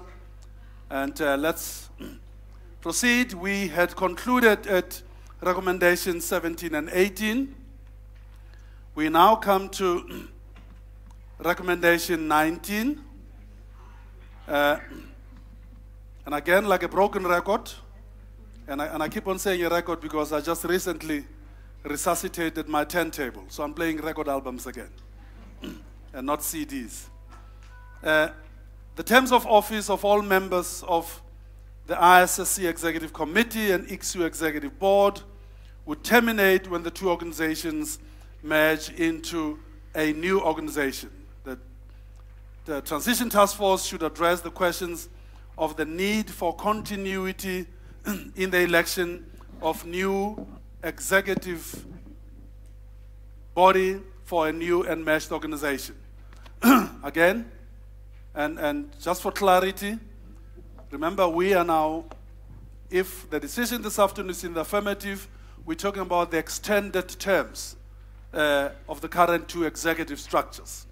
That before the new organization is formed, we are now saying that the terms of these would conclude. In essence, we've already taken those decisions, given that the ISSC Executive Committee has been extended to 2018, and the decision later today is for the ICSU-EB if it is extended to 2018. Are we happy to just reconfirm that issue? Yes. Thank you very much. We've spoken about voting procedures already as part of 16, I think it was, maybe not. Voting procedures should also be addressed as part of the development of the detailed transition plans. It is recommended that a new merged organization should maintain parity in voting between national and union and association members. So, and that this issue was wrapped into an earlier recommendation. Am I correct? Thank you very much. 21, a new merged organization should maintain a system of policy advisory committees. Their composition and terms of reference should be revised and addressed as part of the detailed transition plans. Now, you realize that this one is not being prescriptive in the sense that it's not saying CSPR must continue or CFRS. It says maintain advisory committee structures, whichever advisory committees the new body would choose to establish. It could still be those two, there could be more, but it's stated generically to say to keep what is in the ICSU tradition of established advisory committee structures. Are we happy? Thank you very much.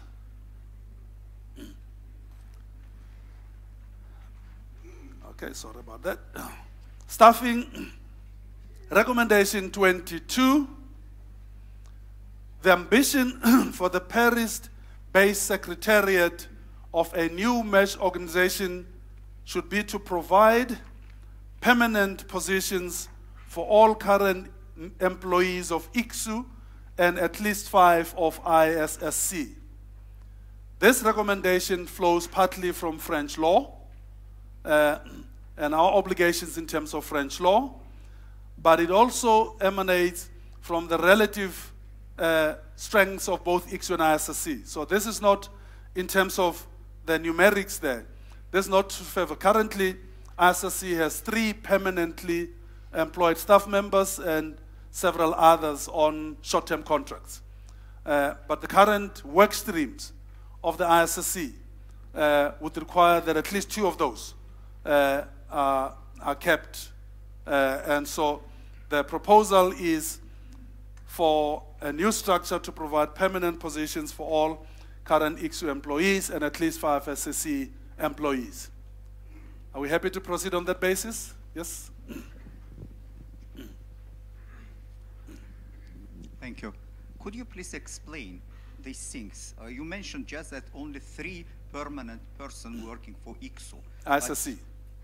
For ISSC. Yes. For, let's say, N people working permanently for ICSU and M people working non-permanently for ICSU.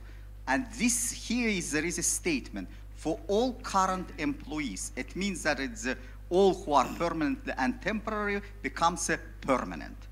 Like that? At ICSU? No, it's all permanent at ICSU. Yes, but there is, again, there is a current employee means that there are 2 groups of employee. It's who are permanently employed and who are temporary. But then it is written here, all current employee, without any specific mentions that current permanent employees. Okay, I'm sure we can that say it should that. be stated properly, otherwise anybody who will hire for 1 month will tell you, I am here for 1 month, I become permanent. Now, that's exactly what is intended, because at ICSU they're all permanent. And I can, Matthew, correct me if I'm mistaken, at ISSC you have 3 permanent and currently about 6 additional, and there's vacancies and stuff. So what is, so the idea is not to say even at ISSC that all current non-permanent staff should be made permanent. We say make a provision for 5. Thank you very much. Are we happy to go on that basis? How many permanent people are at ICSU right now? We have to list all. Okay, but all, I forgot the process. I mean, we have, how many? 17. Are we all satisfied? Thank you very much. Recommendation 23. The executive directors of ICSU and ISSC should be tasked to develop a proposal for the structure and configuration of a new merged Paris-based secretariat. This should be based on an analysis of the prospective financial position of a new merged organization, as well as the outcome of strategic planning processes. Please see point 1A above. The process of proposal development should be designed to be transparent and consultative, engaging with the concerns and ambitions of existing members of staff. In this regard, it is strongly recommended that ICSU and ISSC and ICSU seek resources to commission the services of an external organizational development or change management consultant. The proposal for a future merged secretariat should be part of the detailed transition plans to be approved by the joint ICSU-ISSC membership in October 2017. A bit long-winded, but I'm sure you get the drift. Happy? Piero?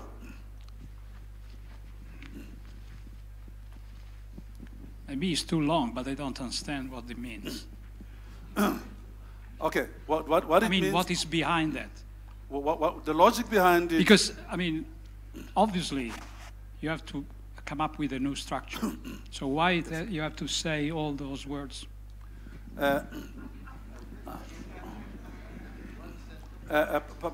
Partly, we have to say that because of stakeholders. There are all sorts of stakeholders that this document attempts to speak to. But you're right. It is self-evident that if the decision today is affirmative, therefore, whatever that secretariat structure has got to be one that speaks to the new dispensation. So you're right, Piero. But are we happy? Piero still does not understand. Heide, help me here. And Matthew? I think the issue from the Secretariat's point of view is that we want, often in a merger, the resistance and the fears of staff are forgotten in these kinds of debates. And so we have committed to our colleagues that this will be an inclusive and transparent process. And because we also want to give them the opportunity to be able to talk to experts who can help us design a new secretariat that is fit for purpose, that is in line with the new strategic goals and priorities of an organization. So to allow them to be part of that, that's why this is lengthy. This speaks, as Khotso has said, also to our colleagues to ensure them that we're committed to an open and transparent process. Matthew, any addition from you? Thank you very much. Piero, does that help a bit? Can you live with it? Yes. Thank you, Piero can live with it. Thank you, sir. Finances, recommendation 24. The detailed transmission plans to be developed for the October 2017 Joint Assembly of ISSC and ICSU members should include a prospective outlook of the financial situation and fundraising needs of a new merged organization. This analysis should be prepared by the ICSU and ISSC executive directors in cooperation with the treasurers of both organizations. It should be accompanied by a business plan, formulation of which will be guided by the development of a strategy for a new organization. Prospective, looking forward. This morning we had some conversations about what the current relative financial strengths of the two organizations are. This proposal says, let's look forward and see where the resources might be with appropriate business plans that we believe the new entity will be able to access better than the two respectively merging organizations would have been able to. Agreed? Thank you very much. Again, in law, French or otherwise, the assets and liabilities of both organizations should be combined and held by the new and merged organization. Both organizations will undertake to operate with due diligence in determining such assets and liabilities.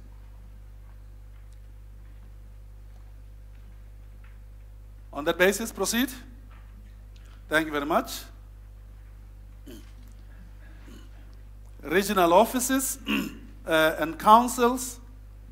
For those members of the ISSC who may not be aware that ICSU currently operates 3 regional offices. One currently in South Africa, which has about 5 staff members, 4 at the moment. One which will be hosted in San Salvador, with how many staff members? 3 to 4. And the third one, which is in Malaysia, 3. So these are the regional offices of ICSU that were established after the 2002 General Assembly of ICSU that was held in Rio. ISSC, on the other hand, does not have regional offices as such, but it has regional organizations. Brima spoke earlier. Brima is not in the room.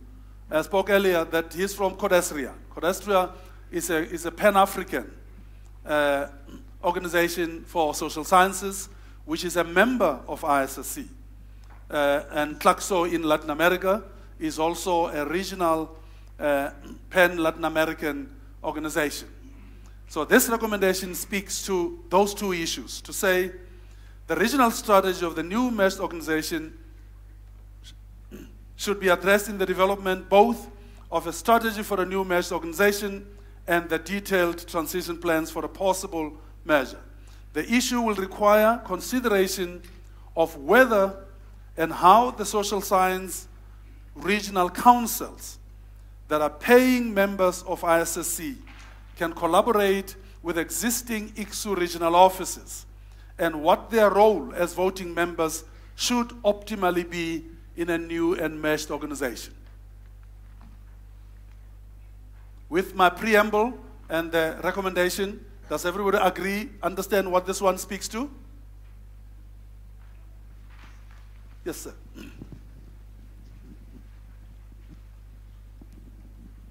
Regional offices of ICSU make a lot of contribution to ICSU, including the paying member of the working in these things. In this case, actually, ICSU regional offices, they contribute financially to ICSU as well, because they hire people. In this case, I don't see differences between the ICSU regional offices who are running people and gave money to ICSU to hire the people, and the members of the ISSC who pays and they are voting member. If we will go with these rules, then we should allow ICSU regional office also to become a voting members.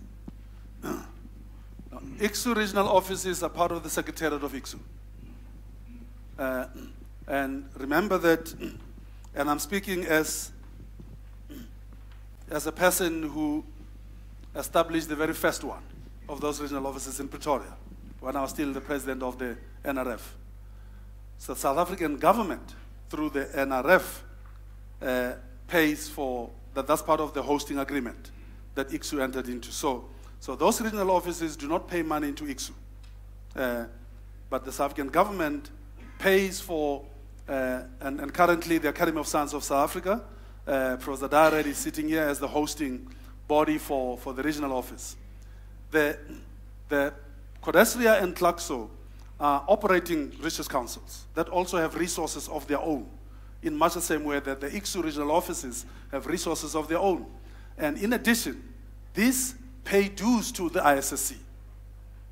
So if you went to South Africa now, and you say, in addition to them hiring the staff and paying for infrastructure, they must also pay into ICSU, that will be the quickest way to get that office out of South Africa. And no other government will take it from South Africa, trust me. Can we live with this? With that explanation and clarification? Thank you. Recommendation 27. The Paris-based Secretariat of a new merged organization should ideally be located in the premises currently occupied by ICSU. Gordon, the president of ICSU, earlier this morning explained where the negotiations are between ICSU and the French government. The French government has been immensely generous in providing the accommodation, and this new arrangement that Gordon speaks to and that Marilise explained, that the 9 years in it is simply because of the timelines that the French government is allowed to make decision to, and if I understood you correctly, we're getting the longest of the periods available if it is indeed 9 years. Absolutely. And with the maintenance of those offices built into that agreement. So the proposal is that the new secretariat of the new merged organization be in where the ICSU premises currently are. Happy to proceed on that basis? Thank you very much. And 28, The detailed transition plans to be prepared for consideration by ISSC and ICSU members in October should include a recommendation for the most efficient legal mechanism to accomplish the merger. This recommendation should be based on external legal advice.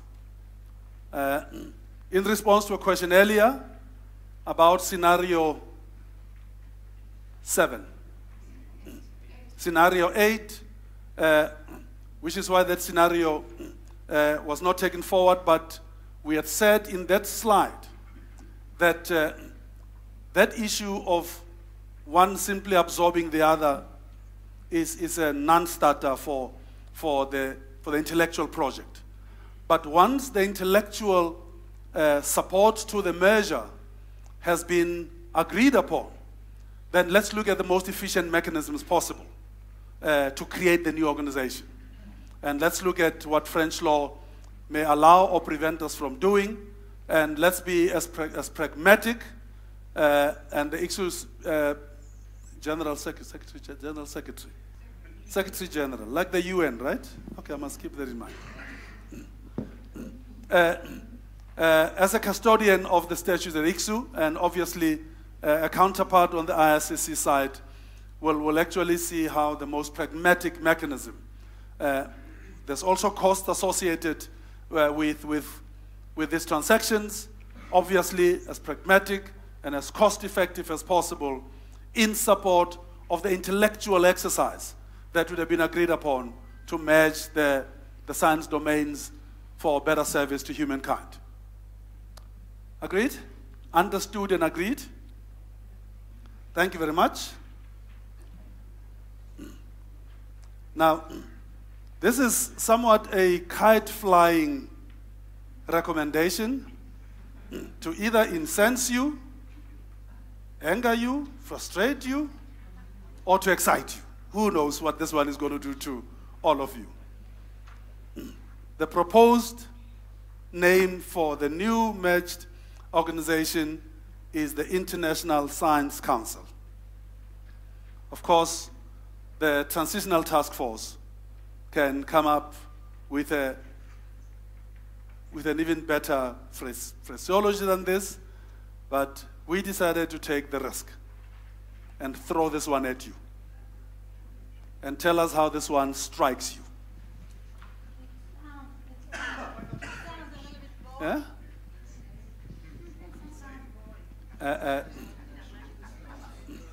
Are you Pep? I think you want to say something? I said to me, it sounds boring. Why can't you find some exciting name? Okay. When the Transitional Task Force is ultimately appointed, it will remember that comment, that this one is boring. Okay. Ladies and gentlemen, this is not for you to say yay. This is not for us to vote on. This was just flying a kite and saying, how does this strike you? But I'm sure those of us who flew here, by the time we get back to our destinations, we may have come up with more exciting names.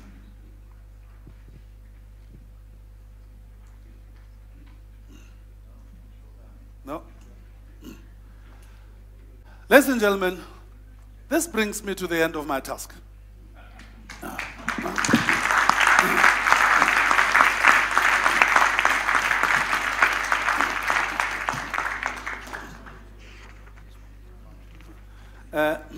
The presidents will now come back and they will now take over the process. For those of you who came to me during the lunch break and expressed your sympathy with me, trust me, your words of comfort worked incredibly well. I did not at the beginning thank the executive committee of ISSC and the executive board of ICSU for tasking me with this duty, because I first wanted to find out how the process was going to go. If you guys had been a lot more meaner than you could have been, maybe I would not even have thanked them for it. But I honestly have to say that I'm an anxious type. So I've been I've been anxious about being able to do justice to the task that was given to me. And in my most optimistic projection possible, I did not have us concluding this session with 30 minutes to go. And I really want to thank everybody. Things may have been a bit testy at times. Trust me, it is in the nature of these things. This is an incredible decision taken to be contemplated by ICSU and ISSC. There'll be anxiety levels in various stakeholding groupings. We spoke before lunch about the levels of anxiety in the social sciences community. We spoke about the level of anxiety in the unions community. We spoke about the level of anxiety in the staff of the secretariat of the two organizations. And trust me, if you think you're anxious as members of ICSU, your level of anxiety is nothing compared to where the staff is now. Because the staff of ICSU and ISSC is asking itself, will we still be accommodated in this new structure? And hence, Piero, the language may have been too convoluted and too flowery. But there's a whole multiplicity of stakeholders that would be anxious from a process like this. But also, there's the community outside of ICSU and ISSC, which has been persistent in saying to both ICSU and ISSC, when you come to a proposal to me as DFID or as CEDA, come back to me and convince me that you understand and appreciate that what humanity is currently confronted with does not need a discipline, a domain-based approach anymore. It's not only the members of ICSU that would be anxious about the outcome of a conversation or process like this. Those national members, be they in Europe, in North America, in Africa, in Asia, many of whom, like the NRF that Dr. Molapo Kobela, president of the NRF, is president of, many of whom already have gone through this exercise that we're going through 15 years ago, and have been waiting for the global space. I almost have an aversion, ladies and gentlemen, in my professional life to doing things that are governmental, even though I'm an advisor, special advisor to the Minister of Science and Technology. I prefer the non-governmental space because things can get done in the NGO space. And the challenge before us is to, as we contemplate this afternoon, whether to say yay or nay, to know that there's humanity out there that's waiting for the voice of science and actions emanating out of a combined science enterprise, speaking more directly to some of the issues that confront society. As I conclude, I was in a meeting in Pretoria on Friday, which was chaired by the Minister of Science and Technology. If you read the media at all, you'd be aware that the higher education sector in South Africa is currently in the spot of bother. Professor Sheldon Larray, sitting here as Vice-Chancellor of one of the universities, the young people have risen in South Africa. They have decided that their patience with the national leadership has not just waned, but has dissipated. And I reminded that meeting that 2 years ago, the minister said to the staff in her department, in a staff meeting, that when they arrive at the gate, what will you tell them about what science and technology is contributing to eradication of poverty, inequality, and unemployment in South Africa? She did not say who they are, but we now know who they are. They now are the young people at university in South Africa who are going to the government and saying, we're sick and tired of poverty. We're sick and tired of unemployment. You promised us 22 years ago that things will improve. We look at South Africa today, and in many ways, we see no distinction between the South Africa today and the apartheid South Africa that was voted out in 1994. It's happening in South Africa. It will happen across the board. Those migrants that left the Middle East and North Africa and Europe is trying to understand that this is the world that we now have to, as the voice of science, decide how best to provide leadership which is science-based, which is science-inspired, which is evidence-based. And I agree with my colleague, the English language does not do this topic justice here, because from my understanding of what Wissenschaft is, this is what we're talking about. That in the English language, the two domains got separated the way they got separated, but did not in French and in German. What we're now talking about is let that science voice, that Wissenschaft, play its part. Gordon, Alberto, thank you very much. I've actually enjoyed my role. Thank you. Thank you very much, Kotso. I was just going to comment that we have had a team of people from our two executives, the Executive Board, Executive Council, working together.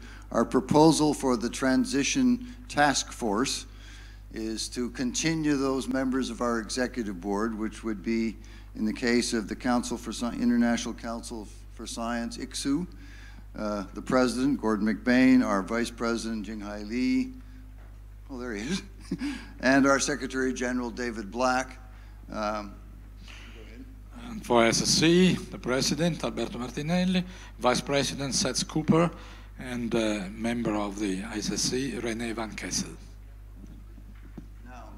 We want to have this group expanded to include an appropriate balance of disciplines, of geography, of gender, and those kind of things. And so what we will do is consult with you to fill in the names of this task team, which is very important, to work with you, both national members, union members, etc., to get the right kind of the people involved in this. So we've got 6 names mentioned.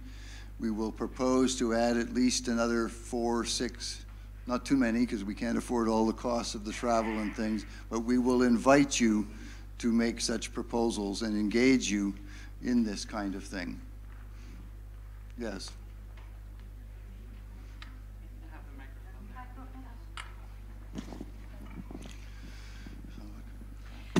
My neighbor next to me kindly whispered in my ears, did you realize that there were 6 men mentioned, not a single woman? There is one a woman. Is that right? Please stand up, René. Where is the woman? Please stand up. We want to see you. Thank you. So there's at least one woman, okay. But I think it's important to take into account this point also. It Yes. just, people Yes. just seem to forget, you know. Next time we'll do it properly. Okay, I would just like to note that we do have a gender issue from some people's perspective in the ICSU Secretariat. We have 17 staff, of which 15 are females. I don't think that's a problem, but some people do. But I think the point we will make is that by engaging with you, getting your advice, your input, we will put together a team that has appropriate gender balance, discipline, regional, and I don't think we need to discuss this any further. No, I think I do. That's exactly what happens. That's exactly what happens. All the higher, this, what was it, leaky pipe or whatever it was. I mean, the top positions are always occupied by men. There's no question about that. Essentially always. Sorry? Sorry, you had a comment? No, I think this man is very angry at me. I think, please protect me. I think he's going to strangle me.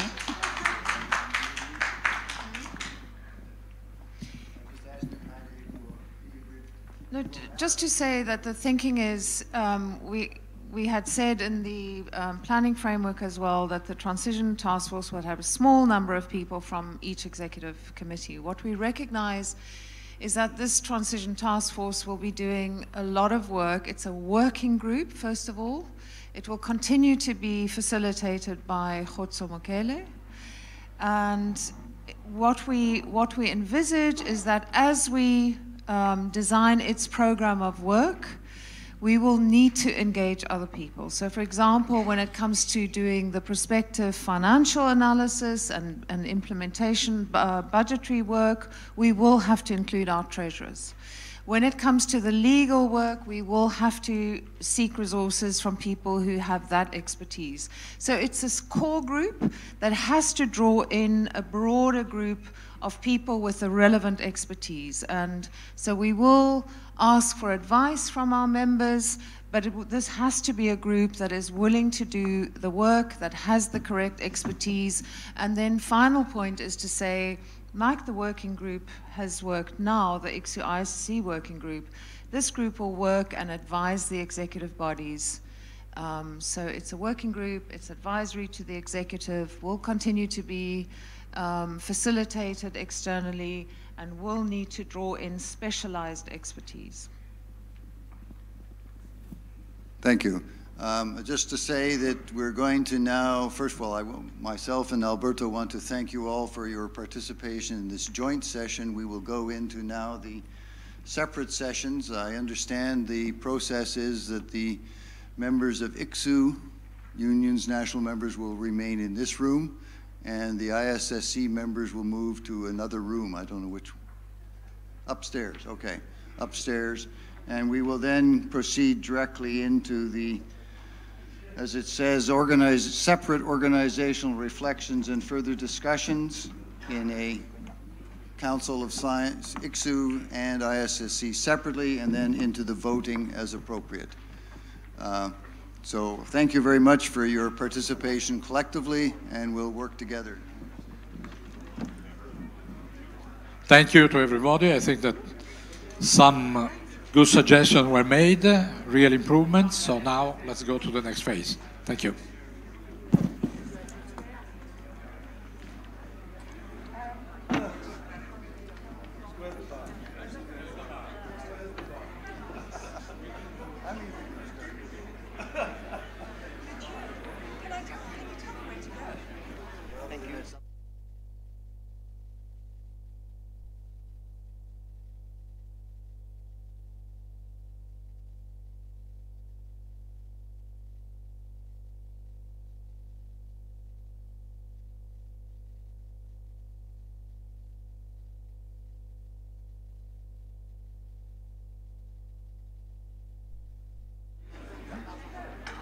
Okay, for ISSC delegates, the meeting room are Saal A and B, upstairs.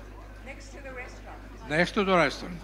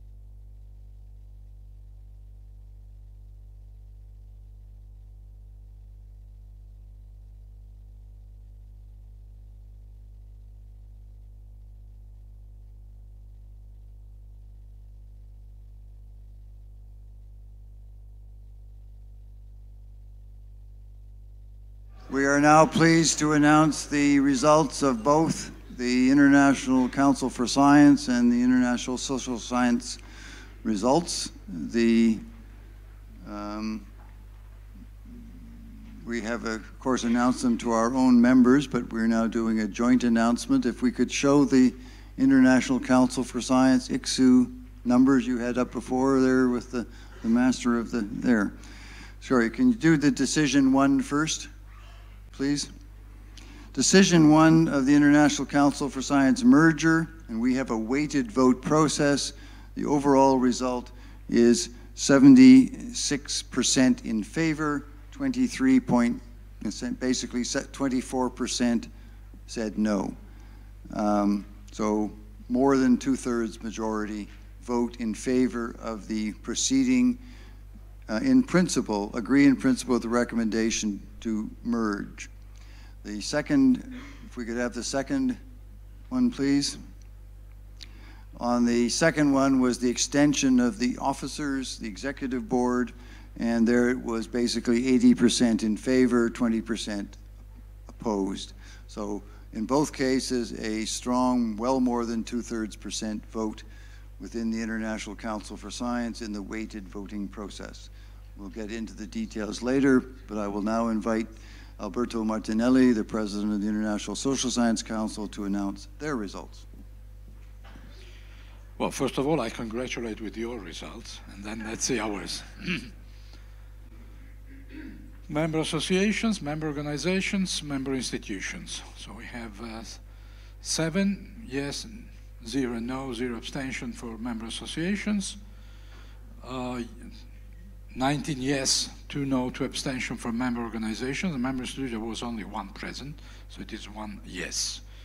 The total makes for 27 yes, 2 no, 2 abstain. The percentage is about 87%.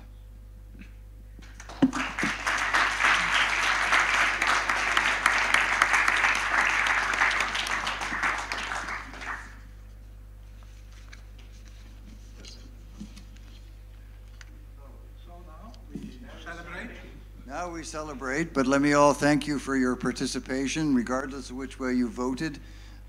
We still very much welcome your contributions, and we will continue, both organizations, to work with our joint members, our national members, our union association members, to put together the kind of outcomes of the task force, working with colleagues and Kotso, to give the kind of advice and guidance we need so that in a year from now, roughly, we have a very well-framed proposal that you can then see in detail, and there will be then the transition process to, we would base subject to votes in October 2017 to move towards the first joint General Assembly in 2018. So thank you very much, and we'll celebrate now in a minute. But first, I join the thanks. Just 2 considerations. Now huge work starts now, and the second, which needs the cooperation of all, and we are serious about that. And the second is that I'm particularly glad that there was a substantial majority in both councils, but no unanimous vote, which means that we are a working democracy.